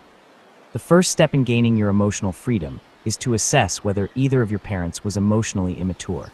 Given that you're still reading this book, you've probably decided that at least one of your parents fits that description. Such a parent can probably never fulfill your childhood vision of a loving parent. The only achievable goal is to act from your own true nature, not the role self that pleases your parent. You can't win your parent over, but you can save yourself. For my own understanding of how this works, I'm indebted to family therapist Murray Bowen for his family systems theory, which describes how emotionally immature parents promote emotional enmeshment over individual identity. As a reminder, enmeshment occurs when parents don't respect boundaries, project their unresolved issues onto their children, and get too involved in their children's business. In families dominated by emotionally immature people, enmeshment and playing roles are valued in order to keep the family close. Of course, genuine communication and emotional intimacy are absent in such families. No one's true self is ever acknowledged. Further, in an enmeshed family, if you have a problem with someone, you talk about that person to other people instead of going to the person directly. Bowen called this triangling and characterized enmeshment as the glue that keeps such families together. Bowen also explored how this situation might be remedied, at least for some family members. He found that observation and emotional detachment can give individuals a place to stand outside of their family system. When people keep themselves poised in neutral observation, they can't be hurt or emotionally ensnared by other people's behavior. Becoming observational. When interacting with emotionally immature people, you'll feel more centered if you operate from a calm, thinking perspective, rather than emotional reactivity. Start by settling yourself and getting into an observational, detached frame of mind. There are any number of ways to do this. For example, you can count your breaths slowly, tense and relax your muscle groups in a systematic sequence, or imagine calming imagery. Next, your job is to stay detached emotionally and observe how others behave, just like a scientist would. Pretend you're conducting an anthropological field study. What words would you use to describe others' facial expressions? What is their body language communicating? Does their voice sound calm or tense? Do they appear rigid or receptive? How do they respond when you try to relate? What do you find yourself feeling? Can you spot any of the emotionally immature behaviors described in chapters 2 and 3? If you're practicing observing your parent or other loved ones and find yourself getting emotional, your distress is a sign that your healing fantasy has been activated. You've fallen back into believing that you can't be okay if they don't validate you. If you start slipping into your fantasy that you may be able to get the other person to change, you'll feel weak, vulnerable, apprehensive, and needy. This extremely unpleasant feeling of weakness is a signal that you need to shift out of responding emotionally and move back into observing mode. If you find yourself becoming reactive, silently repeat to yourself, detach, detach, detach. Make a point of consciously describing the other person in words, silently and to yourself. During a stressful interaction, this kind of mental narration can center and ground you. Whenever you try to find the exact words to describe something, it helps redirect your brain's energy away from emotional reactivity. The same goes for getting control over your own emotional reactions. Silently narrating your own emotional reactions can give you that extra bit of objectivity that cools things down. If the other person is still getting to you, find an excuse to put some distance between you. Excuse yourself from the room for a bathroom break, play with a pet, take a walk, or run an errand. Gaze out the window and notice nature. If you're interacting on the phone, find a pretext to get off the phone and say you look forward to talking another time.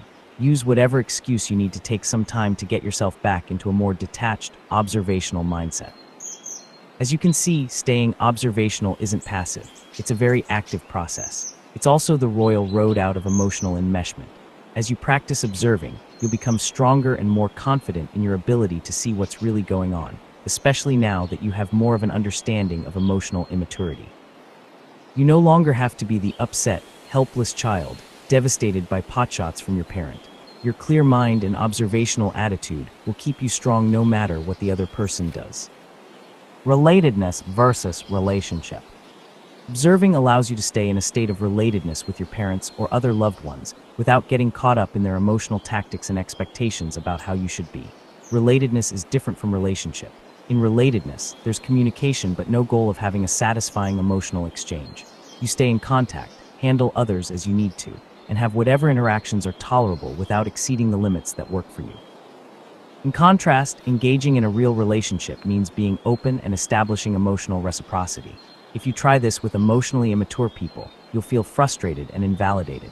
As soon as you start looking for emotional understanding from such people, you won't be as balanced within yourself. It makes more sense to aim for simple relatedness with them, saving your relationship aspirations for people who can give something back. The maturity awareness approach. Once you've gotten the hang of being observational, rather than relationship-oriented, you can turn your attention to maturity awareness. This approach will grant you emotional freedom from painful relationships by taking the emotional maturity of others into account. Estimating the probable maturity level of the person you're dealing with is one of the best ways to take care of yourself in any interaction. Once you peg a person's maturity level, his or her responses will make more sense and be more predictable.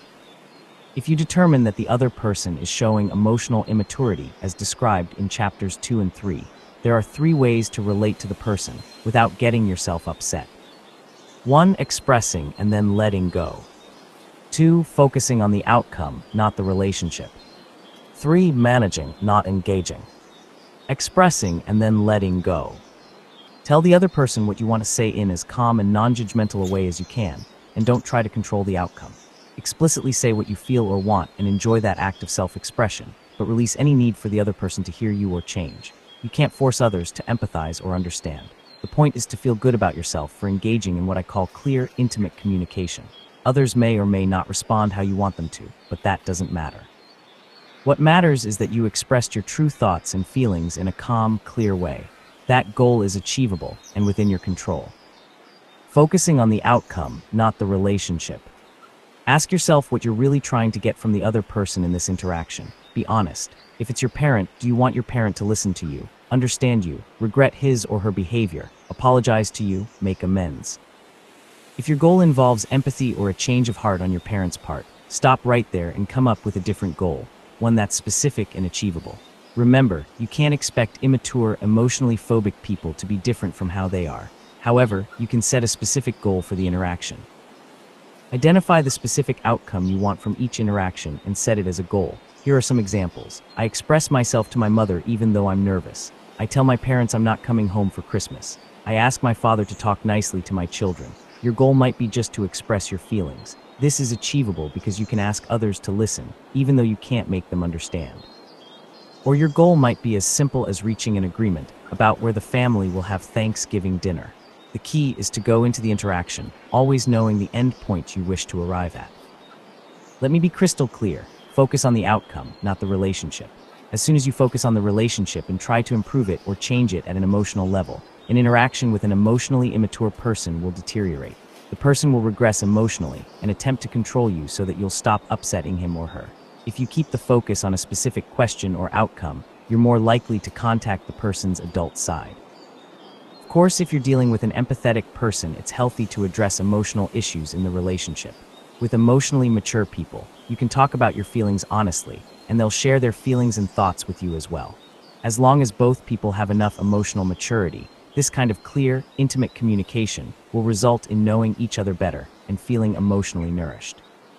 Managing, not engaging. Instead of emotionally engaging with immature people, set a goal of managing the interaction, including duration and topics. You may need to repeatedly redirect the conversation where you want it to go. Gently ease past attempts to change the topic or bait you emotionally. Be polite, but be prepared to address the issue as many times as it takes to get a clear answer. Emotionally immature people don't have a good strategy for countering another person's persistence. Their attempts at diversion and avoidance ultimately break down if you keep asking the same question. As a reminder, also manage your own emotions by observing and narrating your feelings to yourself, rather than becoming reactive. Some common concerns about the maturity awareness approach. People who hear about this approach for the first time tend to have certain concerns about it, especially about using it with their parents. Here are a few that I hear most often, with a response to each. Concern: this sounds like a cold and unrewarding way to have a relationship with my parents. I don't want to be thinking every second I'm with them. Response: if things are going well and you're enjoying being with your parents, there's no need to use this approach. But if you're getting emotional, angry, or disappointed, it's best to switch over to observing objectively and managing the interaction. You aren't being cold, you're focusing on what helps you maintain emotional balance. Concern: I feel guilty and devious when I keep some mental distance from my parents. I want to be open and natural with them. Response: observing consciously doesn't mean being devious or deceptive. It means keeping yourself from being drawn into a whirlpool of reactions that make things worse for everybody. As an adult, you want to be able to think as an individual, including amidst interactions with other people. Having clear self-awareness doesn't mean you're being disloyal. Concern: it's all very nice to advocate not being emotional around your parents, but you haven't seen how intense and manipulative my parents can be. I get overwhelmed by the intensity of their reactions. Response: we can all get overwhelmed by another person's emotion. That's known as emotional contagion, but you'll feel more secure if you set an intention of observing what's happening, rather than becoming swept up in it. Even a bit of observation will help lift you out of the pressure to feel others' distress. It's their distress, not yours. You might feel some of it, but you don't have to become as distressed as they are. Concern: my parents have been very good to me. They paid for my education and loaned me money. I would feel disrespectful if I saw them as emotionally immature. It doesn't seem right to think about them this way. Response: there's nothing right or wrong about thoughts. You aren't being disrespectful by being truthful with yourself about your parents' emotional limitations. To be an emotionally mature adult, you must be free to observe and assess others in the privacy of your own mind. It isn't disloyal to have your own opinion. You can respect your parents for everything they've given you, but you don't have to pretend they have no human frailties. As we discussed in Chapter 2, satisfying a child's physical and financial needs is not the same as meeting that child's emotional needs. For instance, if you needed someone to listen, to provide essential emotional connection, receiving money or a good education might distract you from that need, but it wouldn't fill it. Concern: how in the world do I stay calm and keep observing when my parents are making me feel guilty? Response: center yourself by focusing on your breath as it flows in and out. Feeling guilty isn't an emergency. Observe what's going on and silently narrate it to yourself in specific words. Mentally describing what's happening helps move you from your brain's emotional centers to its more objective, logical areas. Another strategy is to count. How many seconds did your parent go on that time? You might look at a clock and decide how much longer you're willing to listen. When that time is up, interrupt politely and say you have to leave or get off the phone soon. Say you have something to do, then disengage. You can also talk kindly to yourself. There's no reason to feel guilt. They're trying to push their feelings on me. I haven't done anything wrong. I have a right to an opinion. Try reminding yourself that your parent is attempting a diversion and that it's just like dealing with an upset toddler. The unpleasantness will be over sooner if you stay calm and focused on your desired outcome instead of getting into the fray. Concern, I can learn and practice these skills while I'm sitting calmly by myself, but it all goes out the window when my parents start criticizing me. I feel as nervous as a place kicker in the Super Bowl. How can I ever be calm enough to observe or manage them? Response, the Super Bowl place kicker may be nervous, but you can be sure he's working to be as calm as he can. A big part of sports psychology is learning how to relax when under stress. Your goal is to practice being a little less nervous than usual by focusing on the outcome you want. This isn't the Super Bowl. There's no pressure because you are no longer struggling to gain anything. You don't need the negativity your parents dish up. It isn't about winning or losing. It's about freeing yourself from reacting to your parents' emotional contagion. Concern, I worry so much about my parents. They're always unhappy about something. I just want to make them feel better. Response, you can't. Have you noticed that no matter what you do, your parents don't stay happy for long? Just because they're complaining doesn't necessarily mean their goal is to feel better. That's your interpretation. Treat them nicely, but don't bleed for them. Their healing story and role selves may require a lot of suffering and complaining. It isn't your job to abandon your own path and try to push them from behind. If you do, they're likely to become even more difficult and unpleasant. Annie's story continued. After months of enduring her mother Betty's stubborn silent treatment, Annie tried the maturity awareness approach. She invited her parents to join her at one of the kids' soccer games. That was about as long as Annie thought she could stay objective and in control emotionally. Her desired outcome was a visit with no drama, simply re-establishing contact with her parents. Instead of trying to engage Betty in an open-hearted way, Annie stayed in a neutral observing mode, interacting pleasantly but not expecting any warmth from her mother.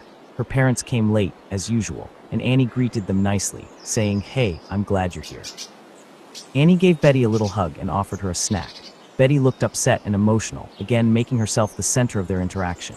But as Annie reported, I didn't acknowledge it or feed it.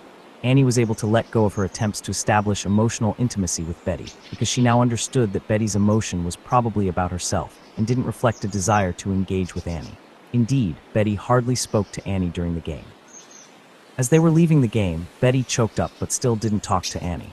Annie was mentally prepared, and rather than feeling irritated, she simply observed how Betty avoided genuine communication and instead acted like she was the injured party. Afterward, Annie summed up her experience with her mother by saying, "I'm finally figuring out that this is who my mother is. This is her personality. It's not about me. I'm glad I didn't get sucked into how she's the one who's been hurt. I'm proud that I'm able to separate her behavior from my sense of worth." On Betty's birthday, Annie called and left a couple of messages, but she didn't invite her mother over. Annie felt good about doing as much as was emotionally possible for her to do. She didn't make it her problem that Betty didn't call back. When Annie finally reached Betty on the phone a few days later, her mother answered tersely, in a cold, reserved tone. Annie played it straight and said, "I'm surprised I didn't hear from you. Did you get my messages?" When Betty answered coolly in the affirmative, not thanking her and not showing any warmth, Annie decided to end the conversation and said, "We'll have to catch up sometime, Mom. Why don't you call me? We'll schedule a get-together." After that conversation, Annie felt more emotionally free. She was no longer obsessed with her mother's rejection. She'd managed to relate to Betty as a fellow adult, instead of playing out the old role self of an open-hearted little girl who hoped to one day win her disapproving mother's love. In our next session, she said, "I no longer feel that I've done anything wrong. It's sad that this important relationship, which I've always struggled with, won't have a good resolution. But the fact that my mother doesn't respond doesn't put a judgment on me. It's just another indication that she can't handle a close relationship with me. Even if my warmth repels her that badly, I can't switch it off. I don't want to switch my warmth off." Stepping out of an old role self. The ability to step back and observe not only your parent, but also your own role self is where emotional freedom begins. When you see how you've gotten stuck in a role self and are trying to make a healing fantasy come true, you can decide to do it differently. Rochelle's story. Rochelle's mother was a very demanding woman who expected Rochelle to be at her beck and call. As Rochelle put it, I used to feel like I couldn't be okay unless my mother changed and acknowledged me. But when Rochelle decided to observe her mother's emotional immaturity instead of being automatically hurt by it, she felt a profound change. For the first time, I saw her behavior for what it was. I didn't get angry or disappointed like before, when I felt like I had to get her to acknowledge me. Because Rochelle had worked on acknowledging herself and her genuine feelings toward her mother, she no longer felt like she had to play a certain role or fulfill her mother's healing fantasy by pouring attention on her. I no longer feel compelled to jump in immediately and be the good daughter for her. I don't have to take on her problems. Rochelle now calls her mother when she feels like it, and she feels free now to say no to her mother's requests. And now that she doesn't feel obligated to put on the role self of the dutiful daughter, Rochelle actually feels free to be more relaxed around her mom. Keeping a grip on your own thoughts and feelings. The ultimate goal in any interaction with a parent or an emotionally immature person is to keep a grip on your own mind and feelings. To do this, you need to stay observational, noticing how you're feeling and how the other person is acting. From this perspective, you can retain your individual point of view and be more immune to the other person's emotional contagion. With parents, keeping your mind on your specific desired outcome for the interaction will help you retain an objective, observing stance no matter how they behave. It keeps you in your thinking brain, instead of falling into your emotions or a fight or flight reaction. In this way, focusing on your goal for the interaction helps you hold on to your true self, while old healing fantasies and role expectations are swirling around you. Being cautious about new openness. According to Murray Bowen, 1978, as a child becomes more of an individual, the emotionally immature parent's knee-jerk reaction is to do something that attempts to force the child back into an enmeshed pattern.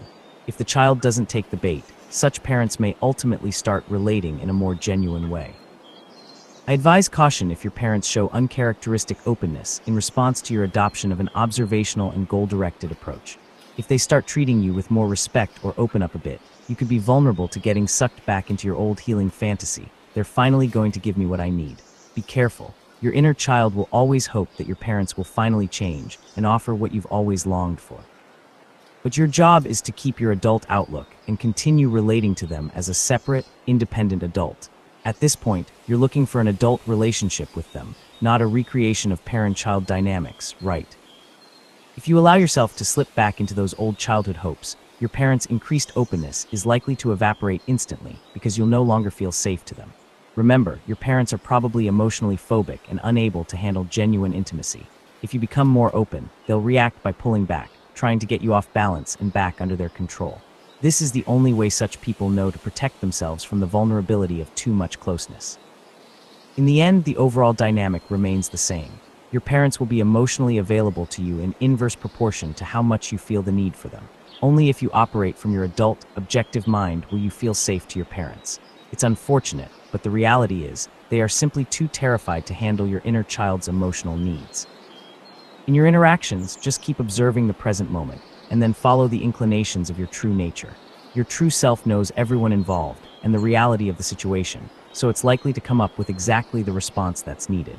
But the only way the true self can do that is if you stay in an objective, watchful state that's grounded in your own individuality. Summary: our early dependence on our parents makes us seek their love and attention. However, we must step away from our childhood roles if we don't want to repeat them in our adult relationships. The maturity awareness approach will help you deal with an emotionally immature parent or any difficult self-involved person more effectively. You'll have better results if you try to relate to your parent in a neutral way, rather than trying to have a relationship. First, you need to assess your parent's level of maturity and approach interactions between the two of you from an observational perspective, focusing on thinking rather than reacting emotionally. Then you can employ the 3 steps involved in the maturity awareness approach: expressing yourself and then letting it go, focusing on the outcome rather than the relationship, and managing the interaction rather than engaging emotionally. In the next chapter, we'll explore the road to freedom from old parent-child patterns. As you read on, you'll see how good it feels to finally step out of old patterns of relating that have been running your life. How it feels to live free of roles and fantasies. In this chapter, we'll explore what life feels like when you stop playing a role in order to relate to an emotionally immature parent. We'll see how new thoughts and actions can help you transcend the emotional loneliness of playing a role as you regain the emotional freedom to truly be yourself. As you'll learn, it can be a struggle to get free, but it's well worth it. Family patterns that may be holding you back. Before we dive into discovering and fostering your true self, let's review some of the family dynamics that keep people trapped in old roles. Discouragement of individuality. If you were raised by an emotionally immature parent, you spent your early years tiptoeing around the anxieties of an emotionally phobic person. The enmeshed families created by such parents are a stronghold against their fear of individuality. A child's individuality is seen as a threat to emotionally insecure and immature parents because it stirs up fears about possible rejection or abandonment. If you think independently, you might criticize them or decide to leave. They feel much safer seeing family members as predictable fantasy characters rather than real individuals. For parents who fear both real emotion and abandonment, authenticity in their children presents frightening evidence of the child's individuality.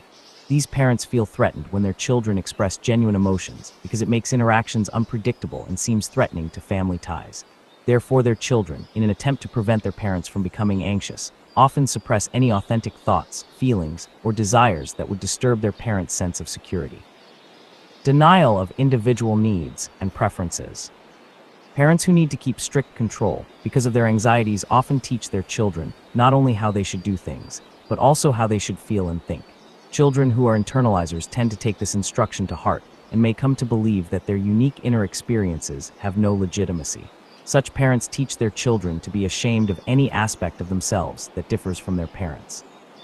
In this way, children may come to see their uniqueness and even their strengths as odd and unlovable. In such families, internalizing children often learn to feel ashamed of the following normal behaviors: enthusiasm, spontaneity, sadness and grief over hurt, loss, or change, uninhibited affection, saying what they really feel and think, expressing anger when they feel wronged or slighted. On the other hand, they are taught that the following experiences and feelings are acceptable or even desirable: obedience and deference toward authority, physical illness or injury that puts the parent in a position of strength and control, uncertainty and self-doubt, liking the same things as the parent, guilt and shame over imperfections or being different, willingness to listen, especially to the parent's distress and complaints, stereotyped gender roles, typically people-pleasing in girls and toughness in boys. If you were an internalizing child with an emotionally immature parent, you were taught many self-defeating things about how to get along in life. Here are some of the biggest ones. Give first consideration to what other people want you to do. Don't speak up for yourself. Don't ask for help. Don't want anything for yourself. Internalizing children of emotionally immature parents learn that goodness means being as self-effacing as possible, so their parents can get their needs met first. Internalizers come to see their feelings and needs as unimportant at best and shameful at worst. However, once they become conscious of how distorted this mindset is, things can change rather quickly. For example, Carolyn's healing fantasy was that if she was subservient and let her mother be the main character in her life story, her mother would finally appreciate her. But in therapy, she came to this realization: my family role was a fiction. I've realized I'm not a bit character in someone else's novel. I can step off the page. I no longer want to be in that book. Adhering to an internalized parental voice. You may wonder how parents can manage to train a child to go against his or her gut instincts and life-affirming impulses. It occurs through a process I call parent voice internalization. As children, we absorb our parents' opinions and beliefs in the form of an inner voice that keeps up an ongoing commentary that appears to be coming from inside us. Often this voice says things like "you should," "you'd better," or "you have to." But it may just as frequently make unkind comments about your worth, intelligence, or moral character. Although this commentary sounds like your own voice, it's really an echo of your early caretakers. If you'd like to learn more about this, the book Conquer Your Critical Inner Voice can help you identify where your inner voices came from and how to free yourself from their negative influence. Everyone internalizes their parents' voices. It's how we're socialized. And while some people end up with a supportive, friendly, problem-solving inner commentary, many hear only angry, critical, or contemptuous voices. The unrelenting presence of these negative messages can do more damage than the parent him or herself. Therefore, you need to interrupt these voices in the act of making you feel bad so that you can separate your self-worth from their critical evaluations. The goal is to recognize the voice as something imported that isn't part of your true self, so that it no longer feels like a natural part of your own thinking. One way of doing so is to use the maturity awareness approach in Chapter 8 to relate to those negative voices inside your head, just as you'd use that approach with a parent. As you get more objective about your emotionally immature parent, you can also reevaluate the voices in your head and begin to free yourself from their undue influence. Just as with your actual parent, you can make a point to observe how these internal voices talk to you. You can take what you hear with a grain of salt and make a rational decision about whether you want to keep listening to that inner critic. Freedom to be human and imperfect. Internalized parental voices probably originate in the left hemisphere of the brain, where language and logic rule. When the left brain is allowed to run the show, it puts perfectionism and efficiency before feeling, and judgment before compassion. Without the balance provided by the more personal and intuitive right side of the brain, your left brain will use machine-like equations of right and wrong to size you up. Its moralistic voice will tell you that you're either good or bad, perfect or broken, depending on what you accomplish. This kind of judgmental logic is an aspect of the mental rigidity that accompanies emotional immaturity. Jason's story. Jason, a successful college professor and amateur artist, had been depressed for years. He'd grown up with an arrogant, critical father and a self-preoccupied mother, neither of whom had any patience for him. Jason had internalized a very negative, perfectionistic inner parental voice that constantly evaluated him. No matter what Jason did, that inner voice had something deflating to say about it. Anytime he failed to perform as perfectly as that inner voice demanded, he instantly reacted with self-judgment and self-loathing. In addition, he could never tell if he really wanted to do something or just thought he wanted to because the voice said he should. Fortunately, in the course of therapy, Jason became aware of the connection between this inner voice and his disapproving parents. Like his parents, this negative voice criticized all his choices, constantly undermining his self-confidence. Instead of accepting it as the voice of reason, as he had for years, Jason finally recognized it as the disembodied voice of his parents and understood its destructive agenda. Once he was able to hear the voice for what it was, Jason realized that he didn't have to believe it when it told him he was being bad, selfish, or lazy.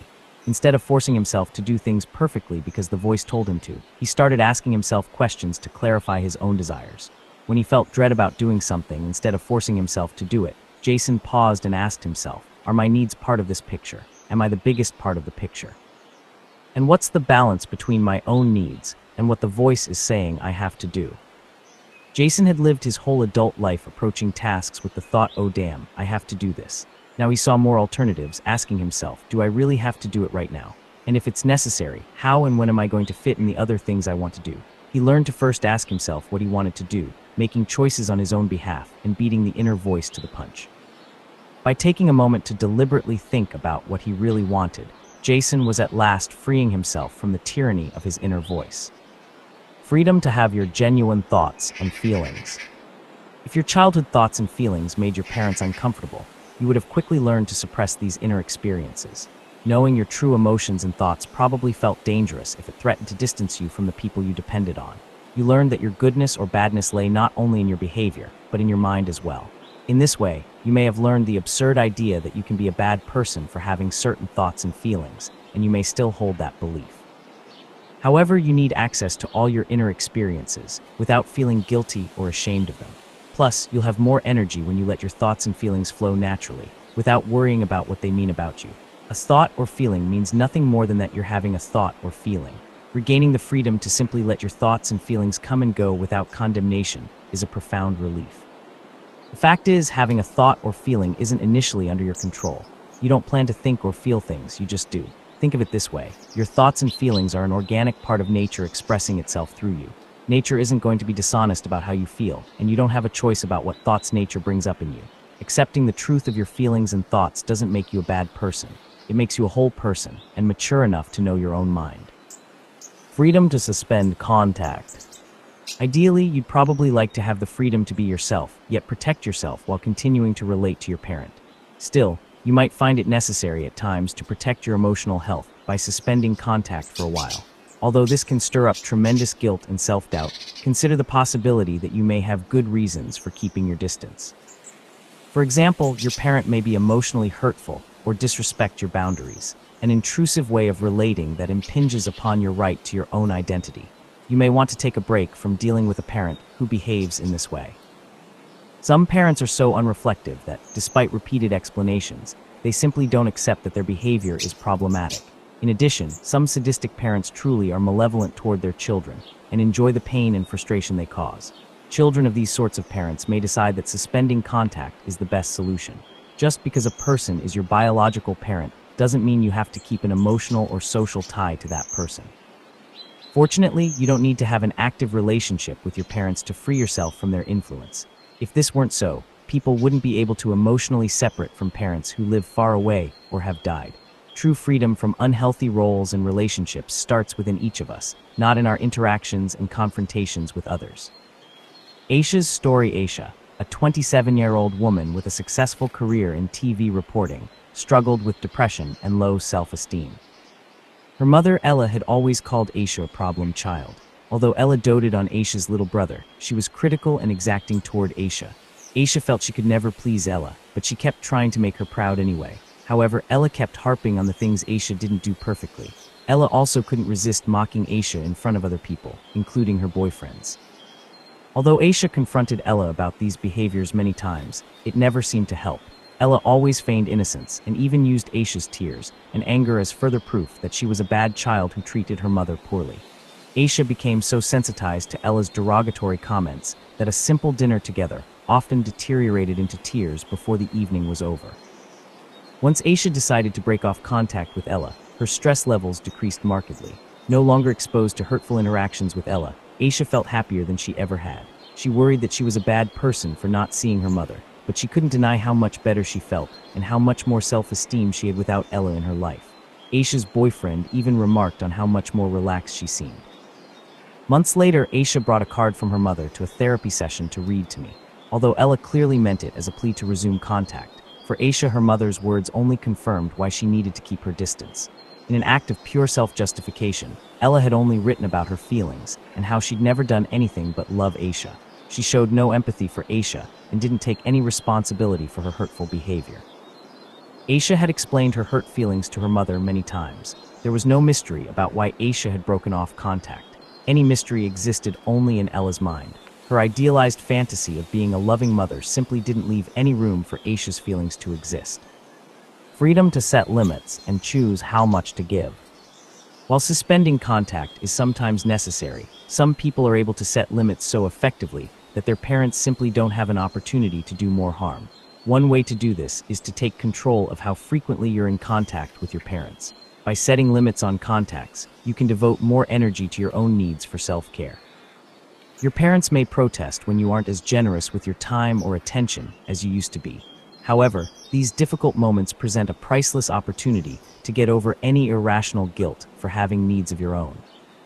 Remember, if you're an internalizer, you'll be inclined to feel that the answer to any problem is for you to make things better, and that if you try a little harder, the situation, including others' behavior, will improve. It's such a relief to realize that this isn't true. More often, internalizers keep trying harder and externalizers keep taking advantage of this. Remember, your goodness as a person isn't based on how much you give in relationships, and it isn't selfish to set limits on people who keep on taking. Your job is to take care of yourself, regardless of what others think you should be doing for them. Paying attention to subtle energy drains from other people can help you realize when you're giving too much. Even in minor encounters, you can adjust how much you give so you won't be exhausted by trying to fulfill others' needs. I recommend using the maturity awareness mindset to observe how your parents react when you ask them to respect your boundaries. Notice whether they try to make you feel ashamed and guilty, as if they have a right to do whatever they want, regardless of how it affects you. Brad's story. Brad had his hands full with a demanding job, 4 children, and a shaky marriage.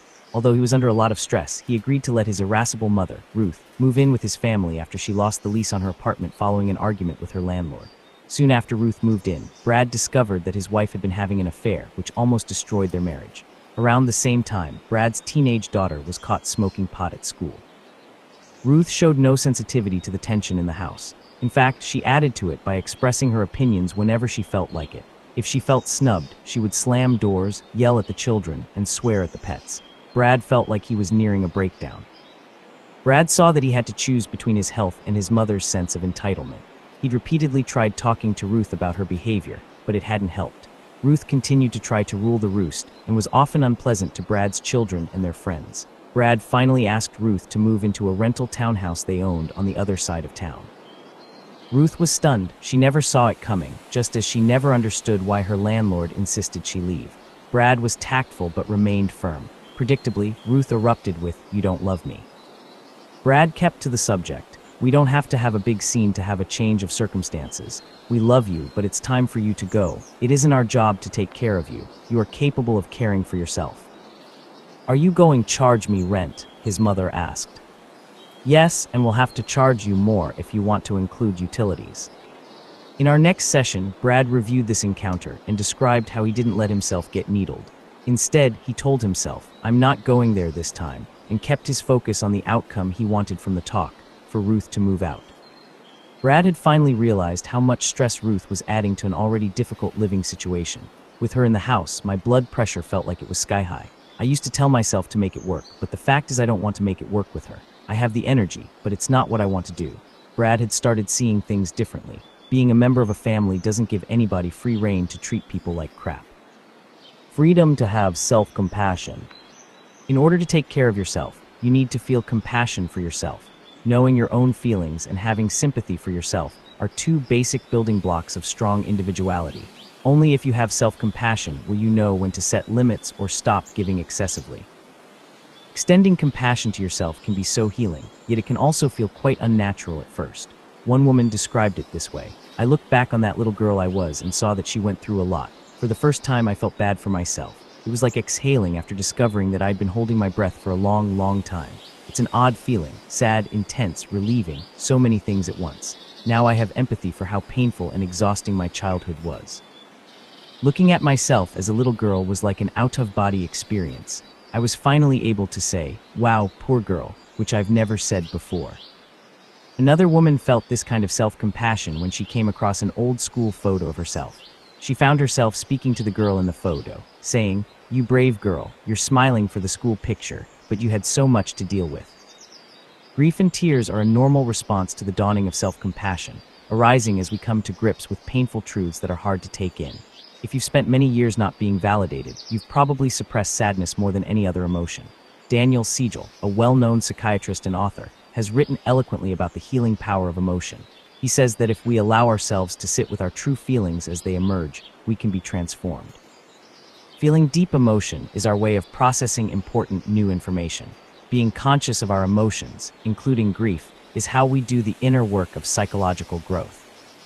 According to Siegel, when we are feeling emotion, we are integrating and absorbing new awareness into our consciousness.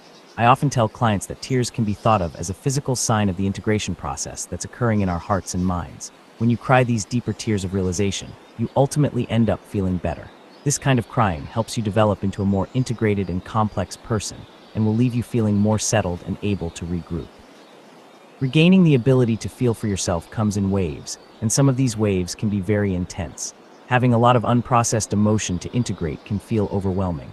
You'll benefit from reaching out to a compassionate friend or therapist for comfort and support to help you through these times, but don't be afraid of this natural process.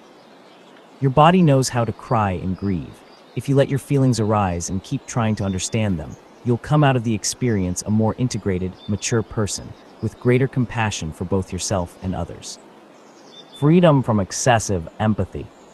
Internalizers are so emotionally sensitive that they can go overboard in feeling empathy for other people's problems or what they imagine other people's suffering to be. Sometimes they end up feeling worse about another person's situation than the other person does. With healthy empathy, on the other hand, you can have compassion without losing awareness of your own limits. Rebecca's story. Rebecca's elderly mother, Irene, was an externalizer who complained constantly. Nothing was ever right, even though Rebecca had tried her hardest to make her happy. Although Rebecca was doing a good job of setting boundaries with Irene, she still had a blind spot. One day in session, Rebecca revealed a fundamental error in her thinking when she commented, "But there's nothing wrong with wanting her to feel better." "Yes, there is," I found myself exclaiming. This belief was at the heart of Rebecca's self-sacrificing role with her mother. Being invested in Irene feeling better was a serious problem, because it fueled Rebecca's emotional enmeshment with her mom. I asked Rebecca what evidence she had that Irene wanted to feel better. Irene didn't live her life in such a way that she could feel better, and I couldn't see any signs that she was responding well to anything Rebecca was doing. Feeling better clearly didn't seem to be Irene's goal, so the fact that Rebecca had made it her central agenda doomed her to failure. She was working towards something Irene didn't seem to want. In fact, Irene's life theme was all about not getting what she wanted. Who was Rebecca to mess with that? One evening when Rebecca was about to leave Irene's house after a very frustrating day spent unsuccessfully trying to help her, Irene looked at Rebecca and said, "Just keep coming to see me." Rebecca was flabbergasted. After all she had tried to do to make her mother happy, was this all she really wanted? Rebecca decided to take Irene at her word, reining in her empathy and efforts to help so she wouldn't dread visiting her mother. She finally saw that Irene would never be happy, but that this didn't have to be a problem for either of them. Freedom to take action on your own behalf. Growing up with emotionally immature parents may have caused you to feel helpless, both as a child and as an adult. Their lack of emotional attentiveness can make it feel as though what you want doesn't matter. You may have been convinced that all you could do was wait until someone felt like giving you what you need. It's important to realize that childhood experiences of profound helplessness can feel traumatic, causing people to later react to adult feelings of helplessness, with sensations of collapse and a feeling of, "There's nothing I can do, and no one will help me." As children, sensitive internalizers can be so affected by this feeling that later they're prone to feeling like victims with no control, at the mercy of powerful people who refuse to give them what they desperately need. Even if this victim reaction is deeply ingrained, you can always reclaim your right to ask for help, and even more importantly, to keep on asking for help as often as necessary. Action on your own behalf is the antidote to traumatic feelings of helplessness. Although being raised by emotionally immature parents gave you a very limited sampling of what life and relationships have to offer, hopefully you're starting to realize how expansive the possibilities are, and that you owe it to yourself to ask for what you need. Carissa's story, after finally seeing how her dominating father, Bob, had trained her to feel helpless and passive around authority figures, Carissa went to visit her parents, prepared to observe them, express herself, manage interactions, and work toward outcomes she wanted. She was amazed at how well the visit went. Thanks to some help from her husband, Alejandro, her father didn't manage to take the floor with his political rants and lectures about his pet peeves. As soon as her father began to warm to his subject, Alejandro suddenly started talking about a different topic, an unexpected turn of events that seemed to confuse Bob and derailed his conversation.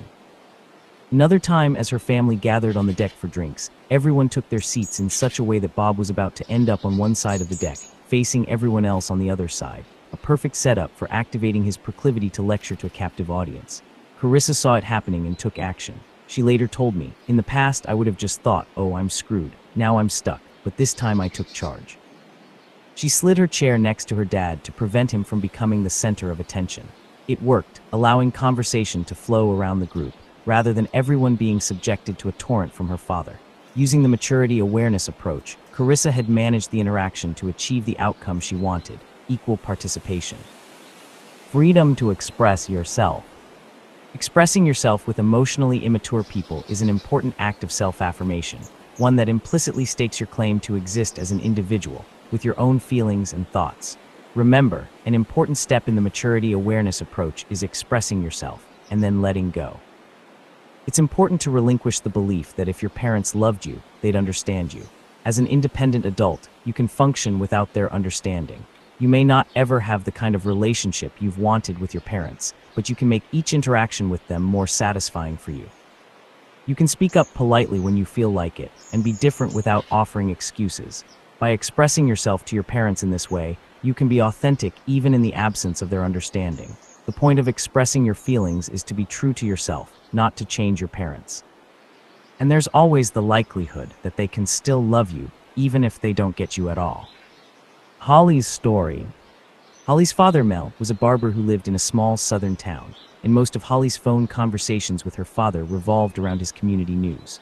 Holly, who held a high-level job as a federal investigator, had always longed for her father's recognition of her accomplishments. But when she brought up her job or other high points in her life, Mel seemed to have no idea how to respond to her.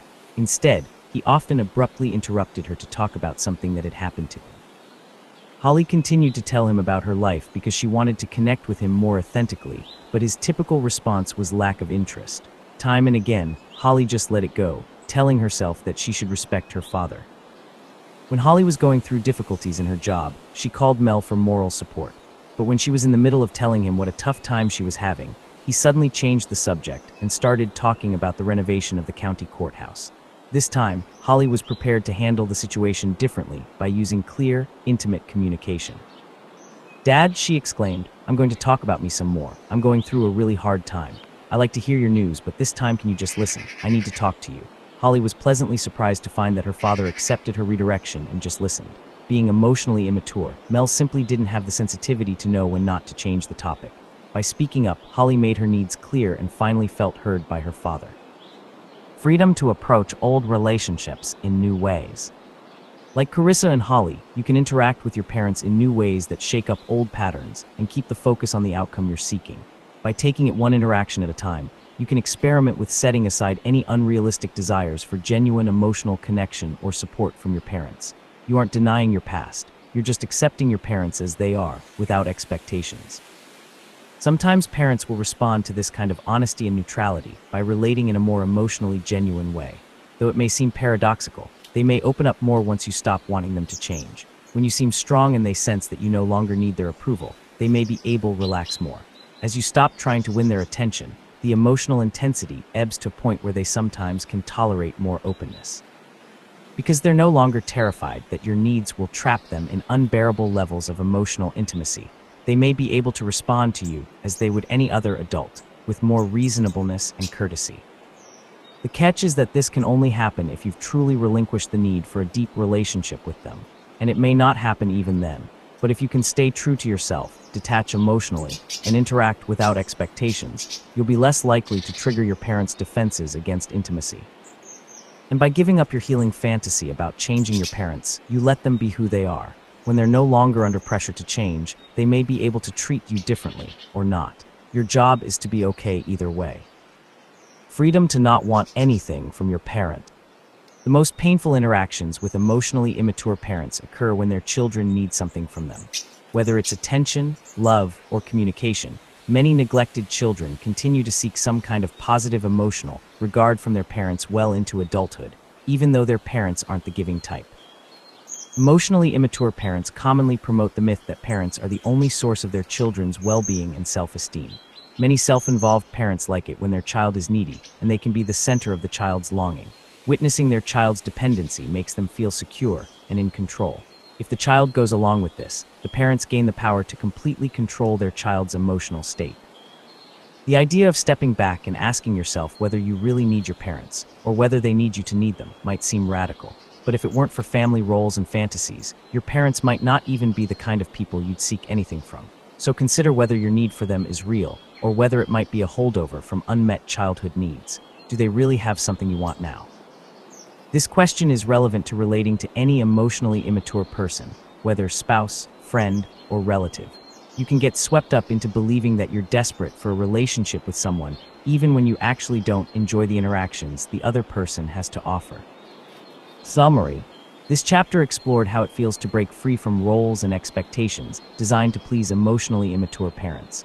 Although you may have learned to reject yourself thanks to an overly critical inner voice that expects perfection, you can reclaim your true self and genuine thoughts and feelings regardless of other people's reactions. You can claim the freedom to express yourself and take action on your own behalf. You're free to extend compassion to yourself and even grieve what you've lost as a result of having emotionally immature parents. You now know that your first job is your own self-care, including setting limits on how much you give, even to the point of suspending contact with your parents if necessary. You no longer have to exhaust yourself with excessive empathy for other people. In addition, you're likely to find that your relationship with your parents becomes more tolerable as you relinquish the need for their emotional acceptance. And as you shed your old family role, you can relate to your parents more honestly, without needing them to change. In the next chapter, which is the final chapter in the book, we'll take a look at how you can use the maturity awareness approach to find more emotionally mature friends and partners. I'll also offer some pointers on developing new attitudes and values that will promote the possibility of more rewarding and reciprocal relationships in the future. Chapter 10. How to identify emotionally mature people. The previous chapter explored how you can reclaim your emotional freedom by honoring your true self in your relationships with your parents and others, setting limits, and acting on your own behalf. In this chapter, you'll learn how to identify people who are emotionally mature enough to engage in a mutually satisfying relationship. I'll also discuss how you can adopt new attitudes about relationships so that you can interact in ways that will help put emotional loneliness firmly in your past. Unfortunately, adult children of emotionally immature parents can be skeptical that a relationship could enrich their life. Instead, they tend to think that rewarding relationships are a pipe dream, too good to be true. And beneath this thought, they typically fear that other people won't be truly interested in who they are. These negative expectations perpetuate emotional loneliness, but you can change them once you're aware of them. The lure of old patterns. Remember what said, all humans share the primitive instinct that familiarity means safety. Therefore, if you grew up with emotionally immature parents, you may feel subconsciously drawn to the familiarity of egocentric and exploitative people.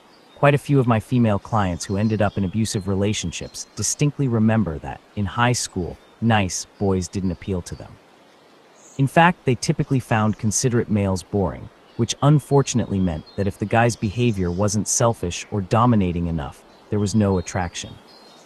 For these women, self-centered males probably stirred up uncertainty in a way they found exciting. But was this actual excitement, or was it a shiver of childhood anxiety in response to a self-involved person who wanted to use them? One tenet of schema therapy, developed by Jeffrey Young, is that the people we find most charismatic are subconsciously triggering us to fall back into old, negative family patterns. Young warns that this kind of instant chemistry can be a danger sign, indicating that self-defeating roles from childhood are being reactivated beneath the surface. This chapter will help you turn that dynamic around.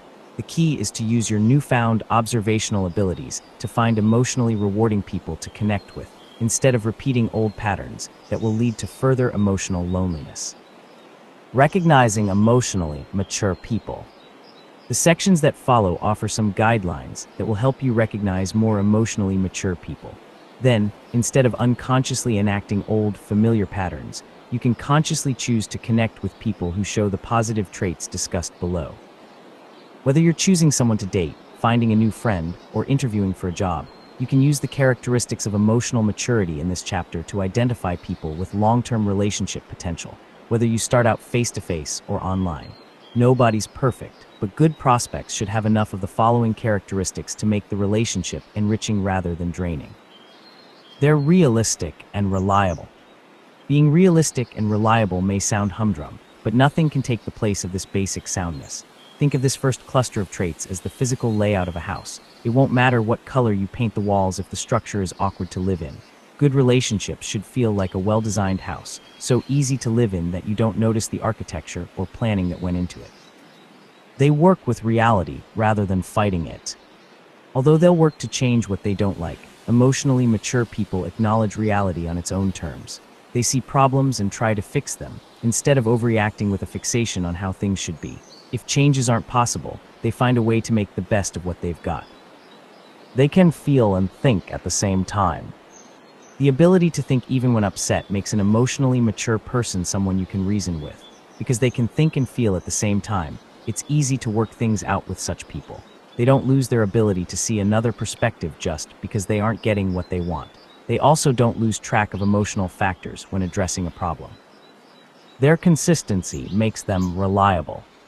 Because emotionally mature people have an integrated sense of self, they usually won't surprise you with unexpected inconsistencies. You can count on them to be basically the same across different situations. They have a strong self, and their inner consistency makes them reliable custodians of your trust. They don't take everything personally. Emotionally mature people are realistic enough to not be offended easily and can laugh at themselves and their foibles. They aren't perfectionistic and see themselves and others as fallible human beings, doing the best they can.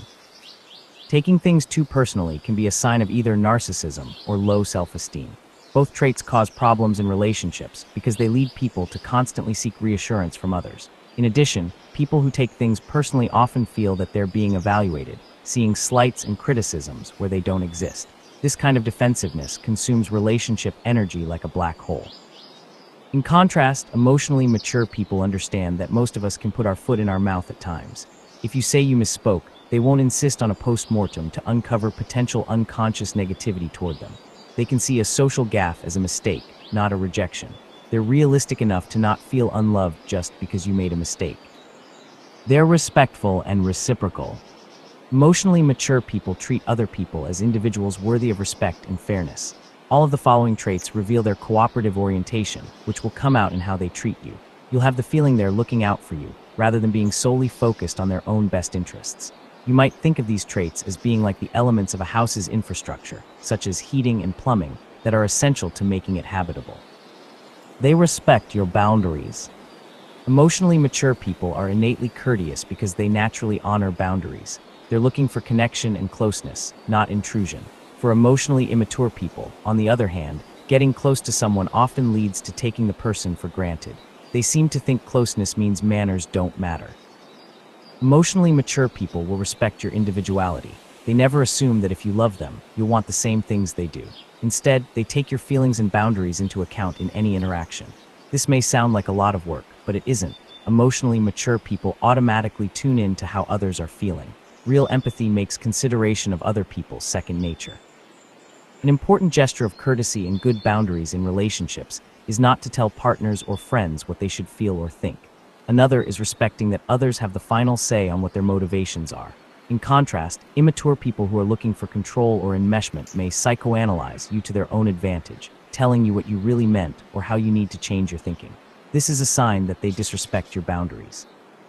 Emotionally mature people may tell you how they feel about what you did, but they don't pretend to know you better than you know yourself.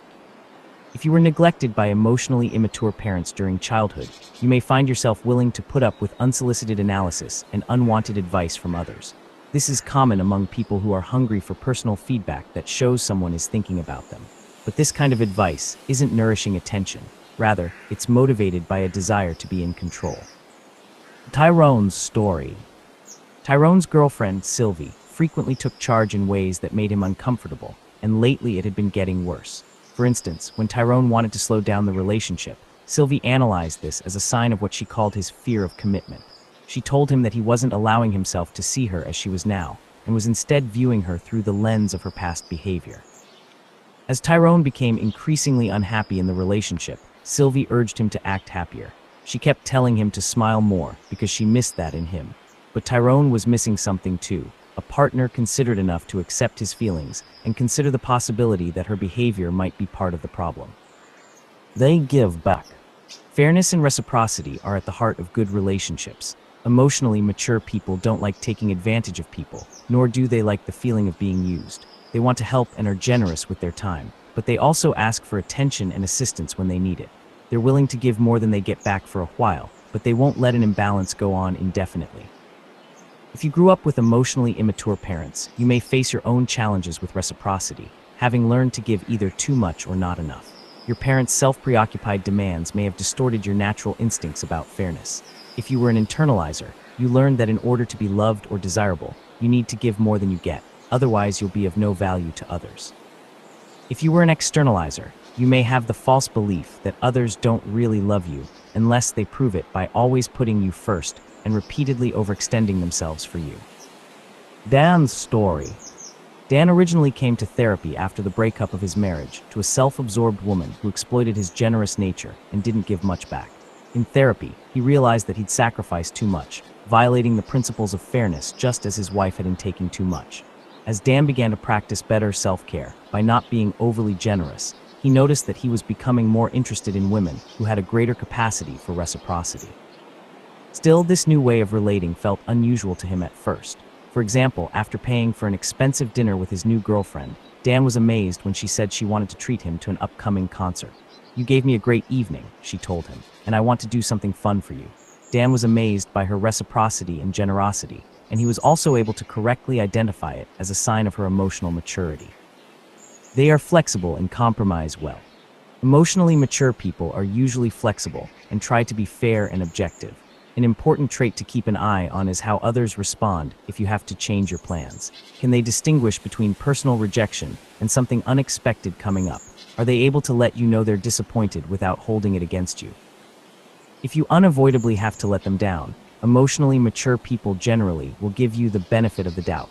especially if you're empathetic and suggest trade-offs or compromises to ease their disappointment. Most emotionally mature people can accept that changes and disappointments are a part of life. They accept their feelings and look for alternative ways to find gratification when they're disappointed. They're collaborative and open to others' ideas. When you forge a compromise with an emotionally mature person, you won't feel like you're giving anything up. Instead, both of you will feel satisfied. Because collaborative, mature people don't have an agenda to win at all costs, you won't feel like you're being taken advantage of. Compromise doesn't mean mutual sacrifice. It means a mutual balancing of desires. In a good compromise, both people feel that they got enough of what they wanted. In contrast, emotionally immature people tend to pressure others into concessions that aren't in their best interest, often pushing a solution that doesn't feel fair. People who are in unhappy relationships often say things like, "Relationships are about compromise, right?" But I can tell by their facial expressions that they aren't talking about compromise. They're talking about feeling pressured into doing what the other person wants. Real compromise feels different, as though your needs were taken into account, even if you didn't get everything you wanted. Believe it or not, compromise can be enjoyable, not painful, when you negotiate with emotionally mature people. They are so attentive and connected that it's a pleasure working things out with them. They care about how you feel and don't want to leave you feeling unsatisfied. Because they have empathy, they won't feel settled if you're unhappy with the outcome. They want you to feel good too. Being treated with such consideration can make compromise a rewarding experience. They're even-tempered. The sooner temper shows up in a relationship, the worse the implications. Most people are on their best behavior early in a relationship, so be wary of people who display irritability early on. It can indicate both brittleness and a sense of entitlement, not to mention disrespect. People who have a short fuse and expect that life should go according to their wishes don't make for good company. If you find yourself reflexively stepping in to soothe someone's anger, watch out. There are enormous variations in how people experience and express their anger. More mature people find a sustained state of anger unpleasant, so they quickly try to find a way to get past it. Less mature people, on the other hand, may feed their anger and act as though reality should adapt to them. With the latter, be aware that their sense of entitlement may one day place you in the crosshairs of their anger. People who show anger by withdrawing love are particularly pernicious. The outcome of such behavior is that nothing gets solved and the other person just feels punished. In contrast, emotionally mature people will usually tell you what's wrong and ask you to do things differently. They don't sulk or pout for long periods of time or make you walk on eggshells. Ultimately, they're willing to take the initiative to bring conflict to a close, rather than giving you the silent treatment. That said, people typically need some time to calm down before they can talk about what made them angry, regardless of their emotional maturity level. Forcing an issue when both parties are still angry isn't a good idea. Taking a timeout often works better, helping people avoid saying things in the heat of an argument that they might later regret. In addition, people sometimes need space to deal with their feelings on their own first. They are willing to be influenced. Emotionally mature people have a secure sense of self. They don't feel threatened when other people see things differently, nor are they afraid of seeming weak if they don't know something. So when you have an insight to share with them, they listen and consider what you tell them. They may not agree, but thanks to their natural curiosity, they'll try to understand your point of view. John Gottman, well known for his research into relationships and marital stability, describes this trait as a willingness to be influenced by others, and counts it among his 7 principles for a sustainable, happy relationship. Men are especially prone to rejecting a partner's input, since they're socialized to be self-assured and to resist undue influence. When this cultural training goes too far, it can get in the way of harmonious reciprocity in intimate relationships. However, there's no gender corner on this market. Plenty of women also refuse to be influenced by anybody and can be just as rigid as any man. Whatever the gender, unwillingness to consider someone else's point of view indicates emotional immaturity and a rocky road ahead. They're truthful. Telling the truth is the basis of trust and a sign of a person's level of integrity. In addition, it shows respect for the other person's experience. Emotionally mature people understand why you're upset if they lie or give you a false impression. Telling the absolute truth can be hard for all of us at times, for many reasons. For example, when we have to interact with an angry or critical person, we may be inclined to lie for self-protection. But you can count on an emotionally mature person to be genuine and forthcoming when honesty really counts. They apologize and make amends. Emotionally mature people want to be responsible for their own behavior and are willing to apologize when needed. This kind of basic respect and reciprocity mends injured trust and hurt feelings, and helps maintain good relationships. Although emotionally immature people may also offer apologies, these are often nothing more than lip service, designed to placate others without a real intent to change. Such apologies have no heart in them and typically feel more like an evasion than relationship repair. People who are sincere, on the other hand, won't just apologize, they'll also make a clear statement about how they intend to do things differently. When you tell people that they've hurt or disappointed you, observe their response. Do they just defend themselves, or do they try to change? Do they apologize just to appease you, or do they understand and care about what you felt? Crystal's story. Crystal found email evidence that her husband, Marcos, was having an affair. Marcos begged for forgiveness, but the fallout from her discovery almost ended their marriage. After a temporary separation, Crystal decided that she was willing to work on the relationship, but one of her conditions was that they keep talking about what had happened. She needed to understand, and she needed more details. Marcos couldn't fathom this and told her, "I said I'm sorry. What more do you want? Why do you keep bringing it up? What do you want me to do?" The answer was simple. Crystal wanted Marcos to self-reflect, explain why he'd had the affair, and know how betrayed she felt. She also needed Marcos to hear her out instead of shutting her down. People who have been betrayed are often consumed with getting all the facts.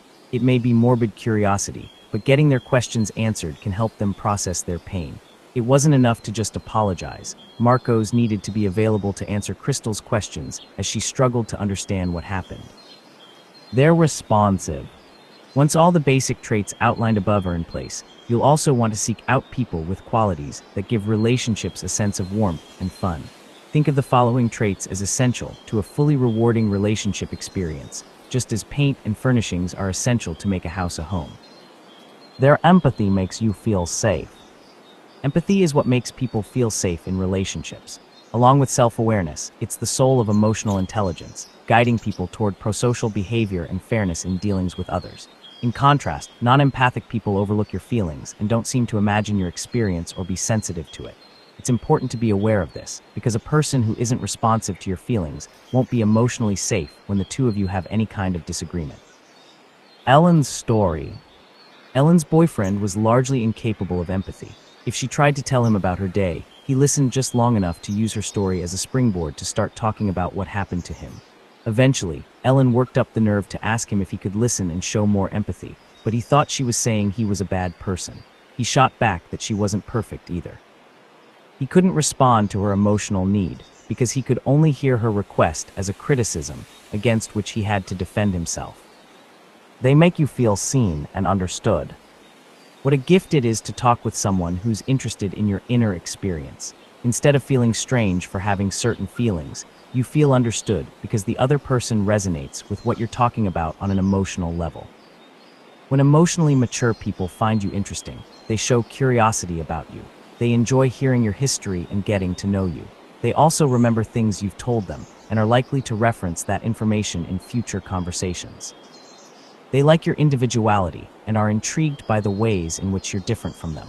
This reflects their desire to really get to know you, rather than looking for you to mirror them. Emotionally mature people see you positively and keep a mental library of your best qualities. They often reference your strengths and sometimes seem to know you better than you know yourself. In the climate of such interest and acceptance, you'll feel that you can be completely yourself and may find yourself telling the other person things you hadn't planned to, or sharing a personal experience that you usually keep to yourself. You'll also notice that the more you share with such people, the more they share with you. That's how true intimacy develops and flourishes. Once they trust you, they'll engage in clear, intimate communication and let you into their inner world. If you've been emotionally neglected in the past, this may be a new and exhilarating experience for you. You'll also discover that when you feel distressed, emotionally mature people don't pull back. They aren't afraid of your emotions and don't tell you that you should be feeling some other way. They embrace your feelings and like learning about the things you want to tell them. And you will want to tell them things. It's wonderful and validating to find someone who really listens. They like to comfort and be comforted. Emotionally mature, responsive people have an emotional engagement instinct that works smoothly. They like to connect, and they naturally give and receive comfort under stressful conditions. They are sympathetic and know how crucial friendly support can be. They reflect on their actions and try to change. Emotionally mature people are capable of taking a look at themselves and reflecting on their behavior. They may not use psychological terms, but they clearly understand how people affect each other emotionally. They take you seriously if you tell them about a behavior of theirs that makes you uncomfortable. They're willing to absorb this kind of feedback because they enjoy the increased emotional intimacy that such clear communication brings. This shows interest in and curiosity about other people's perceptions, along with a desire to learn about and improve themselves. Willingness to take action as a result of self-reflection is also important.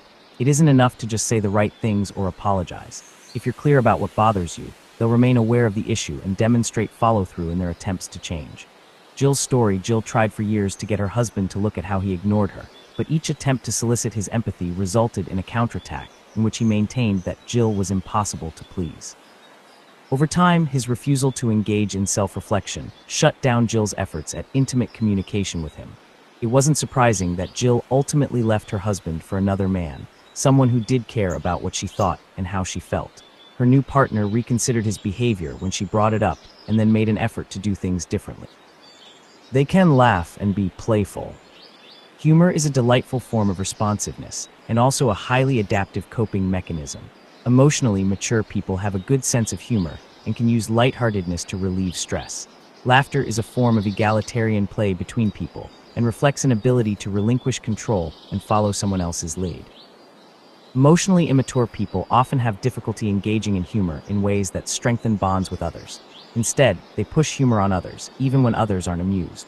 They also tend to enjoy humor at someone else's expense, using it to boost their self-esteem. For example, they may enjoy humor that involves tricking people or making them look foolish or inept. This trait is a good indicator of how they will eventually treat you. Humor with an edge, such as sarcasm, is best served as a spice, not the main course. In moderation, it adds a bit of pleasurable tension, but in excess it reflects cynicism, which is hard to live with as a steady diet.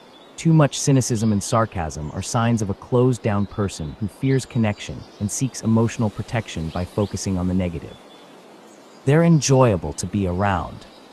Being enjoyable to be around is a somewhat ineffable characteristic, but it's crucial for relationship satisfaction. Reviewing the traits above, you can see that emotionally mature people have an overall positive vibe that's pleasurable to be around. They aren't always happy, of course, but for the most part, they seem able to generate their own good feelings and enjoy life.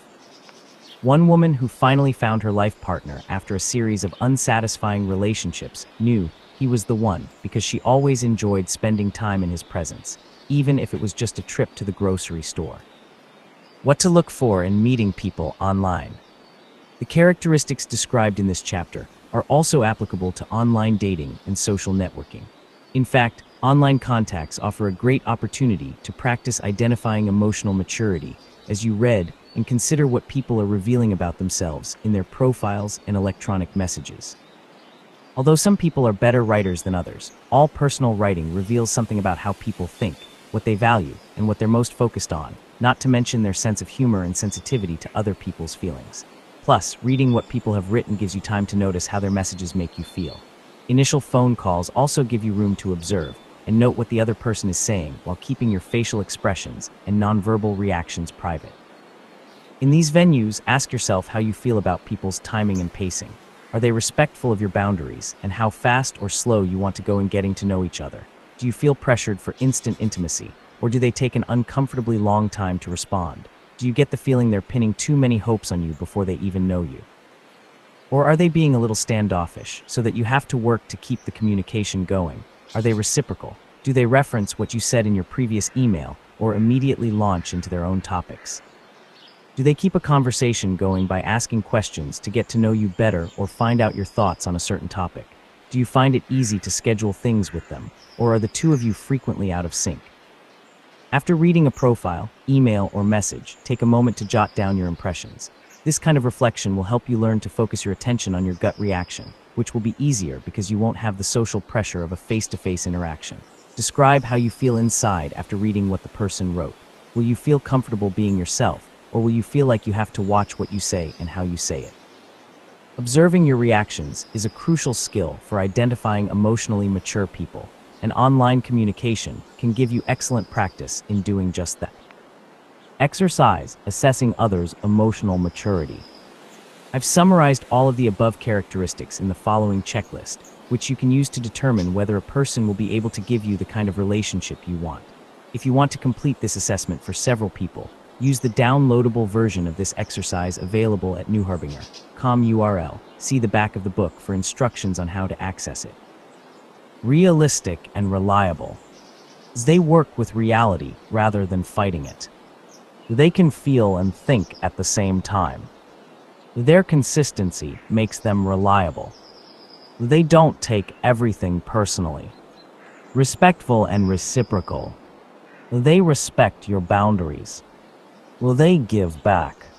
They are flexible and compromise well. They are even-tempered. They're willing to be influenced. They're truthful. They apologize and make amends. Responsive. Their empathy makes you feel safe. They make you feel seen and understood. They like to comfort and be comforted. They reflect on their actions and try to change. They can laugh and be playful. They're enjoyable to be around. The more of these qualities a person has, the more likely it is that the two of you can forge a satisfying and genuine connection. Developing new relationship habits. Now that you can identify emotionally mature people, there's one last piece of the relationship puzzle to address: your own behavior. In this final section, we'll take a brief look at some new approaches on your part that can make your relationships more genuine and reciprocal. You can work on these actions to help your relationships flourish. After all, improving your own ability to interact in an emotionally mature way is an important contribution toward having the relationships you want. Exercise, exploring new ways of being in relationships. Let's create a profile of emotional maturity that you can work toward. The following lists present a picture of how an emotionally mature person might interact and behave in relationships. Read through the following lists of new behaviors, beliefs, and values, and choose a few to practice. Just pick one or two at a time, and be gentle with yourself as you work on them. Some might be harder than others. Being willing to ask for help. I'll ask for help whenever I need to. I'll remind myself that if I need something, most people will be glad to help if they can. I'll use clear, intimate communication to ask for what I want, explaining my feelings and the reasons for my request.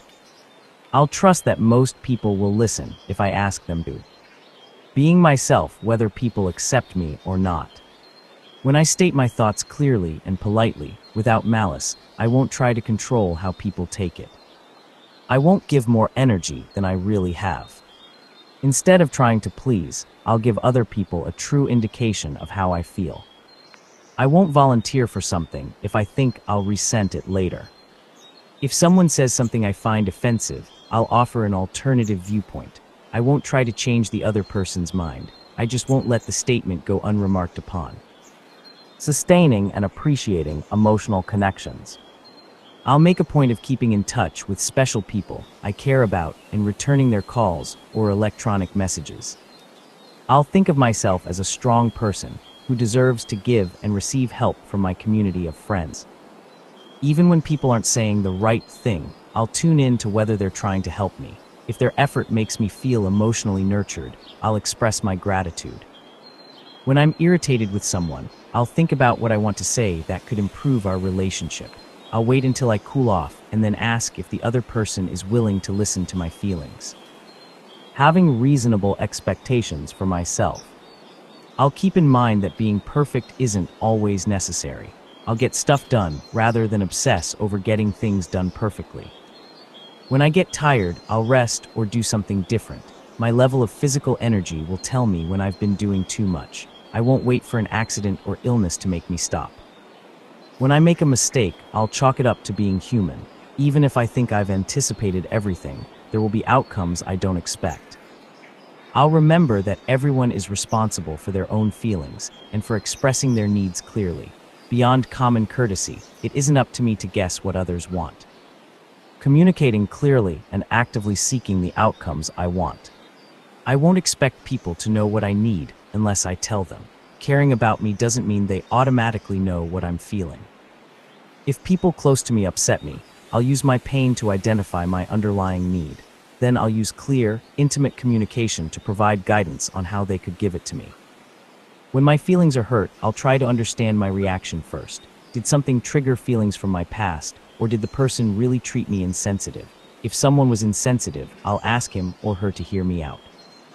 I'll be thoughtful to other people, and if they aren't thoughtful in return, I'll ask them to be more considerate and then let it go. I'll ask for something as many times as it takes to get a clear answer. When I get tired of interacting, I'll politely speak up, asking if we can continue our contact at another time. I'll explain kindly that I'm just out of gas at the moment.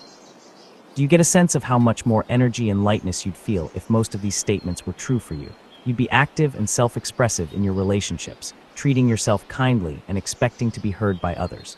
You'd be freeing yourself from emotional loneliness. Even if you didn't learn these values and ways of interacting as a child, you can develop them now. Having emotionally immature parents may have undermined your self-acceptance, self-expressiveness, and hopes for genuine intimacy, but there's nothing to hold you back now as an adult. Summary.